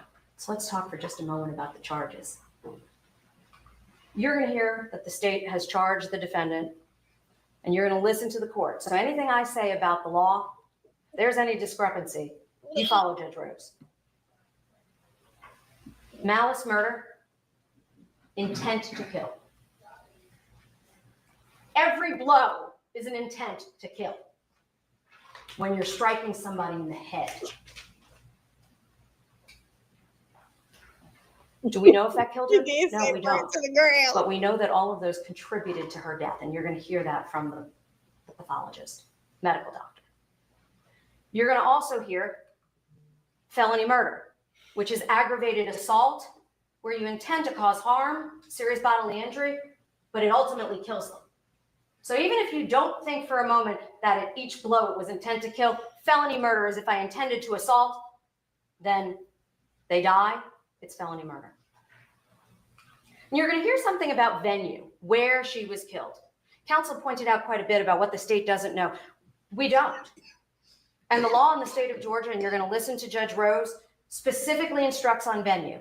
It talks about either the county in which the cause of death was inflicted, which in this case, you're going to hear everyone say they don't know exactly when she took her last breath, because her body was dismembered and tossed over 3 miles. But they also, under the law, it says if a dead body is discovered in this state and it cannot be readily determined in what county the cause of death was inflicted, it shall be considered that the cause of death was inflicted in the county in which the dead body was discovered. It wasn't a The part law of it. anticipates cases like this. And I submit to you, that's what we have.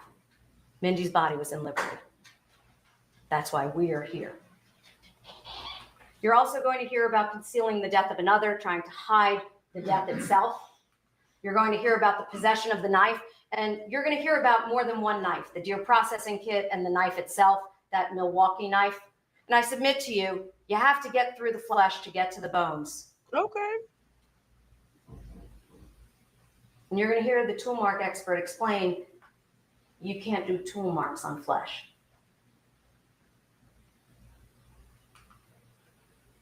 You're going to hear about possession of tools for the commission of the crime. Those would be the Ford Explorer itself for transporting the body, the insulation knife to get access to the bones, the deer processing kit to potentially cut through the bones, and the tubs that were used to transport her, the shovel that was used to bury her head and partially one of her legs, and the removal of body parts, because they got moved all over. You're going to see them all over that map. And then the tampering, those cleansing wipes, trying to get rid of biological evidence. I submit to you, ladies and gentlemen, a prosecutor would know that.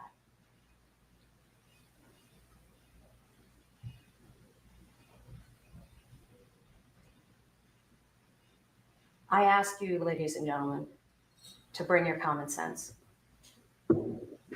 Follow the law and give justice to Mindy Nevin. Yeah, I think that's the. Is y'all said not the same kind of knife Brian Kohlberger had? No, he had a K knife. I don't know if that's an insulation knife too, but it's a K knife. K-bar. Thank you, counsel. If you would please call the first witness. And we approach. Yes, sir. I think she did a good job. Ash, please. Ash, you made it back home.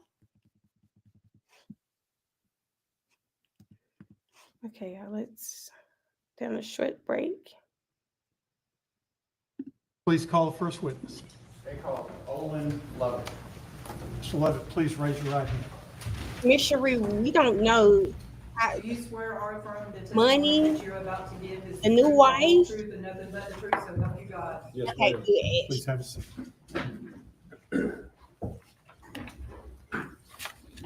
Would you state your name, please?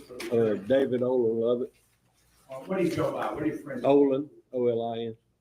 Mr. Lovett, where do you live? Statesboro. How long have you been living there? All my life. How old are you? 62. Are you employed? Yes, sir. Where do you work? Lovett Mills Excavating. Self-employed. What kind of business is that? Earthwork, dirt work, heavy equipment, construction. Are you married? Yes, sir. How long have you been married? Well, we sound he deep. 35 years.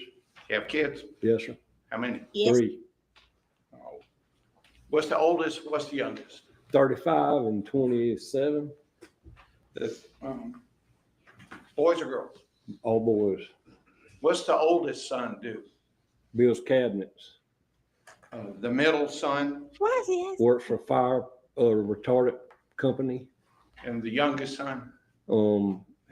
He works for me Okay. in the construction business. Are you affiliated with any house of worship in Bullitt County? Yes, sir. Statesboro worships. And how long you been affiliated with that? Just 2 years because we just started this church. Before that, were you affiliated with First another? United Methodist Church. And all how my long? life. How long were you All with? my life. Okay. Are you familiar with the Portal Hunting Club? Yes, sir. What is that? That's a hunt club been in existence since 1900 in He below goes Riceboro down here. How long you been a member? 15 years, How big is that hunting area? 13,000 acres. Is there an older hunting club in Georgia? No, sir.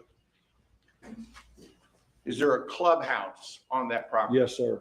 Describe for the jury that clubhouse. It's a block building, probably 40 by 70 with 4 bedrooms and a big kitchen in the back. in a den in the middle with a big fireplace. And how does that clubhouse get used? When we hunt, that's where we stay. You know, most everybody's from Statesboro or Portal, which is right above Statesboro. So we all stay there in the bedrooms. There's 4 bedrooms. So you say most of the members are from Statesboro, Statesboro? Georgia. Yes, It's sir. like 3 hours Why from is me. there a hunt club in Statesboro? There is, but just we like to get away. You know, try to stay out of trouble, but obviously. Now, let me direct your attention to Friday, December 2nd, 2022. Did you have occasion to be on the Portal Hunting Club property on that date? Yes, sir. Was there something special about that weekend? I don't think so. Was that the weekend after Thanksgiving? Okay. Were you with any other hunters? A group of us, yes, sir. Probably 30 people. Now, describe for the jury when you're down there hunting, how the hunting takes place. Usually surround a block and then turn dogs out to strategic places and try to jump a deer and run a deer. And that's what happened. Okay. And did you have another hunter nearby where you were? Yes, sir. Who was that? Stand, David Brandon. He was down probably a couple hundred yards from him. So while you were out there hunting, did you see a deer? Yes, sir. Did you take a shot? I did. What happened after you took a shot? I killed it. On the spot? Yes, sir. Then what do you do after you shoot the deer? Well, I went down there to look, and David, my next stander, he came down with me, and we walked down there and saw the deer. And that's when I saw the torso in the ditch, and I thought it was a hog because there's a bunch of wild hogs down there, and I just thought it was a hog. And David and I looked at the deer, and then we went over. He said, "What's that?" And we went over and looked at it, and it wound up being a torso. Did you touch it or do anything No, with it? sir. It was down in a ditch in the water. Yeah, she said, "What you mean?" Killed it. Showing you now what's marked as State's Exhibit number 2.1. Do you recognize what this is? Is it fair? Put one on. Well, yeah, I guess they got the camera covered. Mr. Lovett, after you. That's not me. The camera's covered. Apparently they can't see. Oh, they must be showing pictures of the torso. That's probably what it is.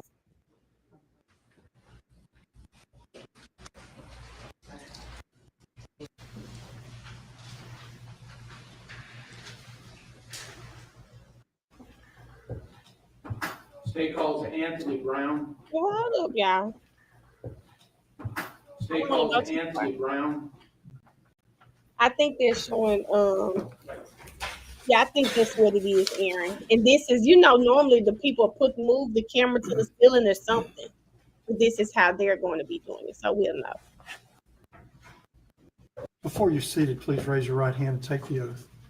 Do you swear and affirm the testimony that you're about to give will be the truth, the whole truth, and nothing but the truth, so help you God? I do. Please have a seat. You state your name, please. Anthony Brown. How are you currently employed?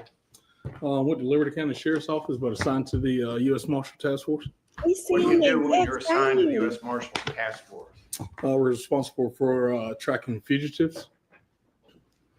Now, before you were in civil law enforcement, were you in military law enforcement anyway?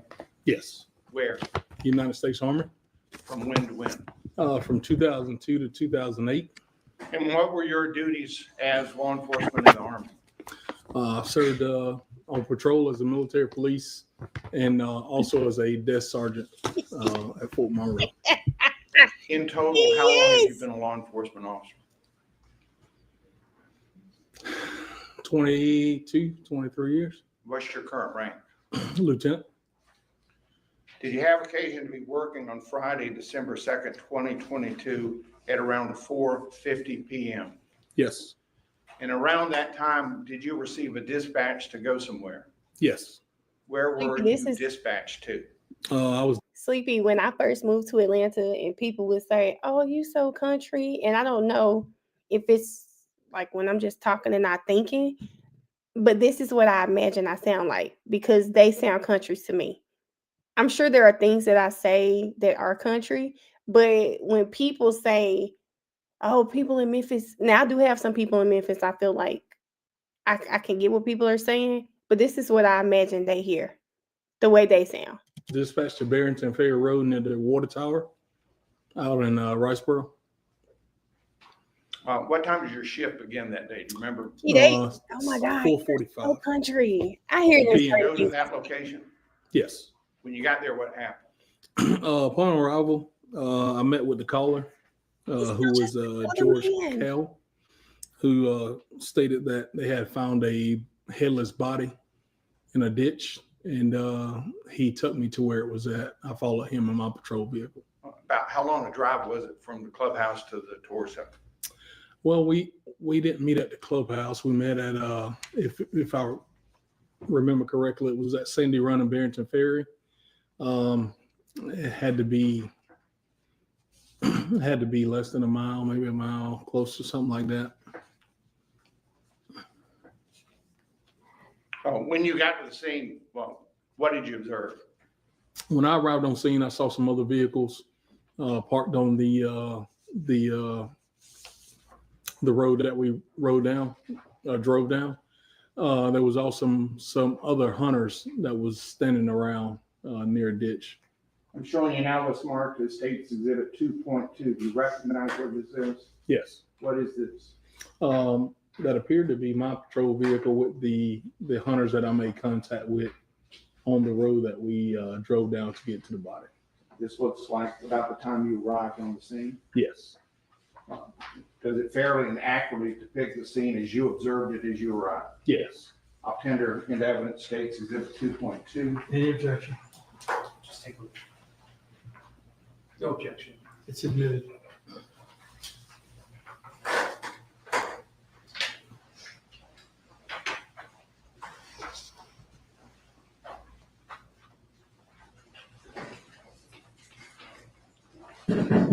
I'm going to show you what's marked as State's Exhibit 2.1. It's previously been admitted. You recognize what this is photographed of? Yes.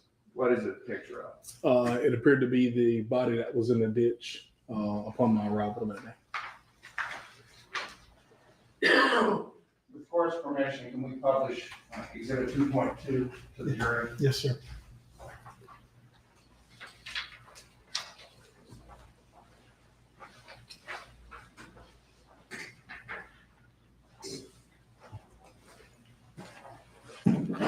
Yeah.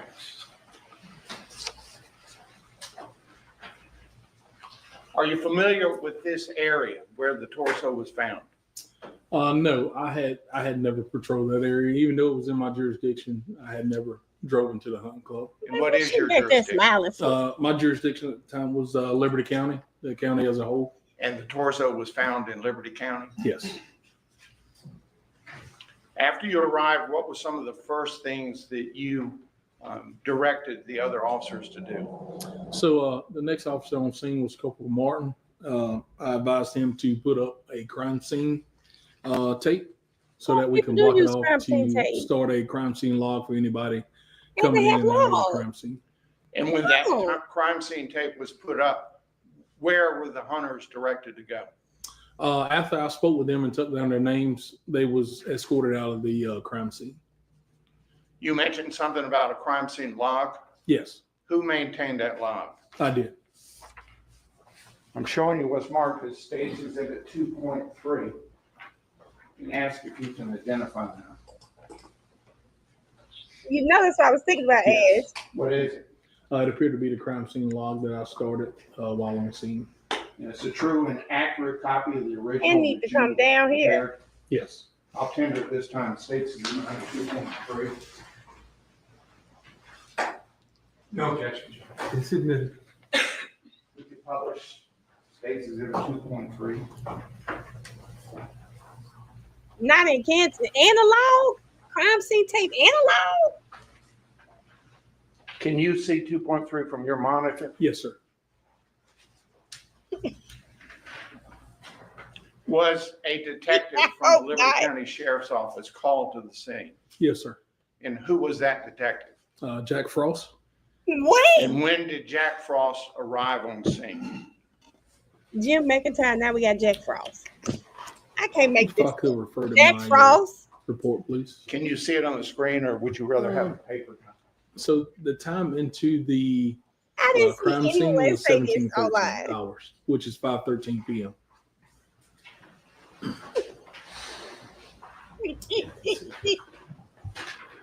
Yes, sir. 5:13 p.m. is the time he entered the crime scene. And you have listed in your report the Wait a hunters that minute. were already there when you arrived? Yes, sir. Do you have them listed by name? Yes, sir, by name. Could you report to the jury the names of the hunters you found on the scene when you arrived? Yes, sir. It was George Kell, David Lovett, David Branning, Casey Durden, Gerald Kell, Philip He actually has a McCullough, record. and Thomas Stedman. Stedman. And what do you show the time that they were on scene? The times I show for those personnel was 16:45, which is 4:45 p.m. I heard you call out the name of Philip McCullough. Was he one of the hunters? So he was one of the personnel on scene at the time. So Were you present when Mr. McCullough found something? He not up there doing whatever. yes, I was. Do you recall what it was he found? Yeah. So at one point we walked back towards Barrington Ferry Road from the road that we were on. And while we were standing there talking, he noticed a knife at the edge of the wood line where the road meet with Barrington Ferry. Objection to hearsay about what the other officer noticed. I'll sustain the objection. Based on what you were told, did you go to a location and see something? Yes. What did you see? I saw a knife at the edge of the wood line where it meets Barrington Ferry Road. And there was also some Tupperware type bins that was there also. Was that inside or outside the crime scene tape that was initially put up? At the time, it was outside. And did that change the location of the crime scene tape after that was discovered? Yes. At that time, I directed my patrol guys to push the crime scene tape back up to Barrington Ferry Road beyond the evidence that we were looking at. At some point, was a decision made to call in the GBI to investigate? Yes. Were you present when Agent Sands arrived on scene? Yes. Based on your crime scene log, what time did Agent Sands arrive? 1959 hours, which is 7:59 p.m. That's all the questions I have. I'm so sorry, but seeing them operate like this, do y'all know how much smoother things would have been had they actually done this at the Albert's home? No way people getting up there saying, oh, it was just people I'd seen before, but I don't know who was there. You don't even know who. This is great. Aaron, that is funny. Weinstein cross-examination. Listen, I think it's a smart thing to do because they said they were getting ideas from the comments in the field of how people felt. Lieutenant Brown. Okay, I apologize. Yeah, thanks, sir. Hey, it was Lieutenant Brown, my name is Doug Weinstein. I represent Mr. Casotis in this case. You testified that when you got to the initial scene, when you first pulled up, there were other vehicles on the scene. Yes, sir. How many other vehicles were there? I do not recall. That's a good question. More than 2, more than 5? It had to be more than 2 because there was vehicles on the scene to include the caller who took me to the scene, I believe. Yes. And what kind of road is that? Do you remember if that's a paved road or a dirt road? It's a dirt road. It was a dirt road. Okay. Yes, sir. And what efforts were made to secure the road itself?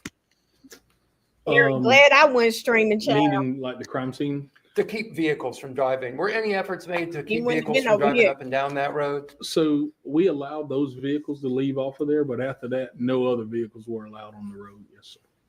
And how far was the torso found from the road? I don't recall the approximate distance. Okay. Thank you, Lieutenant. Yes, sir. No further questions. I'll try. You weren't really much. Thank you, Judge. Alice, you wouldn't have been pulling up this string because I could see y'all. I'm sorry, may we approach? Yes, sir. Baby, I could see this chair right now.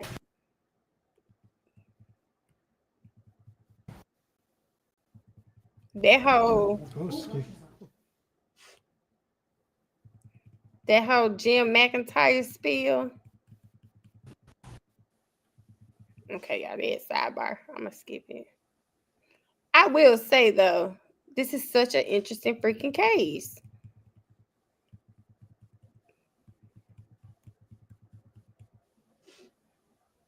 They must be calling the next witness.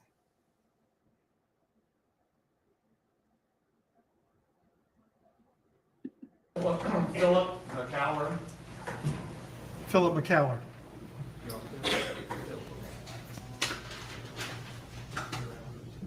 No. Would have been in shambles, Lex. Please raise your right hand. Do you swear or affirm the I testimony know Lauren that you're Crime about to ate give him will up. be the truth, the whole truth, and nothing but the truth, so help you God? I do. Please be seated. State your name, please, for the jury. Philip McCallum. How do you spell your last name? McCallar. Where do you live? Told him to nick up. Recently moved to Shellman Bluff, Georgia. Before that, where'd you live? Fleming, Georgia. How long have you lived here in Georgia? 48 years. How old are you? 48. Okay. Where do you work? Daybreak Industrial. And what kind of business is that? I'm in the land clearing section of it. How long have you been employed by that operation? February of 2021. Before that, how were you employed? Coastal Industrial Contractors. And how long did you work with them? 2 years maybe. Before that? Coastal Electric Cooperative. And how long you worked with them? 20. 20 years? Yes, sir. What was your job position? I was a lead line technician.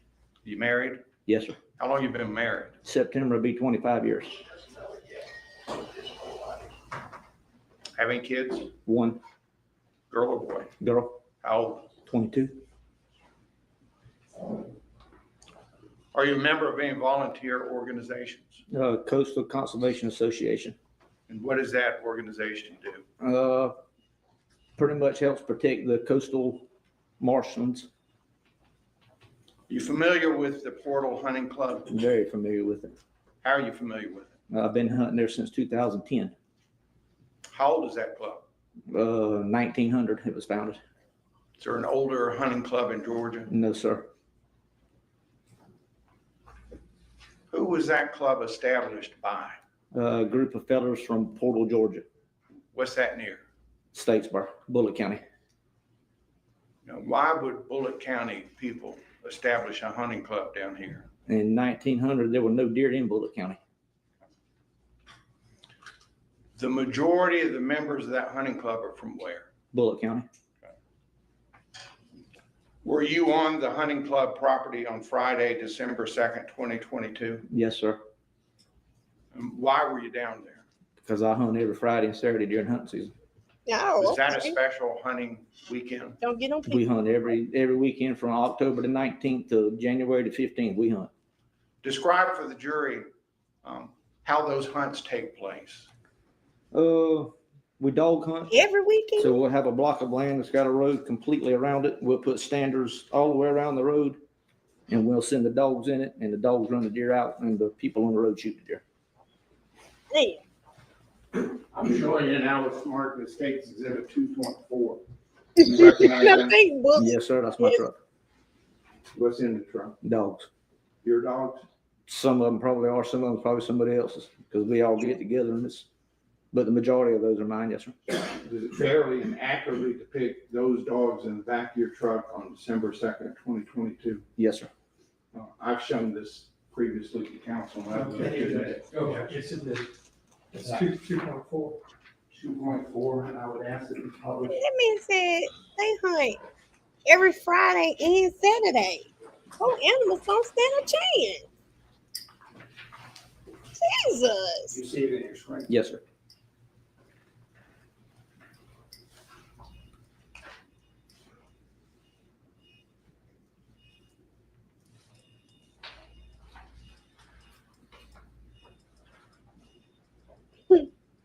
Did you run into Olin Lovett while you were there?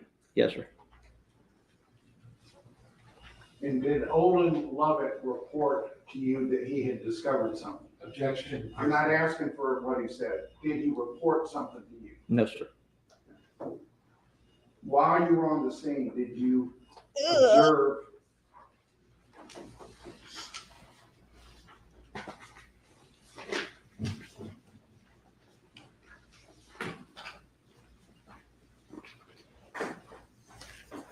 State's Exhibit number 1. Here it is.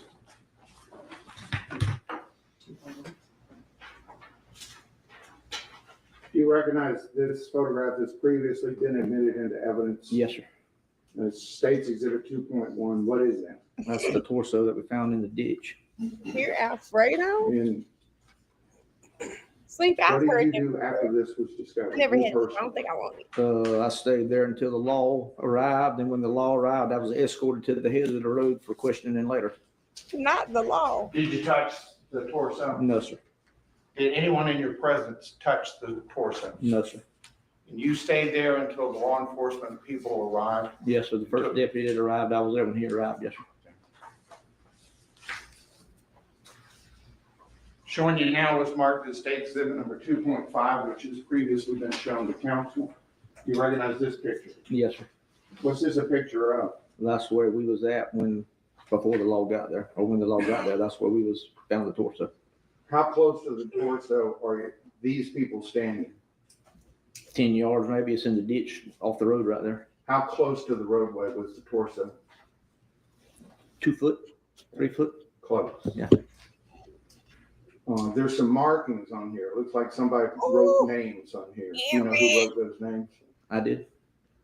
When you looked at this picture before trial, Not so bad. I just does it fairly and accurately depict the hunters that were on the scene that day? Yes, sir. I'll tender State's Exhibit number 2.5. No objection. All right, it's admitted. And ask that it be published. Amen.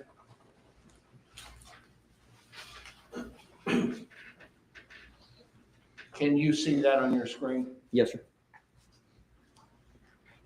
And the fellow wearing the yellow shirt, it looks yellow, that's you, right? Yes, sir. And you're pointing in some direction. Where are you pointing towards? That's back towards the main county road, I believe. And where would the torso be in this picture in relation to where you're standing? That could, directly behind me.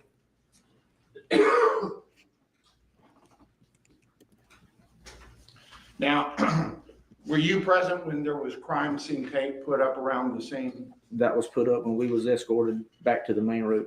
Okay. And how long did you stay at the scene? What's the hell is At the actual scene here, Yes. I was probably there an hour. Okay. While you were at the scene, did you discover anything? Not there, no, sir.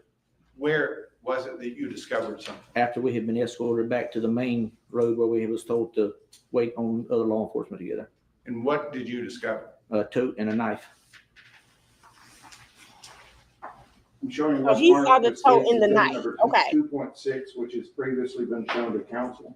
You recognize that? Yes, sir. What's it a picture of? That's the tote that I found. Can you see a knife? It should be to the right side of it, Sugar, what? back here. So you see it? Yes, sir. What color is it? It was orange. Does Oh, it fairly, Yeah, great, does it's it wrong. fairly and accurately depict the tote and the knife as you found it that day? Yes, sir. I'm showing you now what's marked as State's Exhibit 2.7, which has previously been shown to council. Do you recognize this? Yes, sir. What's it a picture of? The knife that I found beside the tote. It does sound like Looks like something. there's white stuff on There was a the. paper towel or rag or something. I didn't get real close to it. Does it fairly and accurately depict the Yes, sir. knife and the rag that you observed that day? Yes, sir. Did you touch the knife or the tote? No, sir. I'll tender State's Exhibit number 2.6 and 2.7. Any objection? All right, they're admitted. If we could publish 2.6.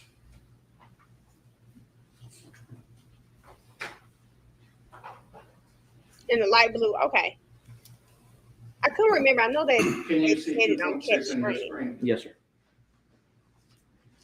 And the knife is approximately where in relation to that tote? It was to the right back.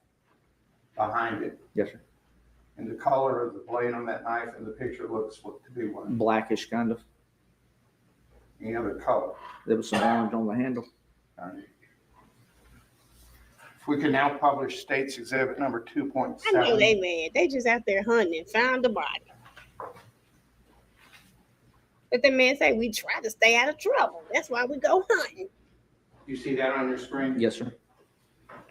That's the knife that you discovered? Yes, sir. When you discovered it, what'd you do? Advised the deputy that was there with us.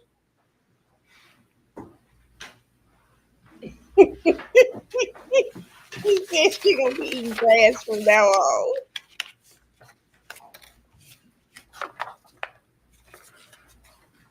So all this occurred on Friday, December 2nd, 2022, correct? Yes, sir. Did you have occasion to return Saturday? I did. For what purpose? To hunt again. And while you returned on Saturday, did you discover anything? Yes, sir. What did you find Saturday? A leg. Where was the leg? Approximately I said, 2.5 miles from where we found the torso. Further, and the leg was actually in McIntosh County. Okay. How far off the roadway was the leg? 20 yards.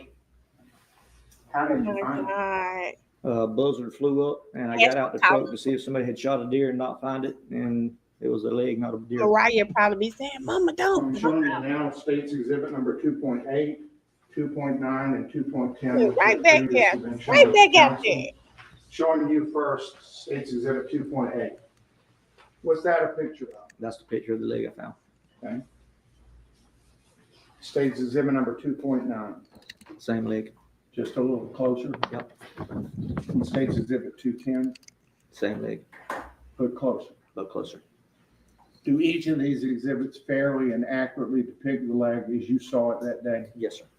I'll tender it this time. Take State's Exhibit 2.8, 2.9. No, Sleepy. The man that was up there first, he found the torso. Now he was in this group. It was about 30 people together. So they're leaving, and then he's with an escort. He sees the toe and the knife. They leave. He come back the next day to go hunting again, and then he finds the leg. So he found the toe and the knife. He saw it as they were leaving. Then the next day he going back to go back hunting again, and then he finds the leg. I need 2.10. No objections. They're all admitted. With court's permission, I'd like to publish State's Exhibit number 2.8. You may.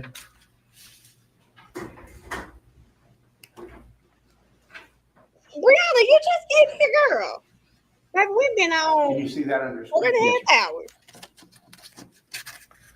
Now, if we could publish State's Exhibit 2.9. You know what? It was the other Brianna with a Y. I was like, I spoke to Brianna. Can you see that on your With a screen? Y. Yes. And State's Exhibit 2.10. He went right out there, Q. Yes, He said he go hunt twice every weekend, Friday and Saturday.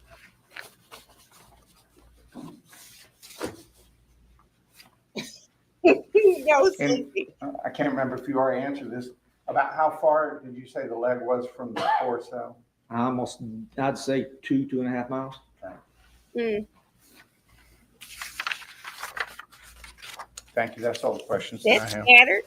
Thank you. Cross-examination? No questions. All right, thank you, Mr. McKellar. Thank you. And I know Nick was over there working his ass off.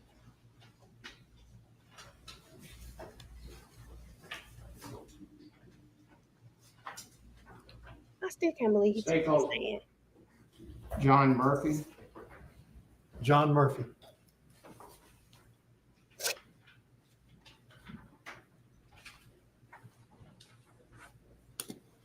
And let me tell you something, Aaron. Clearly, they take tests at this hunting club because they know everything about it. That's his dad in the blue, Aaron said, if that's what you're asking. Good morning, sir. Please raise your right hand. Do you swear or affirm the testimony that you're about to give will be the truth, the whole truth, and nothing but the truth, so help you God? I do.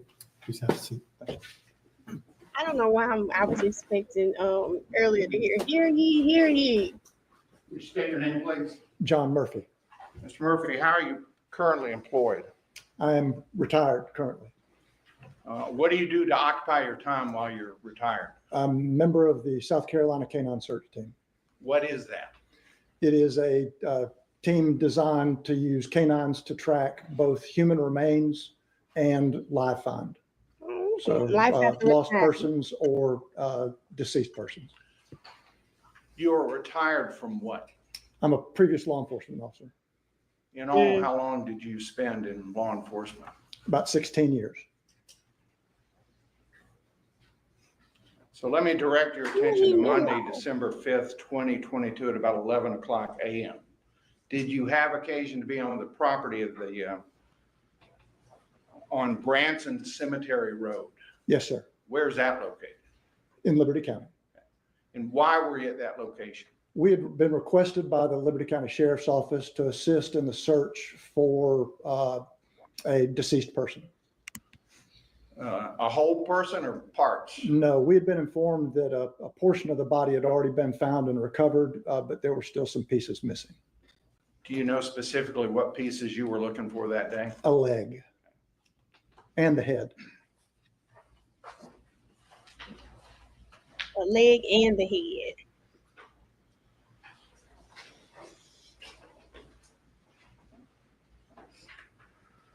I'm showing you at this time a photograph labeled States Exhibit 2.11, previously shown to council. Please. You recognize that? Yes, sir. What's that? It is a human leg, left leg.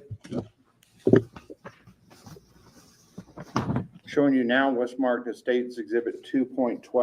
Do you recognize that? The same leg. And States Exhibit 2.13. Yes, sir. Same leg. A close-up of the foot. Do all three of these exhibits fairly and accurately depict the way that left leg appeared to you that day? Yes, sir. I'll tender States Exhibit number 2.11, 2.12, and 2.13. Any objection? No objection. They are admitted. I would ask that States 2.12 be published, 2.12 be published. Do you see that photograph on your screen? This is 210. Okay. Try 2.12. Yes.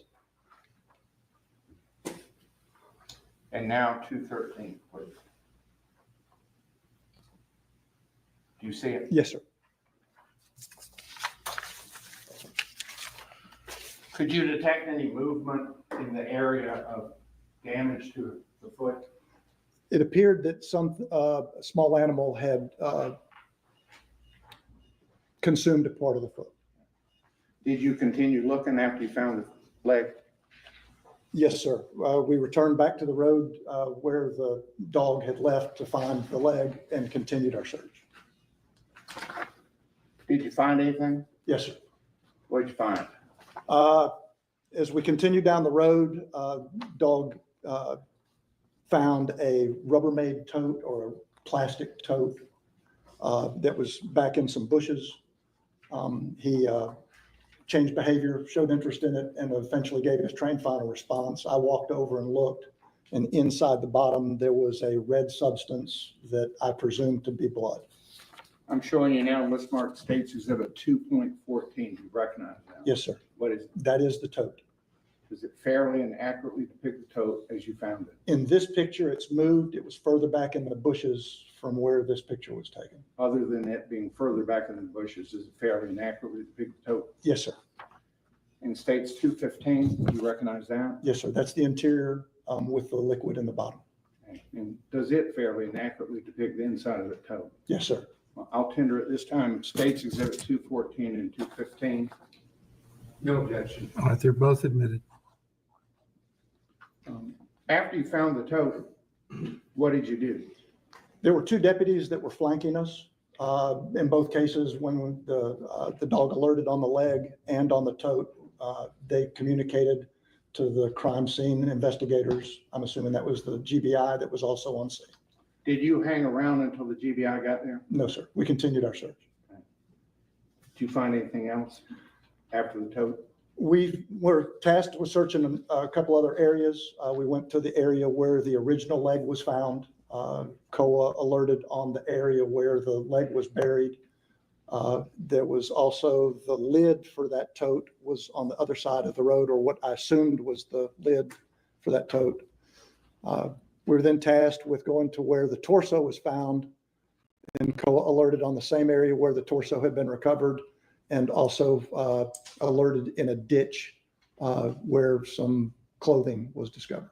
You're referring to COA. COA is the canine. Okay. How do you spell that? KOA. All right. Thank you. That's all the questions that I have. Weinstein. Y'all, were they Mindy's clothes? Do you guys know? Good morning. Good morning. I'm Doug Weinstein. I represent Mr. Casotis in this case. I want to go back to the tote that you found. You say that it had been moved from where it was originally found. Where was the tote originally found? The bushes directly behind it. It was pushed into those bushes. I'm assuming that when they took the picture, they had already pulled it out. Well, okay. But when the dog found it, it was in the bushes. I understand. Did you see it? Did you remove it from the bushes? No, sir. I didn't touch it. Did you see anyone remove it from the bushes? I did not see anybody remove it from the bushes. So you don't know how it got removed from the bushes, correct? I do not. Okay, thank you. No further questions. Yes, sir. I have no further questions. All right, thank you, sir. You're excused. Thank you.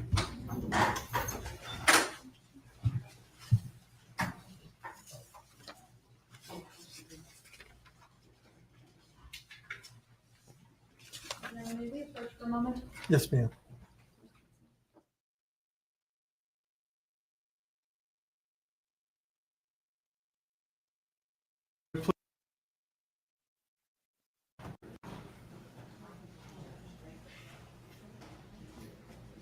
Yeah, doesn't he look like young and old?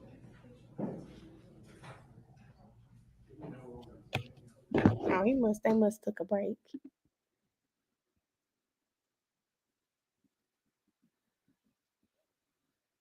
Okay, let's see. We got somebody new. Thank you. Good morning, Agent Dickerson. Good morning. Can you please state and spell your name for the court reporter? My name is Brett Dickerson. It's BRETTDICKERSON.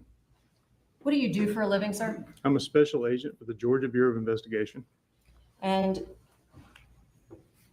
have you worked for any law enforcement agencies other than the Georgia Bureau of Investigation? Yes, ma'am. I started my career with the Sheriff's Office in Scriven County. And just so that we kind of try to abbreviate this some, do they go by the GBI? Yeah, the Georgia Bureau of Investigation. Yes, ma'am. GBI. Yeah. So I'm not going to say Georgia Bureau of Investigation 100 times. So can we call it the GBI? Sure thing. And you said, where did you work before that? The Scriven County Sheriff's Office in Sylvania, Georgia. Okay. How long did you work for them? About 21 years. Ash? And before that? That was my first law enforcement job. Okay. And what did you do at Scriven? I wore a lot of hats. So I started off working in the jail, also dispatched, and then later on went to the police academy and obtained certification as a peace officer in the state of Georgia. I worked in the road patrol division until 2007. At that point, I also graduated from Georgia Southern University. And moved over to the criminal investigations division where I was an investigator. I served as an investigator from 2007 until 2018 when I was promoted to chief deputy of the agency and served there until I left. Okay, so that was all in Scriven. Correct. Lord. Okay, and when you left Scriven County after 21 years, where did you go? The GBI. Okay, tell the jury what and how you become a GBI special agent. Well, there's an application process, obviously. It's fairly extensive. Took me about a year or so to get on between the backgrounds and everything. They must stop In that hiring. capacity, did you have any training that was in addition to your training from Scriven? Correct. So They must once I was stop hired, we hiring, attended okay? the basic agent course, which is usually around 14 weeks. Yes. And during that time, you're in residence at the Georgia Public Safety Training Center, and you're given the training needed to become a special agent. Okay, and as a special agent, do you have any particular roles, or is it just one role as a special agent? So my role at my GBI office there in Statesboro, Region 5, is that of a crime scene specialist. And where is Region 5? What does that cover? It's in Statesboro. We cover a 10-county area. The GBI is divided into regional offices. There's 15 throughout the state. They cover usually about 10 counties per office. Our office covers 10 counties, and it ranges from Jenkins and Scriven County up north down the eastern part of the state to Chatham and Liberty. Does that include McIntosh and Liberty counties? It includes Liberty, but not McIntosh. Okay, so Region 5 would have covered the location of the first recovery? Correct. Okay. And as a GBI agent, you indicated that you're as a crime scene investigator, is that correct? The crime scene specialist, yes, ma'am. My apologies, crime scene specialist. And in that role, is there any specialized training for that in addition to your basic course? Yes, ma'am. One of the reasons why the GBI assigns certain agents to serve as crime scene specialists is because there's a lot of technical knowledge that has to be applied to our role. And because of that, the training and some of the experience needed to function well in that role takes some time to accumulate. So we conduct monthly trainings every month, and there's also an onboarding process that involves week-long trainings at a time that involve basic training in crime scene investigation, but also documentation issues like crime scene photography and the like. Did you receive specialized training in each of those individual sciences and areas that you just described? I did. So is there special training for actually how to take crime scene pictures? Sure. Okay. And did you get that training? Yes, ma'am, I did. Okay. Can you tell the jury what's the difference between the GBI then and, for example, Screven? So, of course, the sheriff's office in Georgia is a constitutional office. They're responsible for enforcing the laws in the unincorporated areas of the county and for maintaining the county jail. There are also, as another layer of law enforcement, municipalities who employ police officers and have police departments to cover the incorporated areas. And the GBI serves to assist local agencies with anything that they might need in the way of an investigation. We do not have original jurisdiction, meaning we need to be requested to come in and help with an investigation. So you don't come unless asked? For most things, no. We do have, by statute, a few things that we can initiate investigation on, like drugs, a few things like that. But for the most part, we have to be asked to come in and help with an investigation by a sheriff or chief of police or sometimes a district attorney. Okay. And in that role as the GBI agencies, would that be fair to say then that there are partnerships with local agencies? Oh, absolutely. Can you explain to the jury how that works? So, for myself, I worked in Screven County for a very long time, and I know the county well. But I'm not going to know Liberty County nearly as well as a Liberty County deputy will. So when we come into a county, we're going to rely on our local partners to, have the lay of the land and know the people, know the geographic area, and help us. We're going to work as a partnership. We're not going to take over an investigation unless an agency asks us to, and they need some third-party objectivity or something. An example would be an officer-involved shooting. If we were to work a case where an agency needed that objectivity, then we would come in and provide that for them, and that partnership would be very limited. In this case, we work together very well. Okay. So would it be fair to say that you worked with other agencies in connection with this case? Yes. Do you know how many agencies or who they were?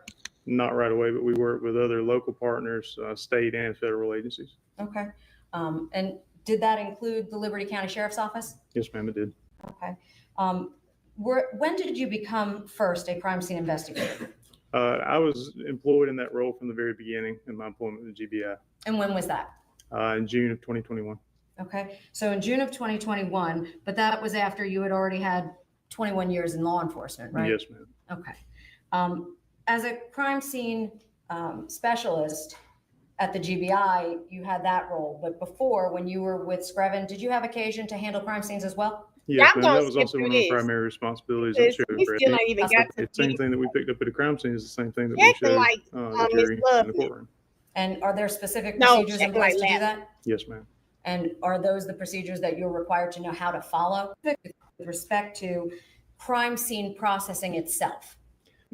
Gregson was like, yes, ma'am. Did you receive specialized training with generalized month, and then numbers are a little difficult to keep track of without specifically counting. Talking about. And within a crime scene, is it fair to say that sometimes there are many, many items that might be recovered? Oh, yes, ma'am. So sure. In an individual crime scene, there may be hundreds even of items that you're recovering? There can be. Okay. Now, do you ever assist at crime scenes as opposed to being lead? Yes, ma'am. Oftentimes you'll hear questions asked about crime scene that ask for a specific answer, and it's kind of a running joke with our unit. The answer is usually it depends. So there's so many different circumstances that we run into that almost every situation is unique. We are trained to No, he's still not on the actual correct, crime be scene. responsible for working that crime scene, make for all. Again, I'm not a statistician, and I've testified many times. Yes, ma'am. Okay. And have you ever been qualified as an expert? So, Oh, Your she Honor, at this qualified time, the him as state an offers crime scene specialist Brett Dickerson as an expert in the fields Okay. of crime scene investigation, crime scene evidence Damn, you collection, took and general blood 40 spatter. minutes. Does defense counsel wish to take the witness on board? It took 40 minutes to do that. Just briefly on the issue of blood spatter. Yes, sir. Good morning, I'm Doug Weinstein, I represent Mr. Casotis. Good morning, sir. Can you tell me about your training in blood spatter? Yes, sir. So we have, during the basic or introduction courses, both at the Basic Agent Academy as well as the more in-depth training that we receive initially as crime scene specialists, we discuss the role of bloodstain pattern analysis in investigations and what it can do to advance those investigations. And then later on, we've had bloodstain pattern analysis courses that allow us to determine some things about how bloodstains are formed, the mechanics of and how to interpret them. You said how blood stains are formed. Are you specifically speaking to spatter or Spatter when you is say a type stains? of blood stain. Okay. Yes, sir. So when you say blood stains, it incorporates spatter plus other types of stains? Correct. Blood stain would be a more general term. Spatter is a specific type of stain. Okay, I have no other questions. I'll go do that, Keith. And I have no objection to this witness being admitted as an expert. All right, please respect the areas that you wish to have him qualified. Your Honor, those were listed as crime scene investigation, crime scene evidence collection, and general blood spatter. And by stipulation, the court qualifies the witness as an expert. He can give his opinions. Were you on duty on December 2nd of 2022? Yes, ma'am. I was on call. Can you tell us what on call means? I can. So during regular work hours, which are usually 8:30 to 5, Monday through Friday, if we receive a call for a scene, then we respond directly from the office. However, crime doesn't always happen at convenient times, so we have an on-call schedule. Myself and another crime scene specialist share that burden. So usually about 50% of the time, I'm required to be on call. An on-call status with GBI means I need to be able to return to a ready state of being able to respond directly to a scene of a crime within about 30 minutes or so of receiving a notification. Were you on call on December 2nd of 2022? Yes, ma'am, I was. Can you tell us, without giving us any details, how far away from Riceboro, Liberty County, were you at on December 2nd, 2022? Yes, ma'am. Well, I still live in Sylvania. I left the sheriff's office. I didn't move. So with Scriven County being in our region, it's at the very north end, and Liberty County is at the other end. So it's almost 2 hours to get down, depending on traffic. Did you get in your car and have to come down to Liberty County? Yes, ma'am. Okay. And do you recall approximately when you got to Liberty County?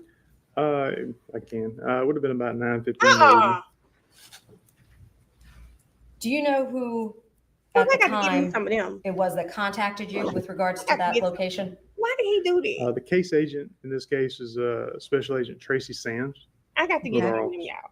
Okay. And is he the one that contacted you? I believe one of the supervisors actually called me to notify me to respond, but he was a point of contact for the case. Okay. And them And some can you big tell the ones. jury what the lead agent on a case, what that actually means? Sure. So again, with the kind of cases that we work, sometimes with the it was complexity dumb. and the scope thereof is more than one get something. agent will necessarily be able to handle effectively by themselves. So we'll have a case agent who kind of serves like a quarterback for a team. He or she will direct the course of the investigation and assign resources as needed and collaborate with the supervisors to make sure the investigation is being handled properly. And ultimately, they're also going to be responsible for tying everything together and presenting a court case. So would he be somebody that would direct you as to things potentially that he wanted with respect to a case? Yes, ma'am. Okay. And where did you go to assist in that investigation specifically? I met him at the intersection of Jones Road and an unnamed hunting club road that was on the Portal Hunting Club near Riceboro in Liberty County. Your Honor, may we approach? Yes.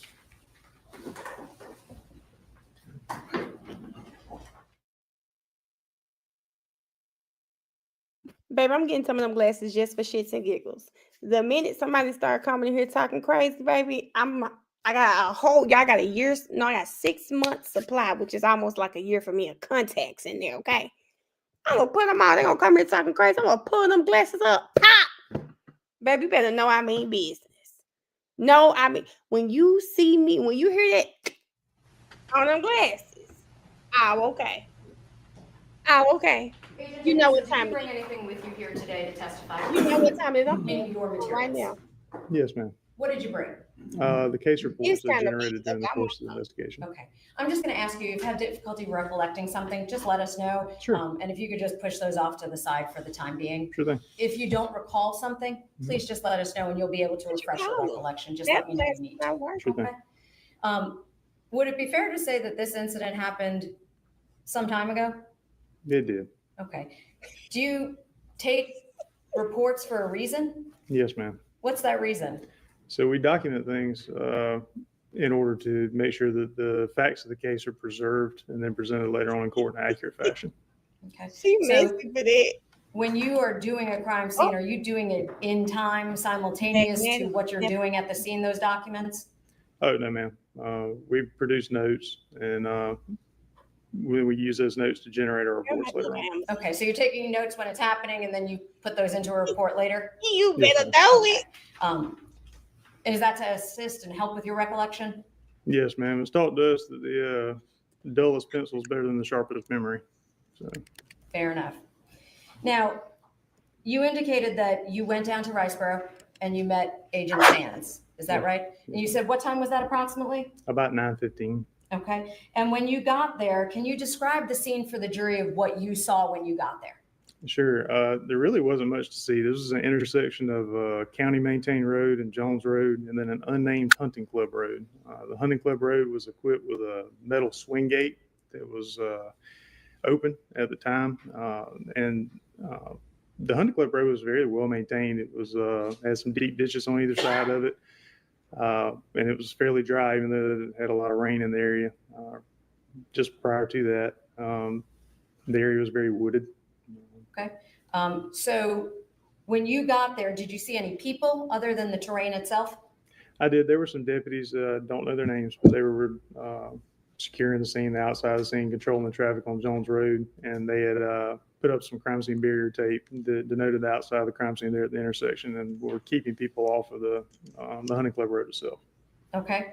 And were there any civilian on scene, if you recall, by the time you got there? While I was there, not until later. Okay. So when you first arrive on the scene and you see all this, do you have occasion to speak with Agent Sands? I did. Okay. And I don't know if any of you guys were on my live yesterday. I hope I can. I'm gonna have to see if I can log on my phone and download the live. Y'all, you know, like people, I turned it off. I figured out how to turn it off. But I let a man come up on the live thinking I was gonna, because I always get these requests. So I said, I'm gonna answer the request. Answered the request. Child, I couldn't figure out how to get the man off the live. Yeah, I was. And my 19-year-old was no help, because why are you Googling on 3 different phones and you still can't tell me how to get this man off the live? Y'all, that was the most. He yelling at me, I'm yelling at him. Like, and he yelling at me, I'm yelling at him. I'm telling him, I can't hear you. And then I would answer his question. Mariah's like, Mom, how are you telling him you can't hear him, but you're answering his question at the same time? But it was a whole, when I tell you, it was a whole lot of mess going on that live last night. what do you normally do when you arrive at a homicide scene generally? So in order to understand the scope of the scene and what's going to be needed to properly examine the crime scene, we have to know a little bit about what happened. And what we normally do is call an initial briefing. We'll meet with a case agent or perhaps a requesting agency, a representative thereof, and talk with them about what the case needs, what's going on, and what the circumstances are, so we can make some determinations early on about what we need. Okay. Did you have that kind of a briefing? We did. And can you tell the jury what, if any, physical things you did in terms of measurements and photographs to initially assess the scene? So one of the very first things we do at any crime scene is to go ahead and take photographs. Those photographs serve as documentation of the scene as we found it. And that's before we start manipulating anything in the scene. We'll go ahead and take those pictures. So again, we find things as we determine. Now, we can't always say that we're going to go to a scene and things haven't been touched or moved, because we don't generally respond to scenes first. But we will document them as we find them, as we respond. Okay. And so would it be fair to say that's kind of like an overview of the scene? Correct. Okay. Do you subsequently take far more detailed photographs? Yes, ma'am. We generally start at overall photographs, which would depict the scene, the overall scene where the incident took place, and then we'll move in and photograph other things, be it the victim or individual items of evidence. Did you do both of those in this case? Yes, ma'am. Can you give us a rough idea of approximately how many pictures you took? I believe on the initial scene it was 111, right around there. Okay. And did you subsequently take additional photographs? Oh, yes, ma'am. Okay. In total, do you have any idea how many photographs you took in connection with this case? It was do you need to... not exactly, but it was more than 700. Okay.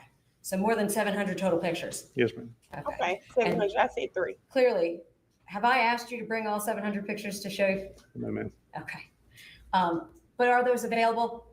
Yes, ma'am. And they were made available? Yes, ma'am. Okay. Now, specifically, do you know how long after the body was first located that you responded, if you know? I don't know right offhand. I understand that the body was discovered late that evening, and then we received a call after the Liberty County Sheriff's Office investigators had a chance to respond and do their initial evaluation and decide to request us for assistance. Do you know who the agent in charge of the Liberty County Sheriff's Office side of the investigation was? I know it ain't Jim. The investigator, to my knowledge, it was coordinating from their side. They had a lieutenant there, Tracy Jennings, but investigator Jack Frost was the one that was assigned to the case, from my understanding. So he was their lead case agent at Liberty County? That's my understanding. Yes, ma'am. Okay. And I thought he was just an officer, not the lead. Can you explain to the jury what evidence placards are? Yes, ma'am. They're just the markers that you might see, and they're almost generic at this point to denote a crime scene. But if you ever see the little yellow tents that have black numbers on them that we place on the ground to denote where evidence items are located, we use those for a couple of reasons. But the primary reason is just to show spatial relationships in photographs between where items of evidence were located, and then also to provide those items with a number for reference later on. How many crime scenes, we're talking first about the decedent's remains, how many crime scenes did you process with respect to her body? Well, there were 2 in regards to the remains, and then additional scenes in regards to other aspects of the investigation, items that we believe to have been used in the scene. So let me be more clear. Do you recall how many portions of her remains total were recovered? There were 4 altogether, yes, ma'am. And how many of those did you process? 2. Okay. And in those 2 that you processed, which 2 portions of her remains did you process? I processed her torso and her left leg. Okay. And with respect to those portions, do you know when those were? Obviously, you've told us December 2nd of 2022. Do you recall when the second date was that you processed the second portion of the body that you handled? The left leg was located on December 5th, okay, 2022. Do you know if there was another leg recovered in this between? is a person. Yes, We're talking about body parts. And with respect to each of those occasions, was someone present, even though you didn't process those other 2 scenes, was there also a law enforcement agent present on those 2 other dates? Yeah, to the best of my knowledge, yes, ma'am. It just wasn't you. It just wasn't me. Okay. And do you know where those remains were transported after they had been processed and recovered? Yes, ma'am. So in each county where you have a suspicious death like this one, the county coroner will respond and take those remains into custody and will be responsible for preserving them and transporting them to the lab for autopsy, medical examiner's office. Okay. So anytime there's a suspicious death? Well, yes, ma'am. The Georgia Death Investigation Act outlines some, but any suspicious death, unattended death, suicides, things of that nature, there'll be the coroner will respond and be responsible for making determinations about some of those, and then when we're involved when autopsies are needed. Okay, and were they in fact those remains of what ultimately is determined to be Mrs. Mebane Casotis are recovered? Do they all go with the coroner to the crime laboratory eventually? Yes, ma'am. Okay. How do you know that those were her remains? Well, I attended the autopsy of the remains, and they were eventually we utilized some DNA techniques to. And perhaps this sounds foolish, but was it clear that they were the remains of a human being? Yes, ma'am. Okay. Ultimately, was her entire body recovered? Yes, ma'am.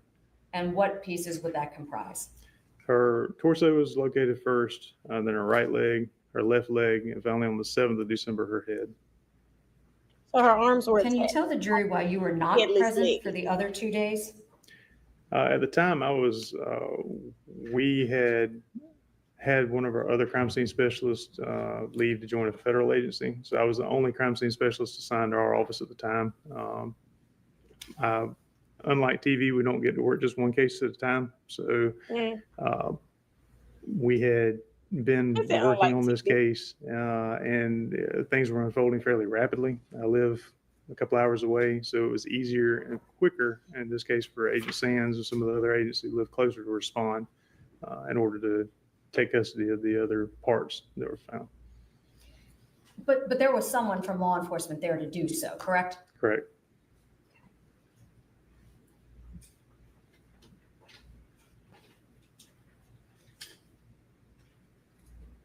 Now, you indicated that there was more than one crime scene, and I was referring to the remains. Was there another crime scene that you also processed? Yes, ma'am. Where was that? 311 East 65th Street in Savannah, Georgia. Okay, and why were... Y'all know Doug posted that the house is up for sale right now. I was like, Were you at that location? This was after Mindy had been identified as the victim in this case, and investigation had determined at that point that around the time that we believe she was killed, she and her husband Nicholas were living at that residence. Listen, that was. So I'm just going to start first with her remains, and we'll finish later with the house. Okay. In preparation for your testimony here today, did you create a PowerPoint? I did. And in that PowerPoint, can you tell the jury what did you depict inside of that PowerPoint? Well, there was photographs, and I tried to lay them out in order that would make the most sense as far as understanding the context in which the crime scenes occurred, where these items were found, and which items were located. For sale. Okay. And before your testimony here today, did you have an opportunity to look at that PowerPoint presentation? I did. And are each of the photographs that are depicted inside of that PowerPoint presentation, which, Your Honor, I'm going to ask to have marked as states 1.1 for identification.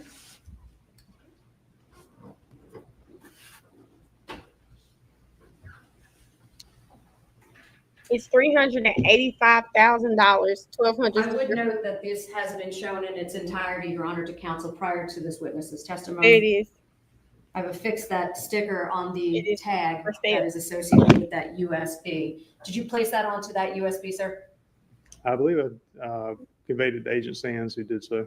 Okay, but you viewed it and you made sure that everything that's in there is slides that you're familiar with? Yes, ma'am. Okay, and are those photographs all fair and accurate depictions of what you observed and or collected personally on December 2nd and December 5th of 2022? Yes, ma'am. Okay.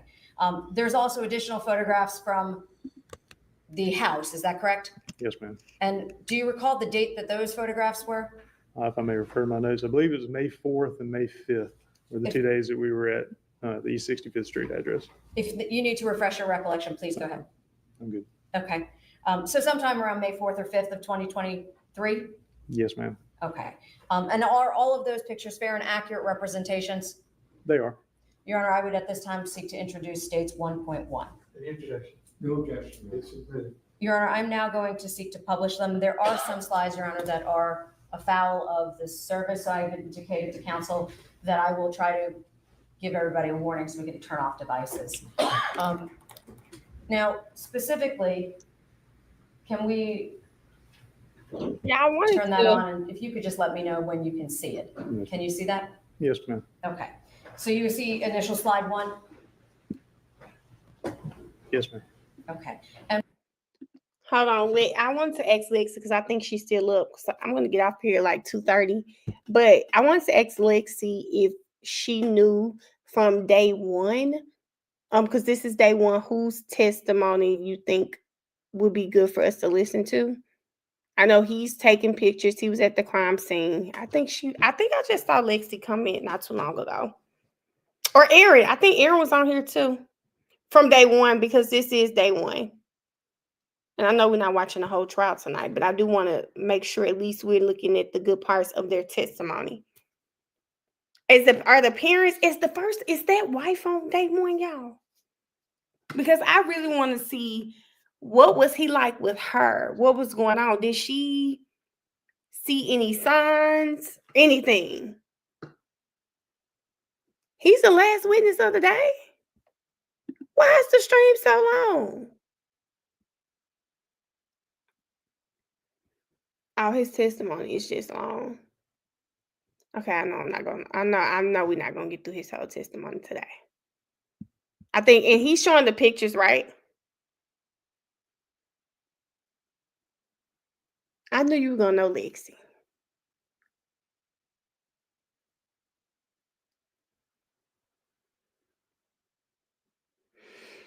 Yeah, Cam, he put the law, thank you, Aaron. He put the law on there, like you don't have to disclose it. So just imagine you purchase this home and it's your dream home.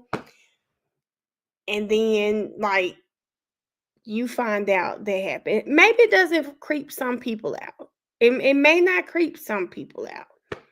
My grandfather passed away in my grandmother's in their bedroom because back then, I don't remember there being chemo or anything like that for cancer. So he passed away at the house. I don't think we really thought much about it. I don't think we thought much about it. I don't think so. So what do y'all think? The parents or y'all think the wife?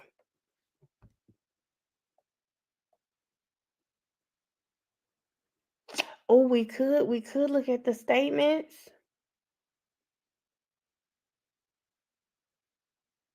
Yeah, Cam. I guess it depends on the person. I wouldn't want to be in a house where someone was massacred at. Like I don't want to know. Well, I don't want to do a testimony that's going to be long because I'm getting off in about 45 minutes to an hour. So I don't want to do a testimony that's going to be long. And this testimony today, it's a lot longer. It's the rest of the day. So I said, let me just ask them who else is testifying that may be like a good testimony to see that would give us more insight on what we're seeing. Nick's testimony, we could say that for another day. But Nick's testimony was wild. I did see some of his testimony. I saw some of his. His testimony was, I wish he didn't take the stand. I don't know if that would have helped though. Because I do feel like there was other evidence, in my opinion, that made me feel like, oh, he did this. Especially because I didn't see Jim. You never saw Jim. So yeah, no, that would not have worked for me. The first wife is day 6. Let me pull it. I'm gonna pull them up. Yeah, I'm trying to pull it up because I don't want us.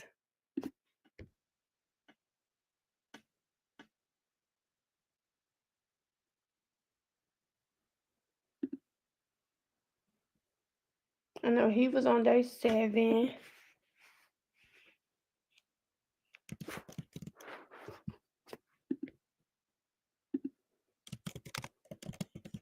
I want to know what that wife was saying about that money.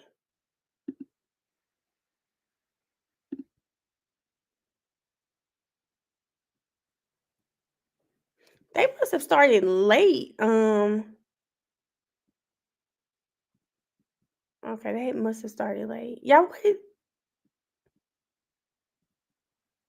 They must have started late this day.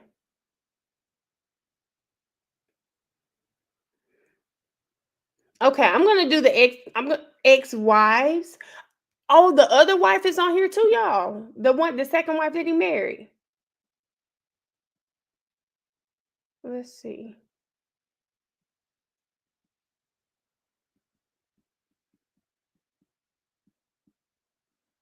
Y'all gonna have to help me out with this ex-wife. Oh, that's her bed. That's her best friend.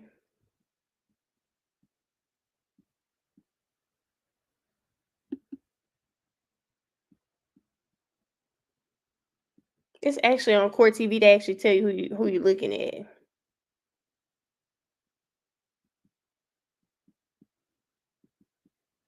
A former colleague.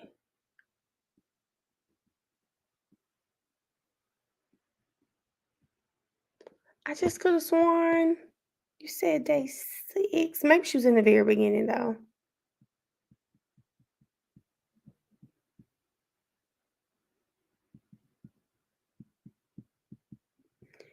Y'all sure it's day 6?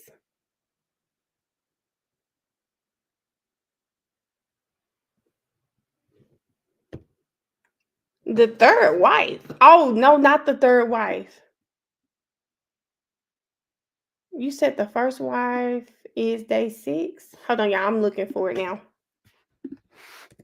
We can look at the parents.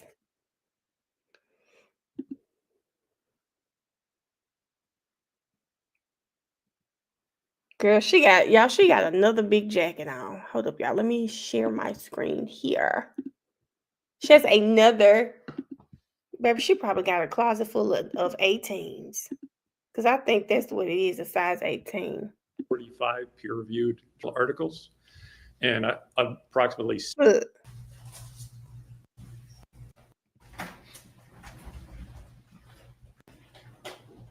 Another size 18. And a victim. Oh, here she go. Y'all said this is the third wife though. The truth, the whole truth, and nothing but the truth, so help you God. Yes. Please have a seat. And you see that microphone there? Yes. If you would try to sit close to that so Yes. we can hear you.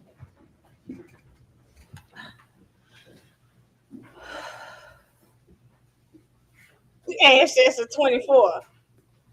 Oh, poor baby. Ma'am, can you please tell the court reporter your full name and how you spell it? Yes. My full name is Samantha Kolyasnik. Should I spell my first name too? Spell my first name Samantha. Last name is Kollesnik.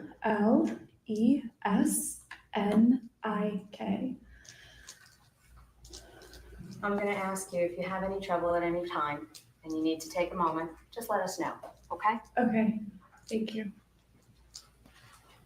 Can you tell us, without giving us an exact address, where do you live? I live in the state of Pennsylvania. Okay. And can you tell us just a town? Erin, we see our. Or rather the area. What's the big city there? Lancaster County, near Lancaster, Pennsylvania. Okay. And what do you do for work now? Hold on, y'all. Let me read. I work full-time. Because her mouth is not. Take a moment. Just let us know, okay? Okay, thank you.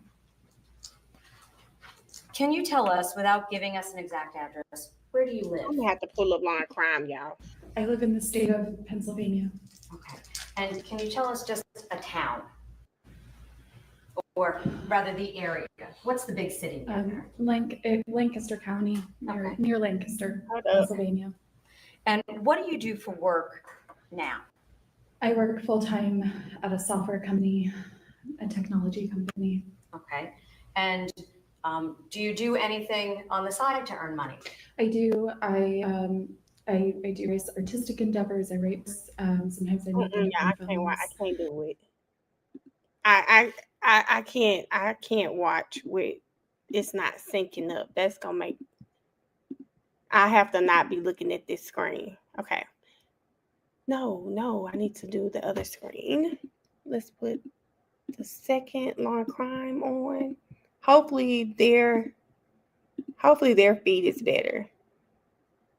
I'm not gonna make it through the stuff not sinking. Where do you live? Okay. I live in the state of Here Pennsylvania. we go. Okay. And can you tell us just a town? Or Ready. the area? What's the big city? Lancaster County, near Lancaster, Pennsylvania. And what do you do for work now? I work full-time at a software company, a technology company. Okay. And do you do anything on the side to earn You money? heard of Bia. I do. I do various artistic endeavors. I write books. Sometimes I make independent films. Yeah. How long have you been She's doing an that? artist.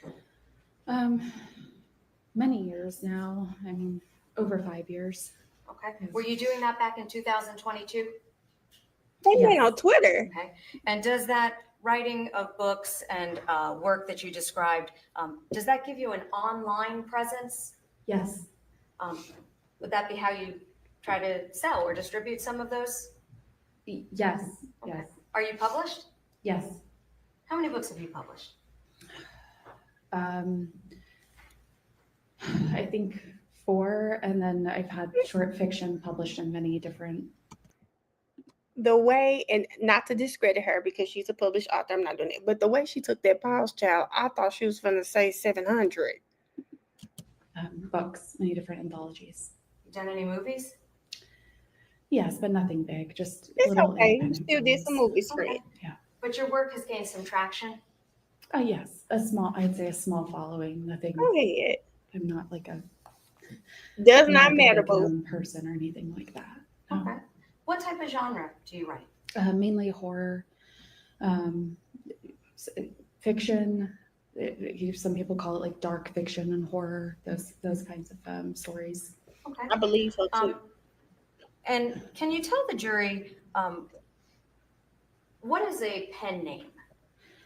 A pen name is, in a general sense, just a name somebody might use to write books. That's not their real name. That's not their their legal name, on their ID.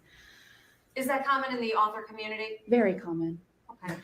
So when you were selling books, did you sell them online as well? Yes. Mm-hmm. Okay. Yeah. In that capacity, did you have occasion to meet an individual Right, that Liz. went by the name of Nick Stark? Yes. Can you tell the jury how you first became acquainted with Nick Stark? In late September 2022, I had a public Twitter, it was then called Twitter, profile to where, as an author, to where I sometimes sold books. And I had sent a public tweet saying that I was selling signed books on my website. And Nick Stark, he had I think it was the username either Nick Morfox or KJ Stark at that time in Twitter. He messaged me to let me know that he had bought 4 of my books. Oh. Like all 4 that were for sale. Yeah. Okay. You only have Is that the 4 first time that you met him? Well, I didn't even meet him at that time. It was the first time that, he was directly communicating to me online. Okay. Yeah. So that was the first communication, even if it wasn't a face-to-face meeting. That's correct. Okay.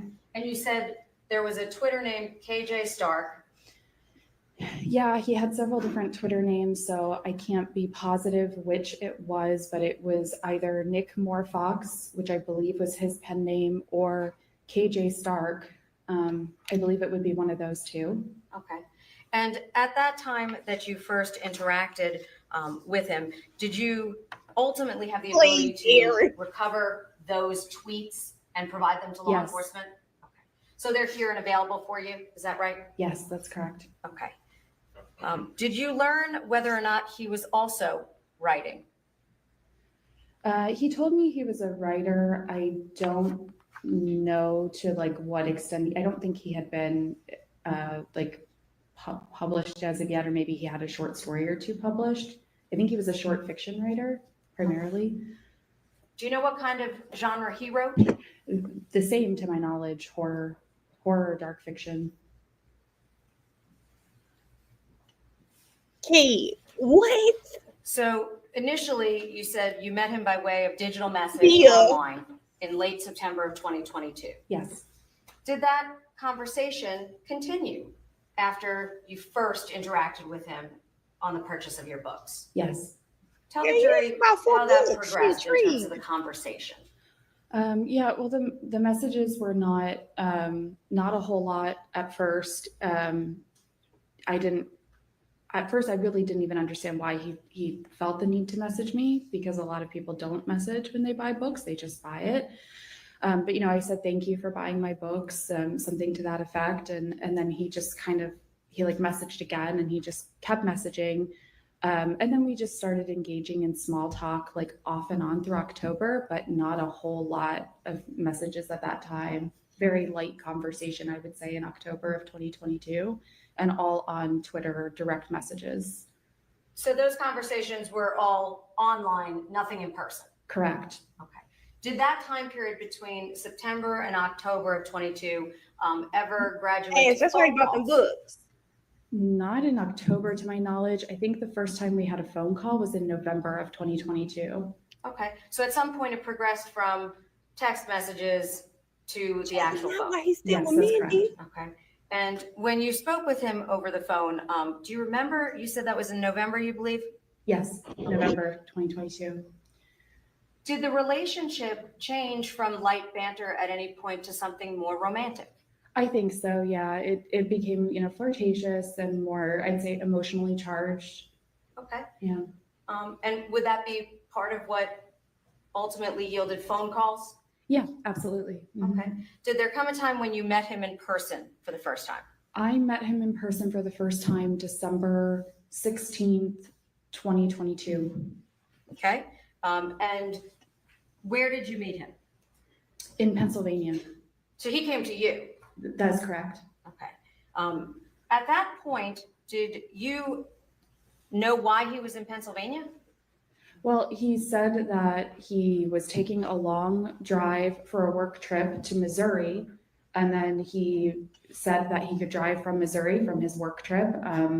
He said he was like working in legal compliance to Pennsylvania, and he also said that he would end up in Delaware because he was working on a big merger and acquisition, and they were having that in Delaware, which would be, Delaware is very close to Pennsylvania. You know, it's a short drive away.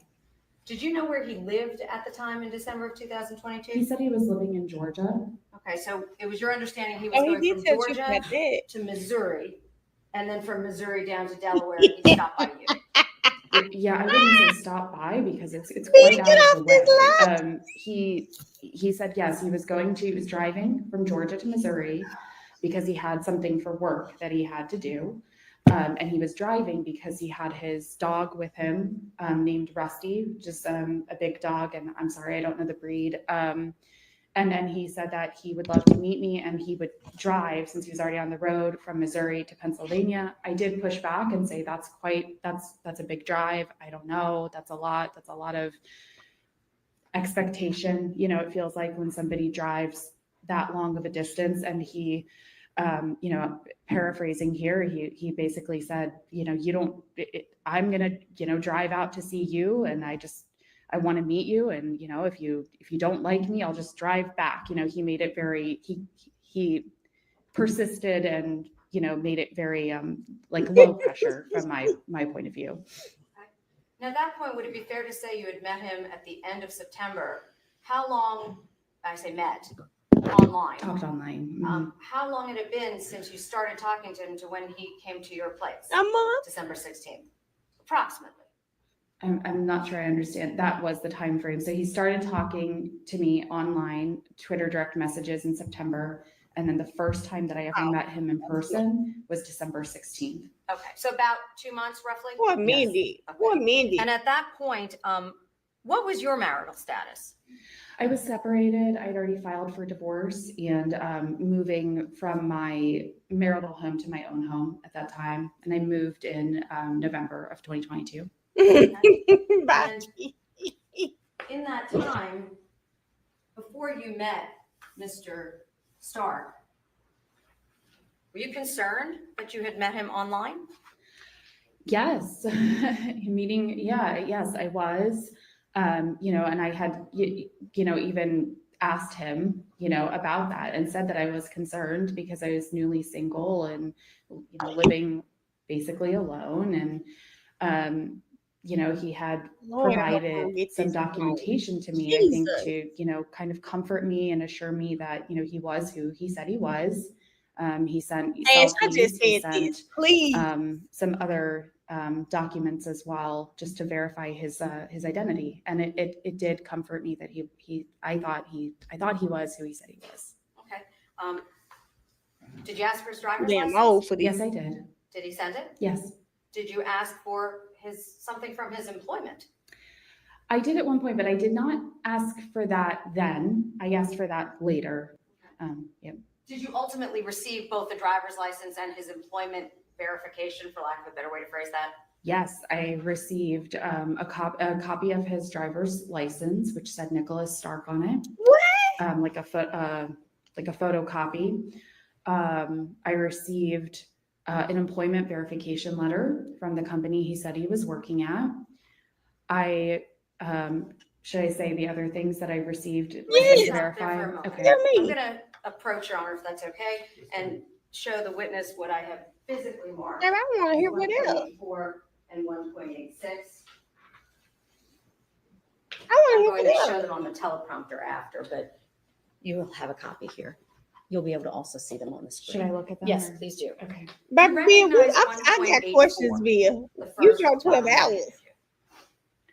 Yes. What do you recognize that to be? But we got to talk This to would you. be the employment verification letter from the company he said he was working at. Okay. And is that a exact duplicate of the document that you received? Just a copy? I believe so, yes. At this time, I'd seek to tender 1.84. It's too much going on here, Lex. And 1.86, the next document in your hand, do you recognize that? Yes. What do you recognize that to be? This is a photocopy of his driver's license, which says Nicholas Killian Stark on it. Okay. And what state is that from? Georgia. And do you recognize that to be the document that he sent you of his driver's license? Yes. At this time, I'd seek to tender 1.86 as well. Any objection? It is admitted. You can hold those right now. He said, I'm gonna call I'd like Bill. to publish 1.84. You may. This story time might make me mad all over again, baby. Oof. Does that reference a company name of APIS? APIS? Yes. And if I scroll to the bottom here.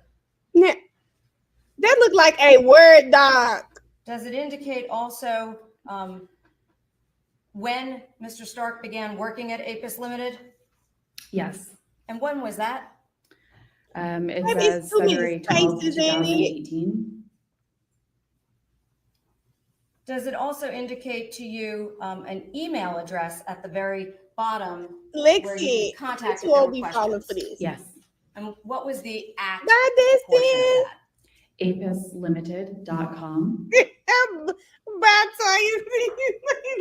I'm now going to turn your attention to the driver's license. Lexi, this is too much. Probably turn it off in between. Thank you. I know she said it's here. Look there. I'm now publishing 1.8. Ooh, and I know her husband probably watching this. Her ex-husband crying. There you go.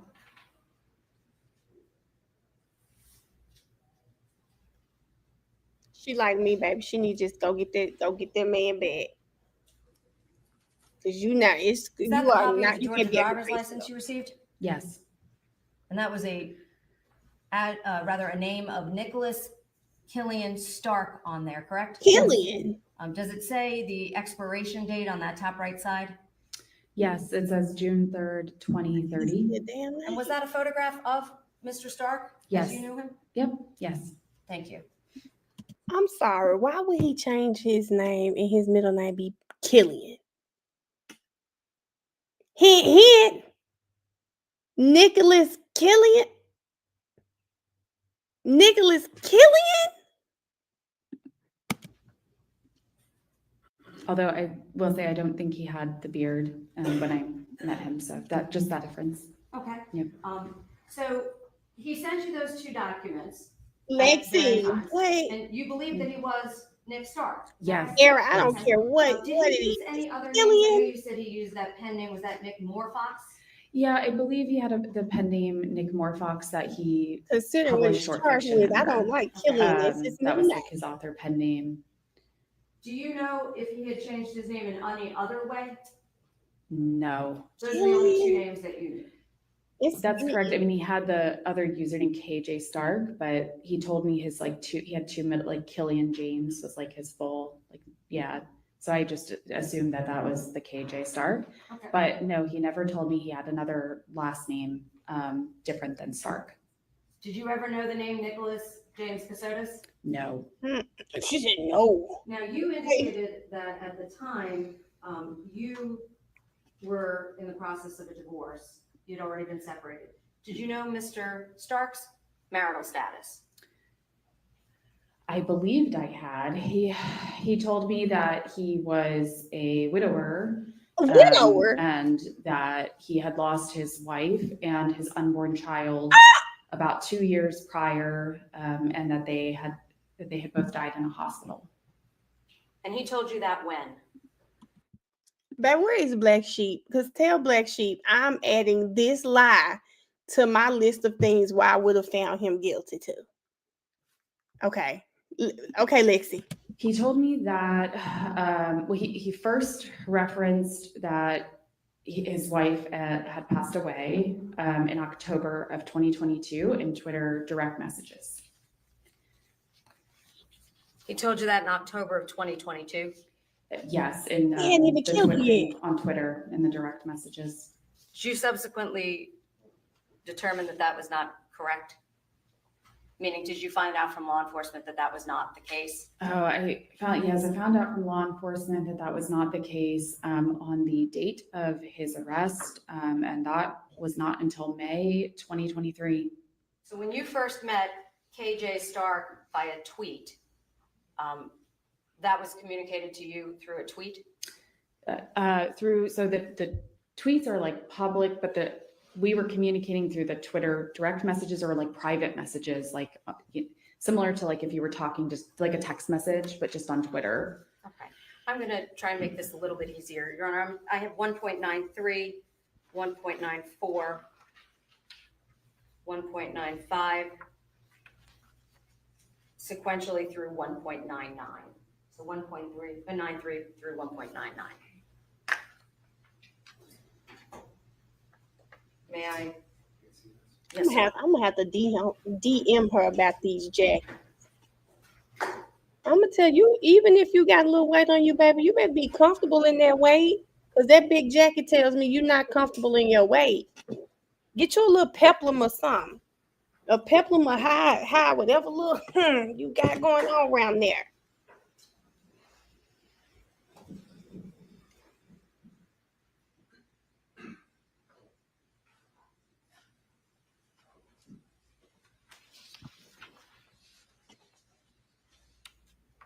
Well, I'm convinced Mindy lied because Nick was telling her she had to, or they get killed or something like that. I think she believed, because listen, y'all, he believed this was his reality. And I think he convinced her that it was all true.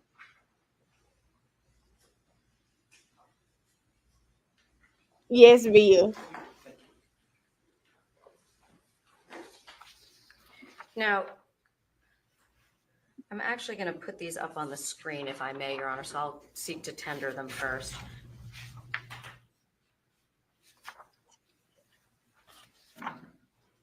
Yes, Destin. I mean, I'm saying Destin, that's your name, but your screen name here. But yes, I just think I've enjoyed her so far, but I think she needs to be more confident in her appearance. Exhibits 1.93. Girl, don't be hiding yourself behind your grandpa jacket. I mean, my bad, Key said that. Behind this big jacket. Don't do that. And tell us if you recognize that.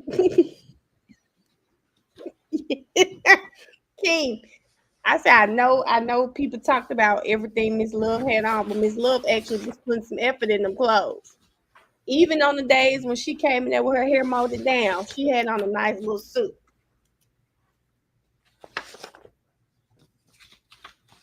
So Aaron, was Jim paying his parents' bills?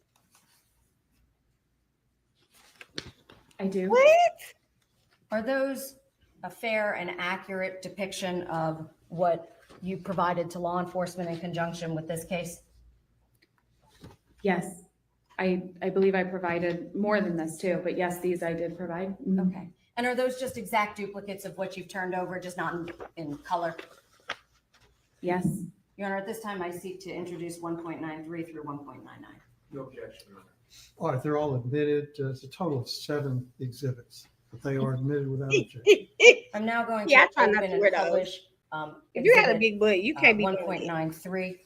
You can't be doing it. Slide She really 1. was going to fall with the splits.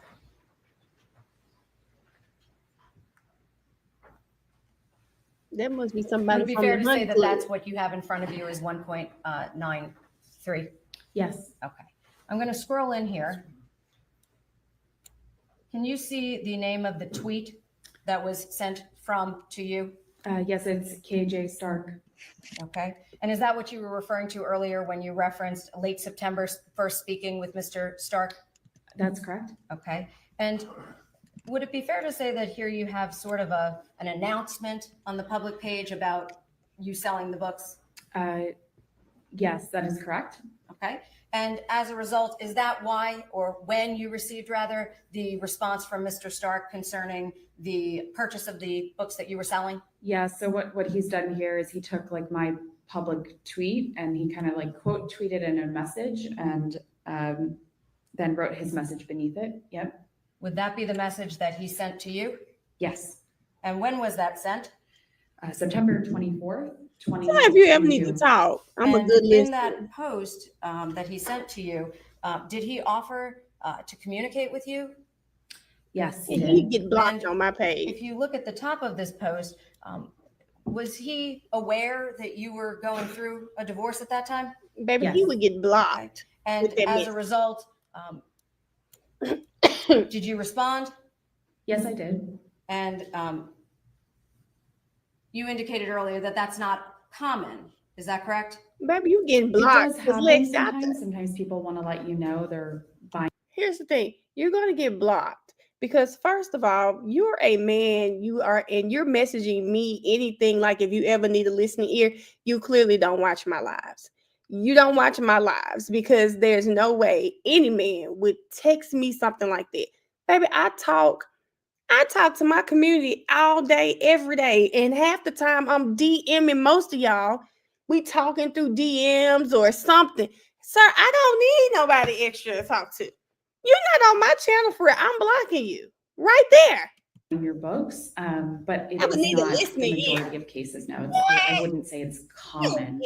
Okay. So I'm now going to go to number 7. That Block. would be 1.94. See, that's what got her attention. Wasn't that whole Just so we're paragraph? clear, the gray writing and the pink writing that is displayed on the screen, who is the gray writing? The gray writing is Nick. And the pink? That's me. Okay. And just if we could look specifically at Yeah, he's sending her paragraphs. his first paragraph. Yes. Does he reference there specifically about losing his wife? Why is he sending her an essay? Yes, he does. Okay, so if My I nerves were to get read the irate. line, in the last 3 years, I moved a couple times, learned pretty much everything I thought about myself was not true, and had my wife pass away. Is this what you were referring to? Yes. And when was this ultimately received by you? October 18th, 2022. And at that time, did you believe his wife was dead? Yes. Did he subsequently tell you that his wife also had been pregnant at the time she passed? Yes. Okay. And that's right there, the red flag, y'all. A random man online, Now- like, girl. And remember, y'all, this Did he is indicate reality. any He time that talks he about was moving. in any other relationship, or just that that one had expired? Meaning the relationship had ended, that she had passed. He never indicated that he was in any kind of relationship with any kind of romantic relationship with anybody. Did you know if he had another wife that preceded the wife you just referenced? No. Okay. So at that time, you thought that the only time he'd been married was to the woman he described on October 18th? Yes. Did he say how she died initially? Yes, he said that she died in a hospital and that blood pressure complications and possibly an undiagnosed heart condition as well. I'm now showing you the next slide. That would be 1.95.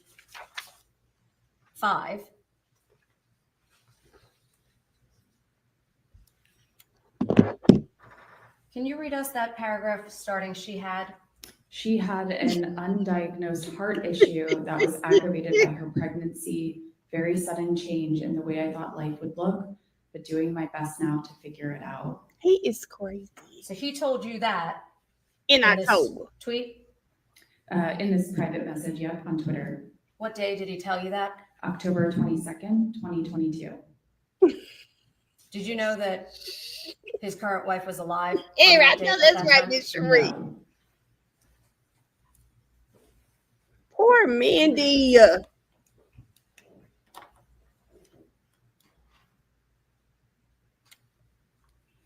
And he described it as a very sudden change. Is that right? Yes, that's correct. Did he mention if they had children? Other than that she was pregnant when she passed? No other children, just that she was pregnant and that she lost he lost both her and the unborn child is what he told me, and that he had no other children. No. Okay. Did him telling you that his wife had passed impact your trust of Mr. Stark? You feel bad for him. It definitely impacted me. It made me feel very sad and bad for him. Because that's a terrible thing that could happen to somebody. Why the hell are you crying right now? An unborn child. That's how I felt at the time. I know it's not true. Okay. We know it's Did not you convey true. that to him? Yes, I felt empathy because that's when I thought he had lost his wife and unborn child. Child, we know the shit not true. Did Now that why you also crying? facilitate you continuing to chat with him? I did continue to chat with him, yes. And did that then progress to that? She more is. We know she got flirtatious and played. It's romantic okay. stage that you described for the jury. I would say more like emotional at first because I had lost somebody close to me. Too, I thought too at the time. So more emotional and then eventually flirtatious. Okay. Yeah. Now, at some point, you said in December, he came to visit you. You had just moved, is that right? I had moved in November. Yep, that's correct. Okay. So just like about a month prior. Okay. And when he came to visit, did he stay with you in December of 2022? No. Why not? Well, for one, I wouldn't have somebody stay with me just meeting them. And then two, he had Rusty, his dog, with him, and my house, I rent, and they don't allow pets. Okay. They don't allow any pets in the place. Okay. And so do you know where he was staying when he came in December?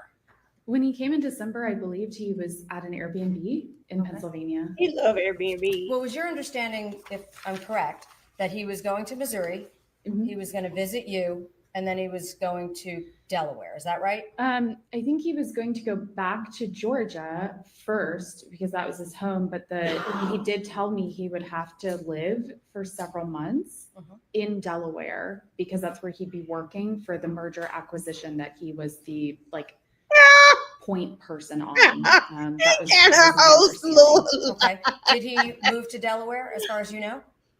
Not the merger acquisition. I thought, that his company was putting him up in Delaware. Okay. Not that he had moved there, but that his company was providing like long-term housing while he worked on this That acquisition. man told her a merger and merger acquisition. Did you know Jesus. if he had moved to Pennsylvania at some point after his Delaware trip?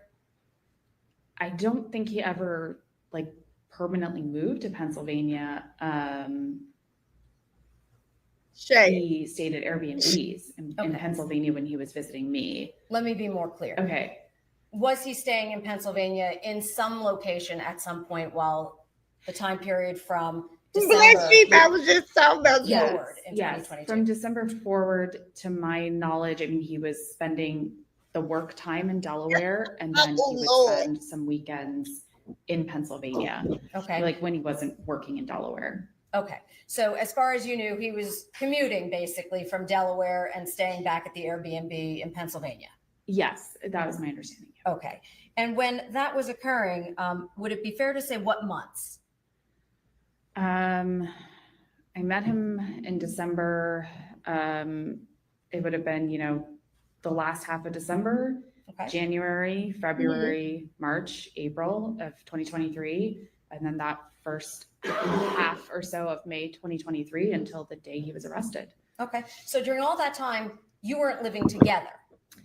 No, we were not. We never moved in together. We did stay at the same Airbnb, some Airbnbs that he rented together. Okay. And at that point, you said that the relationship grew and it became a romantic relationship, correct? Yes.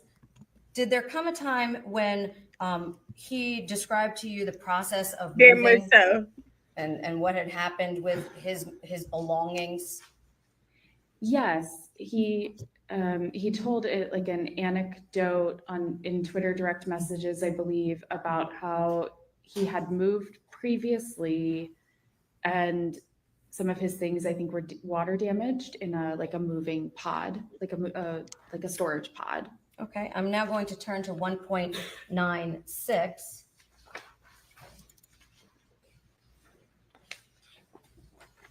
So y'all, the man just shifting a pod around the country? Would it be fair to say that Where did he get all sometime in these early leads November you were from? talking about your move with him? Yes. Okay, and that's when he made the quip about his belongings? Yes. So I'm directing your attention to exhibit 1.96, the paragraph that states, I highly recommend putting 85% of your belongings in a pod for a year that is defective and not actually watertight if you want help downsizing. Is that what you were referring to? Yes. And as a result of that, did you believe that he just didn't have a lot of things? I believed that some of his things had been damaged. I don't know that I had a real image of how many things he had at that point. Okay. But that he had lost things. Yeah. Quite a bit. Okay. Now, those conversations and those tweets at the time, would it be fair to say that they were pretty innocuous? You didn't think very much about any of it other than just banter? Yeah, I'd say from that first message in September through October, and you can even notice in October, sometimes there's gaps in days to where before I would respond. And probably even the first part of November, yeah, it felt very, very light. And then it Just got heavy. Frequency, and I'd say emotional resonance. Yeah. Okay. And at some point, did he talk to you about his work and moving and things of that nature? Yes. Okay. I'm going to direct you to slide number 20. That for you would be 1.97.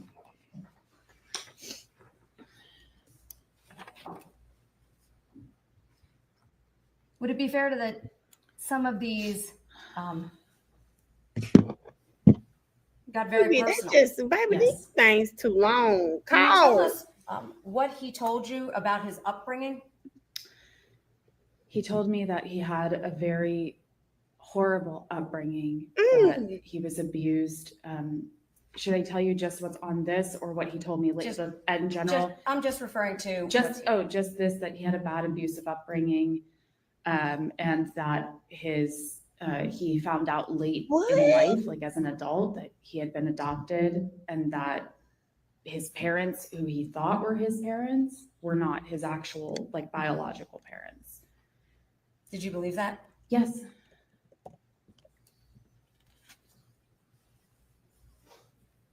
Now, in the weeks coming up to him visiting you in December, were there communications? Yes. I'm going to turn your attention to slide exhibit 1.98. This is slide 22. Do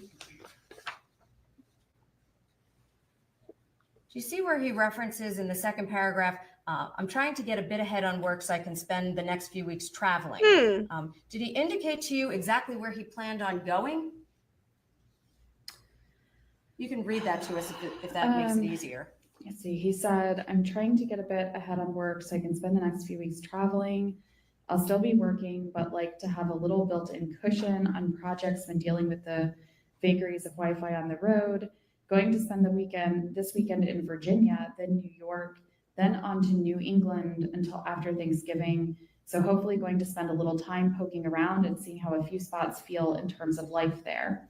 Seems like a better use of my time than the 45 Zillow emails I wake up to every morning. So it was your understanding that in the weeks leading up to this email or text on November 8th that he was traveling?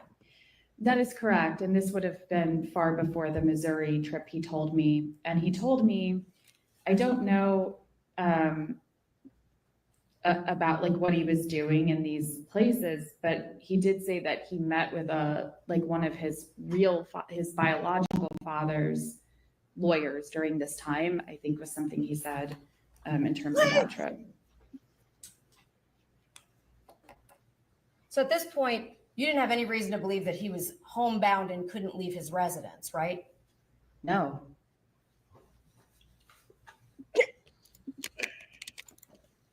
I'm turning your attention to slide number 1.99.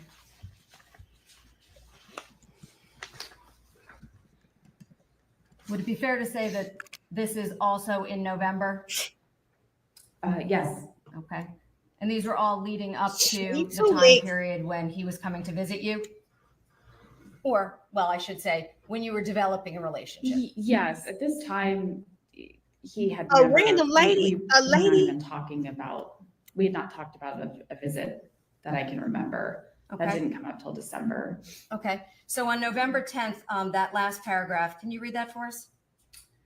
Tomorrow, so I had asked, when do you leave in the previous message? And he says, tomorrow afternoon, going to get on the road a little early and hopefully miss the traffic. I always say that I'm going to sit down and come up with a list of things I need to pack and just save it so I can print it out every time and have the basic things figured, but I never have managed.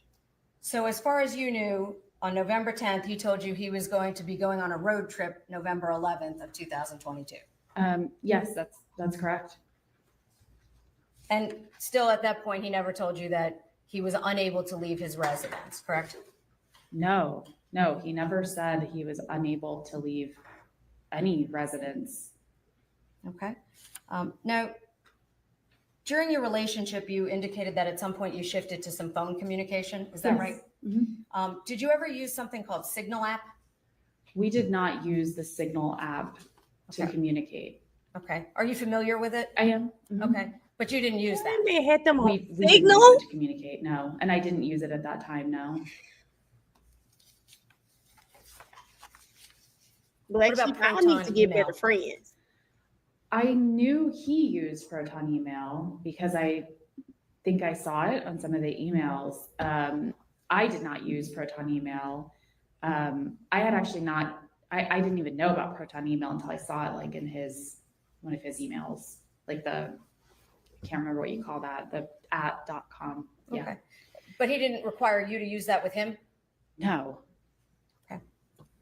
Can you tell the jury, in late November, when you and he had just started talking, did anything happen to your vehicle? Yes. Tell the jury what happened. I had a flat tire on my car in November. Okay. And did that prove to be problematic in any way? I mean, just as problematic as a flat tire, you know, would be to anyone. I was, you know, moving, and then it definitely was like a hassle, you know. Yeah. Timing not so convenient. Yeah, and I'm very bad with cars, so Okay. car trouble stresses me out. Okay. Yeah. Did Mr. Stark offer to assist in any way? He did. What did he do? He offered, and keep in mind we had never met, and he offered like via messages, because we were talking on WhatsApp at that time. He offered to fix the flat. He had said that he could have my car towed to a repair shop and have the flat tire fixed. And did he do that for you? He did, and I was very surprised. Okay. Yes. At that point, I believe your first communication was October 18th of 2022. Be fair to say that that was some approximately to 4 weeks later? Our first communication was September 2022. And then, I'm sorry, what was the second half of that? How long had you known him before he had your tire fixed? I wouldn't even say that I knew him at that time. I live in Atlanta. Messaging him online for, it would have been a month and a half to 2 months, somewhere in that range. What did he have done for your car? Okay, so he told me he was only going to fix the flat tire at the repair shop. When I got to the repair shop, my friend took me to pick up my car, I was very surprised because the clerk at the repair shop, he said that Nick had paid for 4 new tires. What? And 2 new bulbs on the front headlights. I'm not my type of 100% man, okay? certain that's what it was called, but he did some kind of repair or something. Nick to the said, front fix it headlights. I all think up. it was new bulbs. Yeah. Did you determine how much that cost? It was a big bill. I mean, what I would consider big. It was Get my girl straight. I think it was $600 and something in that range. Yeah. Ain't no big deal. Was that concerning to you? Straight. Yes. What did you do as a result? I felt a mix of feelings. I felt grateful as you do when somebody does something kind for you, but it also felt like a lot.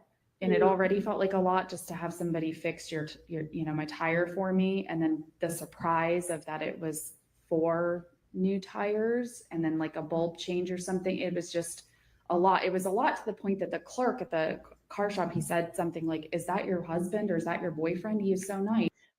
I think I'm probably desensitized. So I'm like, oh, it was just 600. Oh, that's nothing. That's good. He did that for you. That's so nice. Cause she said it felt like a lot. Babe, I think I wouldn't have felt no way. I would have been like, oh, okay. And I said, no. I said, he's just an acquaintance, An acquaintance. Did you have a conversation with him about that? They baptized too. I first talked to some friends about it just to get their opinion because it was such a big gift. And then I did talk to him and I said, that was too much. That was a lot. You said it was going to be 1 tire, then you did 4. That's a lot. Okay. Yeah. And in response to that conversation, well, let me be clear. Do you remember when you had that problem with your tire? It was November of 2022. I do not remember the exact date. Okay. Was it beginning of November, end of November, if you recall? I think it was the last half of November of 2022. Okay. Yeah. And after you had the conversation with him about boundaries and too much, what did he do? He had this sort of like, he apologized, he kind of played it off, and he said this endearing thing kind of to where he's just like, I'm so sorry, you're right. That was an odd gift. Most guys, I've just been he said something like, I've been out of practice for a while, and here I am like, he playing the hell out of her, thinking that he's been, grieving for 2 years. And he's, I've just been out of practice. I haven't dated. He's like, I just wanted to do something nice for you. And he's like, but yeah, you're right. Tires. He's like, like, what guy gives a girl tires? He's like, it should have been flowers, right? Or something. And I said, yeah, flowers would have been more appropriate, than the 4 new tires. And then it kind of became like a little, it's like Look at him. Look that at conversation changed it from something that felt alarming at first to something that felt like, oh, okay, like he hasn't been dating for a while and he went overboard. You know what I mean? He must like me, and he went a little overboard in showing that. And it then became a little bit of an in joke throughout our relationship. He'd be like, oh, the tires. Yeah. Like, what kind of guy gives a girl he's dating tires? That was so stupid of me, I was just telling Mariah recently, I said, people, sometimes stories are so dramatic on TikTok. I don't believe that these are really stories. And then I came across a TikTok where a girl said, someone on TikTok said that they make up all of these lies and they just get on there and do story times and people believe it.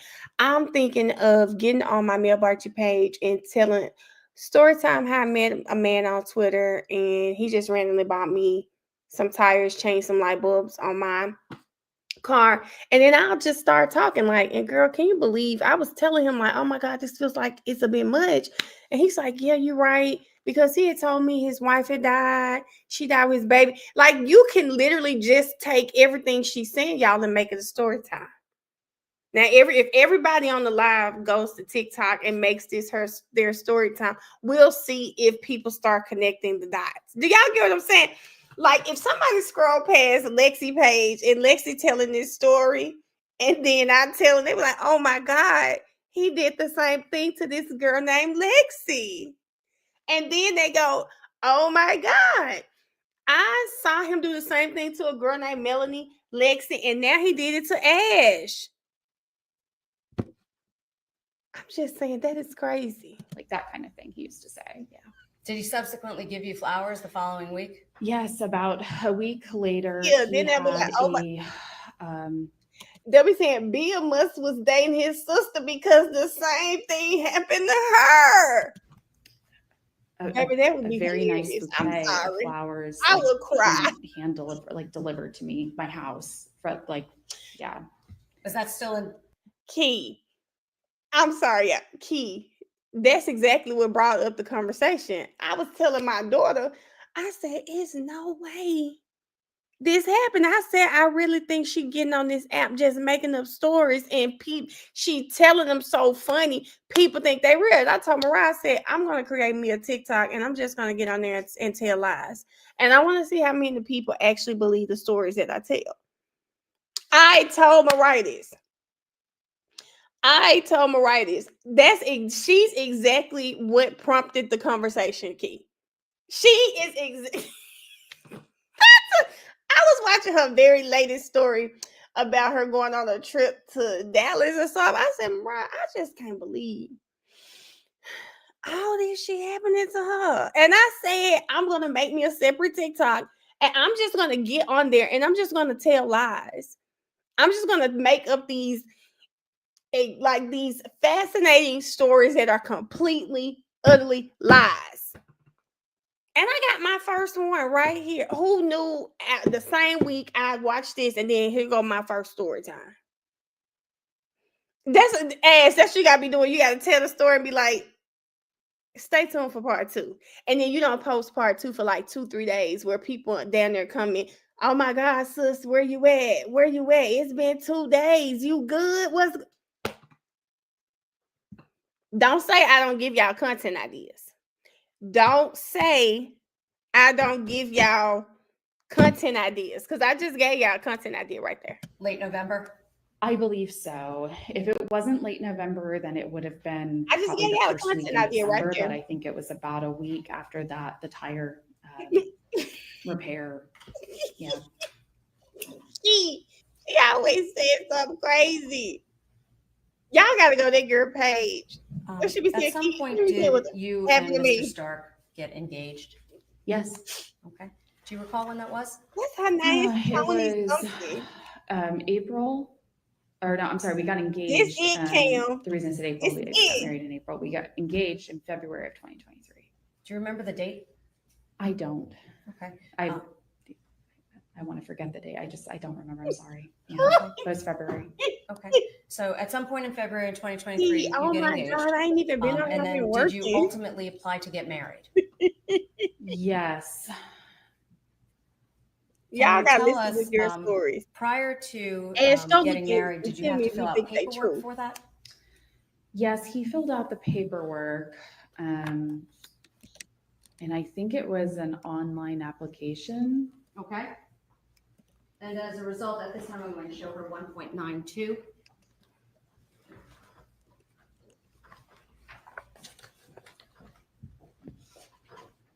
Shay reeled her right on in.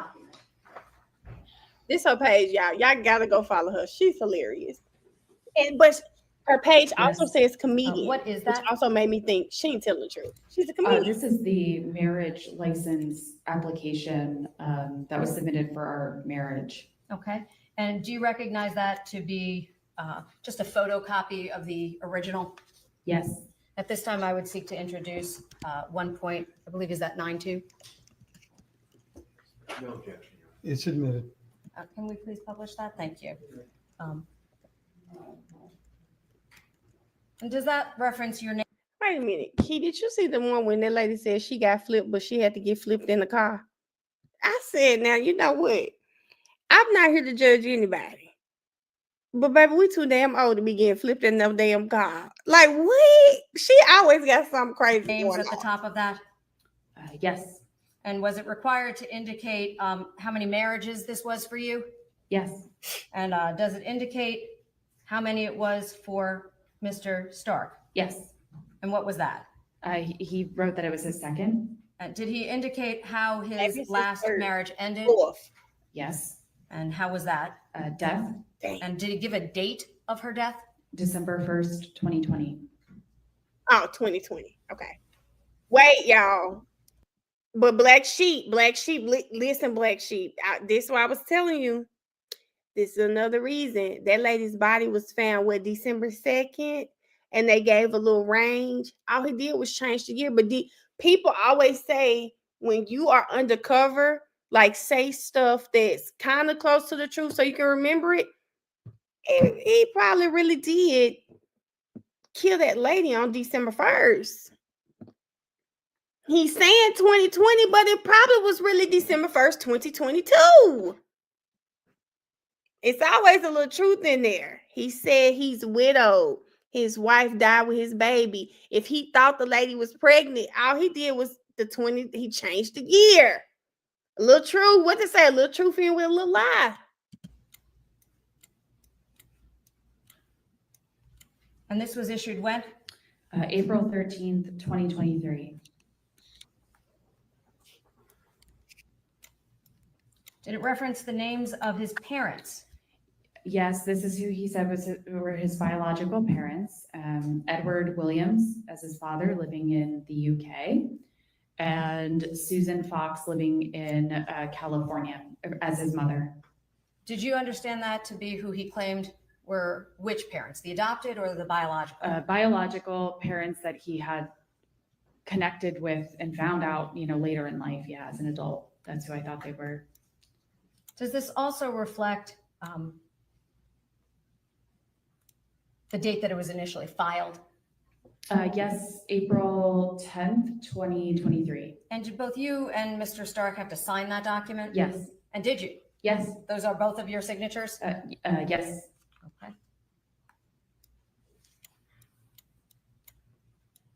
And that, of course, is your name also at the top, correct? Yes. Okay. Thank you, Madam Clerk. Now, did you subsequently actually get married? Yes. Okay.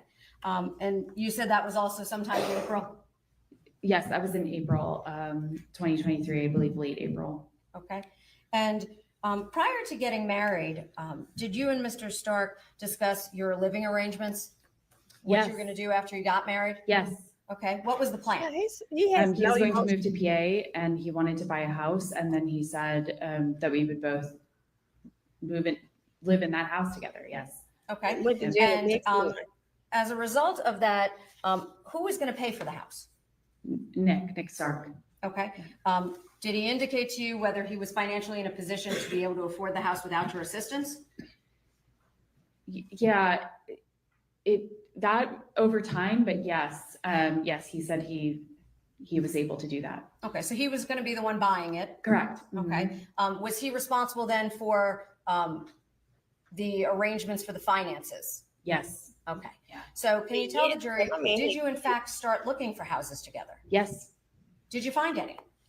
We did. At first, we were looking at houses for him because he said he was going to move to PA. And so it was just a house for him. And then as our relationship progressed, we started looking together. And we did. We found several that we liked, and then we landed on one, so to speak, or decided, chose one. Okay. Yeah. Did that ultimately result in an offer, acceptance, and a closing? It resulted in an offer. He made an offer. This I is believe the offer Legion. was accepted. And if I'm thinking about it's because I'm not like real estate. I've never bought a house before. And I think he had put like a down or a deposit or whatever, earnest money, whatever it's called in real estate. Yeah. Okay. And was there an actual closing date scheduled? Yes. Okay. So do you know when that was? Yes. When was that? March 20th, 2023. Oh, that's my And sister's why do birthday. you remember that date specifically? It was a traumatic day. Oh, what happened? We were supposed to close that day. And in the morning, I was still in bed. We were staying together at an Airbnb in Pennsylvania. I was still in bed, and he woke me up, and he said he looked like he'd already been up for a bit, totally dressed, and he said that he was going to go run some errands and pick up the check for the closing, the cashier's check, and that he would be back before closing. Never came back. Do you remember when the closing was supposed to be? I think it was around noon, but I'm not positive. I don't remember the exact hour. Okay. Yeah. So it was sometime during the day? Yep. Sometime during the day. Okay. Yes. And he left to go get the check? Yes. Was he supposed to come back to the house? Yes, he was. He probably left that Did late. he have a car at that time? Yes. Do you know what type of car it was? Okay, for everyone who wants another piece of content, here you go. Story time on how my man told me he was closing on the house and never closed on the house. Story time on how my man told me he was closing on the house, told me he was going to go pick up the check and never came back. Because I bet you that's what's finna happen. I believe it was, I could definitely recognize it if I saw it. I believe it was a Ford. It was kind of like an SUV, a larger SUV. I want to say it was a Ford Explorer. Okay. And I believe it was green. Okay. Yeah. And at that point, he left to go pick up the check. Yes. And was supposed to come home? Yes. Did he come home in timely fashion? Nope. No. What happened? He wasn't at home when I thought, he probably should have been. Like it was getting closer and closer to dressed and closing never came back. time. And so I started texting him like on WhatsApp, like, hey, are you okay? Is everything okay? Because it felt unusual. And then I started calling him and I wasn't getting through to him. It was either going like right to voicemail or just like clicking off. The connection was clicking off. And then I got a very alarming text message from him. What did he say? Okay. And it said, or WhatsApp message, same thing. It said, my car buddy, because I think autocorrect, I just remember this text. It said, my car buddy into flames. And of course, like reading that message, I'm like, buddy first, like the autocorrect. And I was just, that's such a strange message to ever receive. But so then I'm like calling him frantically and I didn't get through to him. I got through to, or I might've gotten through to him for a second and then he like handed the phone off, but then I talked. Sorry. Story time on how my ex burned his car up because he lied to me about closing on us a house. I ain't gonna lie. I'd stop scrolling for that story. To a paramedic or an EMT, some kind of like medical professional. That was at the scene with him? Yes, correct. Okay. At that point, you said that he had been on his way to the bank. Is that right? That's what he told. He said he had to run like some errands and also pick up the cashier's check, registered check from the bank, from Citizens Bank. Yep. Did you know how much the check was for? I do not remember the exact amount, but I can tell you it was something like, it was a large amount. It was $800,000, I want to say, or 850. It was a very large amount of money. Wait a minute, hold up. Y'all look at that lady in the green. Look at that lady in the green back there. Y'all look at this lady right here when they say the amount. $100,000, I want to say, or 850. It was a very large amount of money. So is your understanding that he was picking up the check and that he had been involved in a car fire of some sort? Car accident is what I was thinking at that time. Car accident, okay. You know, because even reading I was like, I couldn't really fathom what that man had actually happened. He said, "I'm gonna burn his car." You know, right? But yes, some kind of car incident. Did you know if the car was new? I think it was pretty new. I don't think it was an old car. Okay. Yeah, he burned at that point, did he go to the hospital? So that's something I asked the EMT or the paramedic, and I said, is he going to the hospital? Like, you know, like what hospital can I meet him at? Those kinds of things. And she said, he doesn't want to go to the hospital. And I said, but are you like, should he? Is he okay? You know, like I was asking like those kind of caring, concern questions. And I still didn't really grasp. I didn't grasp what had happened to the car or how like severe it was, because I remember asking the paramedic or the EMT. I said, "Can you make sure you know he gets all of his things out of the car?" And she kind of, I don't want to say chuckled. It wasn't like she was amused, but she was just like, "I can try, but I don't think there's anything left in that car." And hearing that, I still was like a little bit confused. Why would he burn? You know, I didn't understand the scope. And then, you know, I asked, you know, are you sure he's okay to not go to the hospital? And she said, well, he doesn't want to go. Like, we can't, you know, yeah, he just wants to go back to you or whatever, or home, you know. When he got home, did you take him to the hospital? Or he probably put on a show. Yes, I insisted on taking him to the hospital. I was concerned about him. He probably put on a show. Well, when he walked through the door of the Airbnb, he was like crying a little. He was shaking. He had some he looked a little burned on his face. Like he was missing, I want to say like half an eyebrow. Like he had, yeah. Okay. As a result, I'm going to show you 1.91. Yeah, I recognize what's depicted. I wish it was a camera in there when Nick walked through that door. I know Nick probably cooked up. What is that? That would be his medical bracelet, like the bracelets they put on you at hospitals, and that was from his when I took him to the hospital. Okay. And at this time, Your Honor, I would like to introduce that exhibit 1.91, I believe. No objection, Your Honor. All right, it's admitted without objection. I'm going to publish it. Can y'all see him walking in the house, his arms on the couch, and he like, and then she come out here, baby, it's okay, wrapping him up in a blanket. I know this man. Baby, I know he would have gotten Oscar because I know he cut up when he got to the house. She said the man had one eyebrow. Baby, I know Nick cut up. Did that reflect the admission I date knew on it Nick right cut there? Yes. March 20th, 2023. Yep. Thank you. That was the day of the closing as well? Yes, it was. Okay. And so he at that close on point, the house. do you know what happened with respect to the car? In terms of the insurance? How did that go? I still don't. Oh, you mean like the insurance? I don't know. I still don't know what happened really. We went to the hospital, and then I had asked him, did you call insurance? And he said no. And I'm thinking he's in shock. And so I, encouraged him to do so. I said, well, you should report that, to your insurance company that you had an accident or a fire or whatever it was. And so I believe he did that. Yes. Okay. Yeah. But initially it was your impression that he had not. Correct.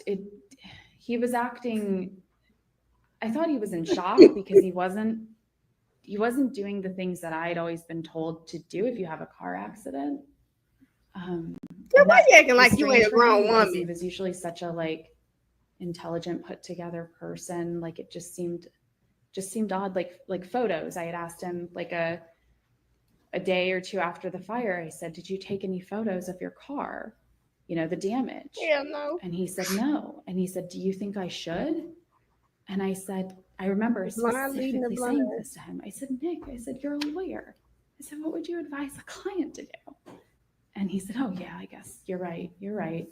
I'll go take photos." And so then he went and took photos. And it was the photos that he showed me that I finally realized the extent of the damage to this car. And I was horrified. This is when she should have known he was full of shit. So Aaron put in the link, y'all, his Substack. This man got a picture of his dog talking about co-pilot before the car burned up. It says co-pilot and car before the fire. Co-pilot was thankfully not with me today. Okay. You know, people love dogs, and they say if you want some sympathy, you should add a dog or something to the visual. And look at him. He got his dog on there.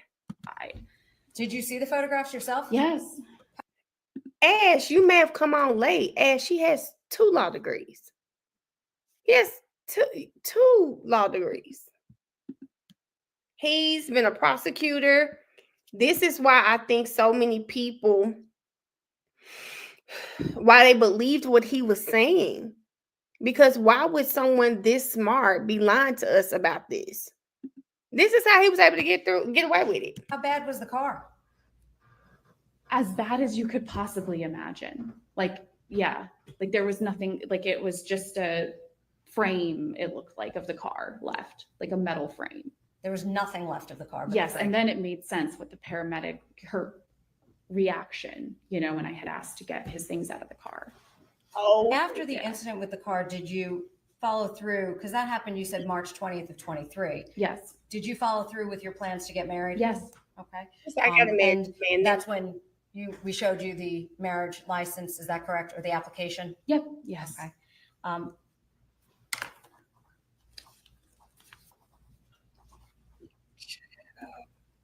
Babe, I bet their audience is, Did you know a woman by the name of Heather Thomas? Gallery You is ever on mentioned a sale. woman by that name? He mentioned he had a girlfriend named Heather. Not a He said girlfriend. just a girlfriend. He said she had wanted to marry him and he did not want to, and they broke up, and that it was a messy breakup. That's what he had said. Never told you that was his wife?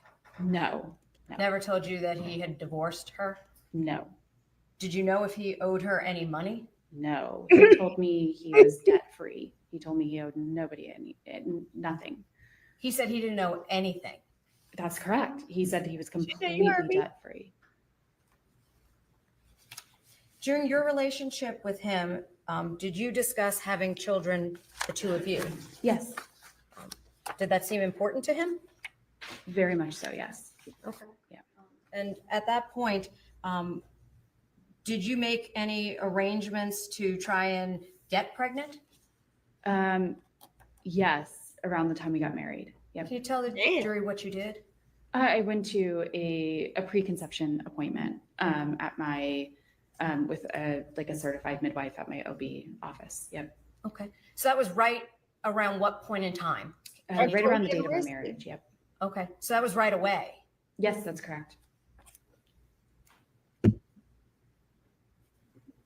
So are you guys thinking that he possibly got mad at Mindy because she really wasn't pregnant? People who've watched the case, are they kind of insinuating that's the motive? Mindy lied to him and he really wanted kids and she really wasn't pregnant?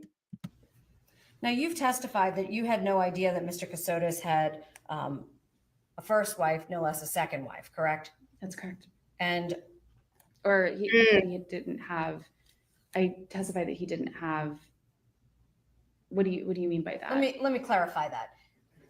It was your testimony that you didn't know that his wife was alive when he first met you. No, I did not know that. And at this point, you didn't know either that there was potentially a first wife A little named crime Heather of Thomas. Right, that's what I thought you were. Yeah, Okay. I didn't know he had a wife before. Okay, can you tell us how you came to learn of those things? I came to learn of those things through agent over the course of several conversations with Agent Tracy Sands of the Georgia Bureau of Investigation after Nick was arrested. Do you see Agent Sands here today? I do. Can you point him out for us? He's right there next to you. Yep, in the middle. Yeah. The record can so reflect, Your Honor. And can you tell us, how did it make you feel learning that he had not only the first wife who had passed, but the second wife from before her? I don't think words will ever capture how I felt, but I felt if I had to choose some words, I'd say horrified, shocked,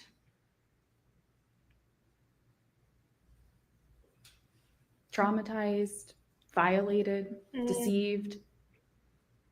What did you do? The words, girl.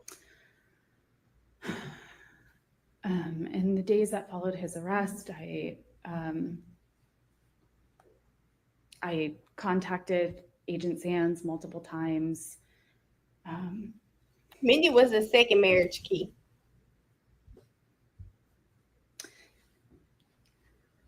Tried to.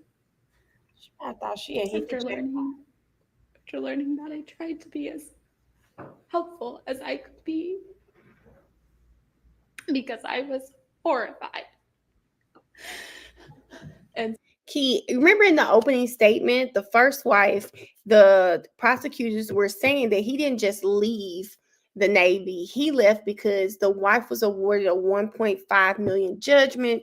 And if he stayed in the Navy, they were going to make sure he was paying towards that judgment. So he divorced the first wife. And then he marries Mindy. And then there's all this money that we'll eventually hear about from the Jim McIntyre. Yeah, the case is just really crazy. But Mindy was the second wife. And Erin just said she wished the state would have adopted this more, but I really do. It kind of sounds like maybe because they said Mindy had 9 traumatic wounds to her head. He probably clicked out. He must have found out she really wasn't pregnant, because keep in mind, the family said Mindy was going along with this too. Something must have happened. I think he was in psychosis. So they must have told him that she really wasn't pregnant. He confronted her about it and it went left. That's probably what happened. so in the days that followed, I took pictures of all the belongings that he had. She became an FBI investigator in the Airbnb and sent the photos to Agent Sands and asked if they needed anything of his belongings. And they requested ain't no Bunny and Clyde some over of there. those, and I had them shipped to the Georgia Bureau of Investigation. And then I also like his laptops, his phones. Baby, Nick probably listened to her like, I knew you wasn't down. I knew you wasn't around. And she done. That lady has become GBI. And when I say laptops and phones, because he had one for work, one for personal. And then I also started looking messages, emails, anything that I thought the Georgia Bureau of Investigation. Do you hear me, Erin? That's what it sounds like. She said, "Oh, I got you." Want to see? It was just. I was still in shock, but I knew that I wanted to be helpful because what I was hearing was so horrifying and I had no idea. And so I was trying to be make sure they know it wasn't you. I know. I was trying to be as helpful in those immediate days as I could be. Yeah, she like she got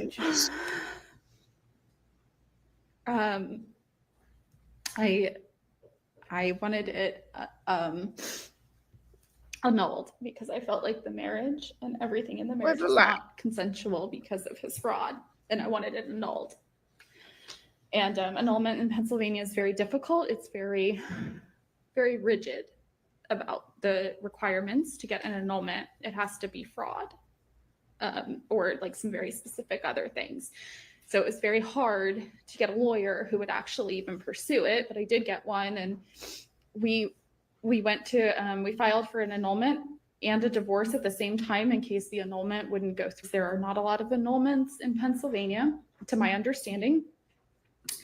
And then I had to wait several months before we could go to a hearing, and we went to a hearing at a court of common pleas in Pennsylvania. And did you get an annulment? And the judge, yes, the judge in Pennsylvania granted my annulment on the basis of his fraud. And so that was that's very rare in Pennsylvania that they do that. Cool. So the marriage was declared null and void because he committed fraud against me. Do you know whatever happened You to hear the that, house like, that you were supposed to buy? I have no idea. Did you ever buy it? No. Did you ever move into a house that he purchased? No. Did you ever see that check that was supposed to be picked up?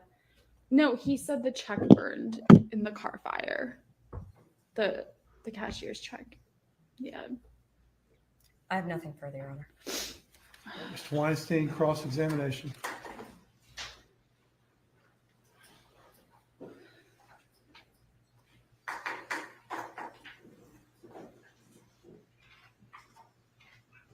Key, yes. Good morning, Ms. Klesser. I'm Doug Weinstein. I represent Nick Casotis.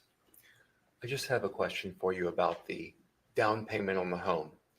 Do you recall Nick Casotis putting a $50,000 down payment on that house? He said he did, yes. Okay. I have no further questions.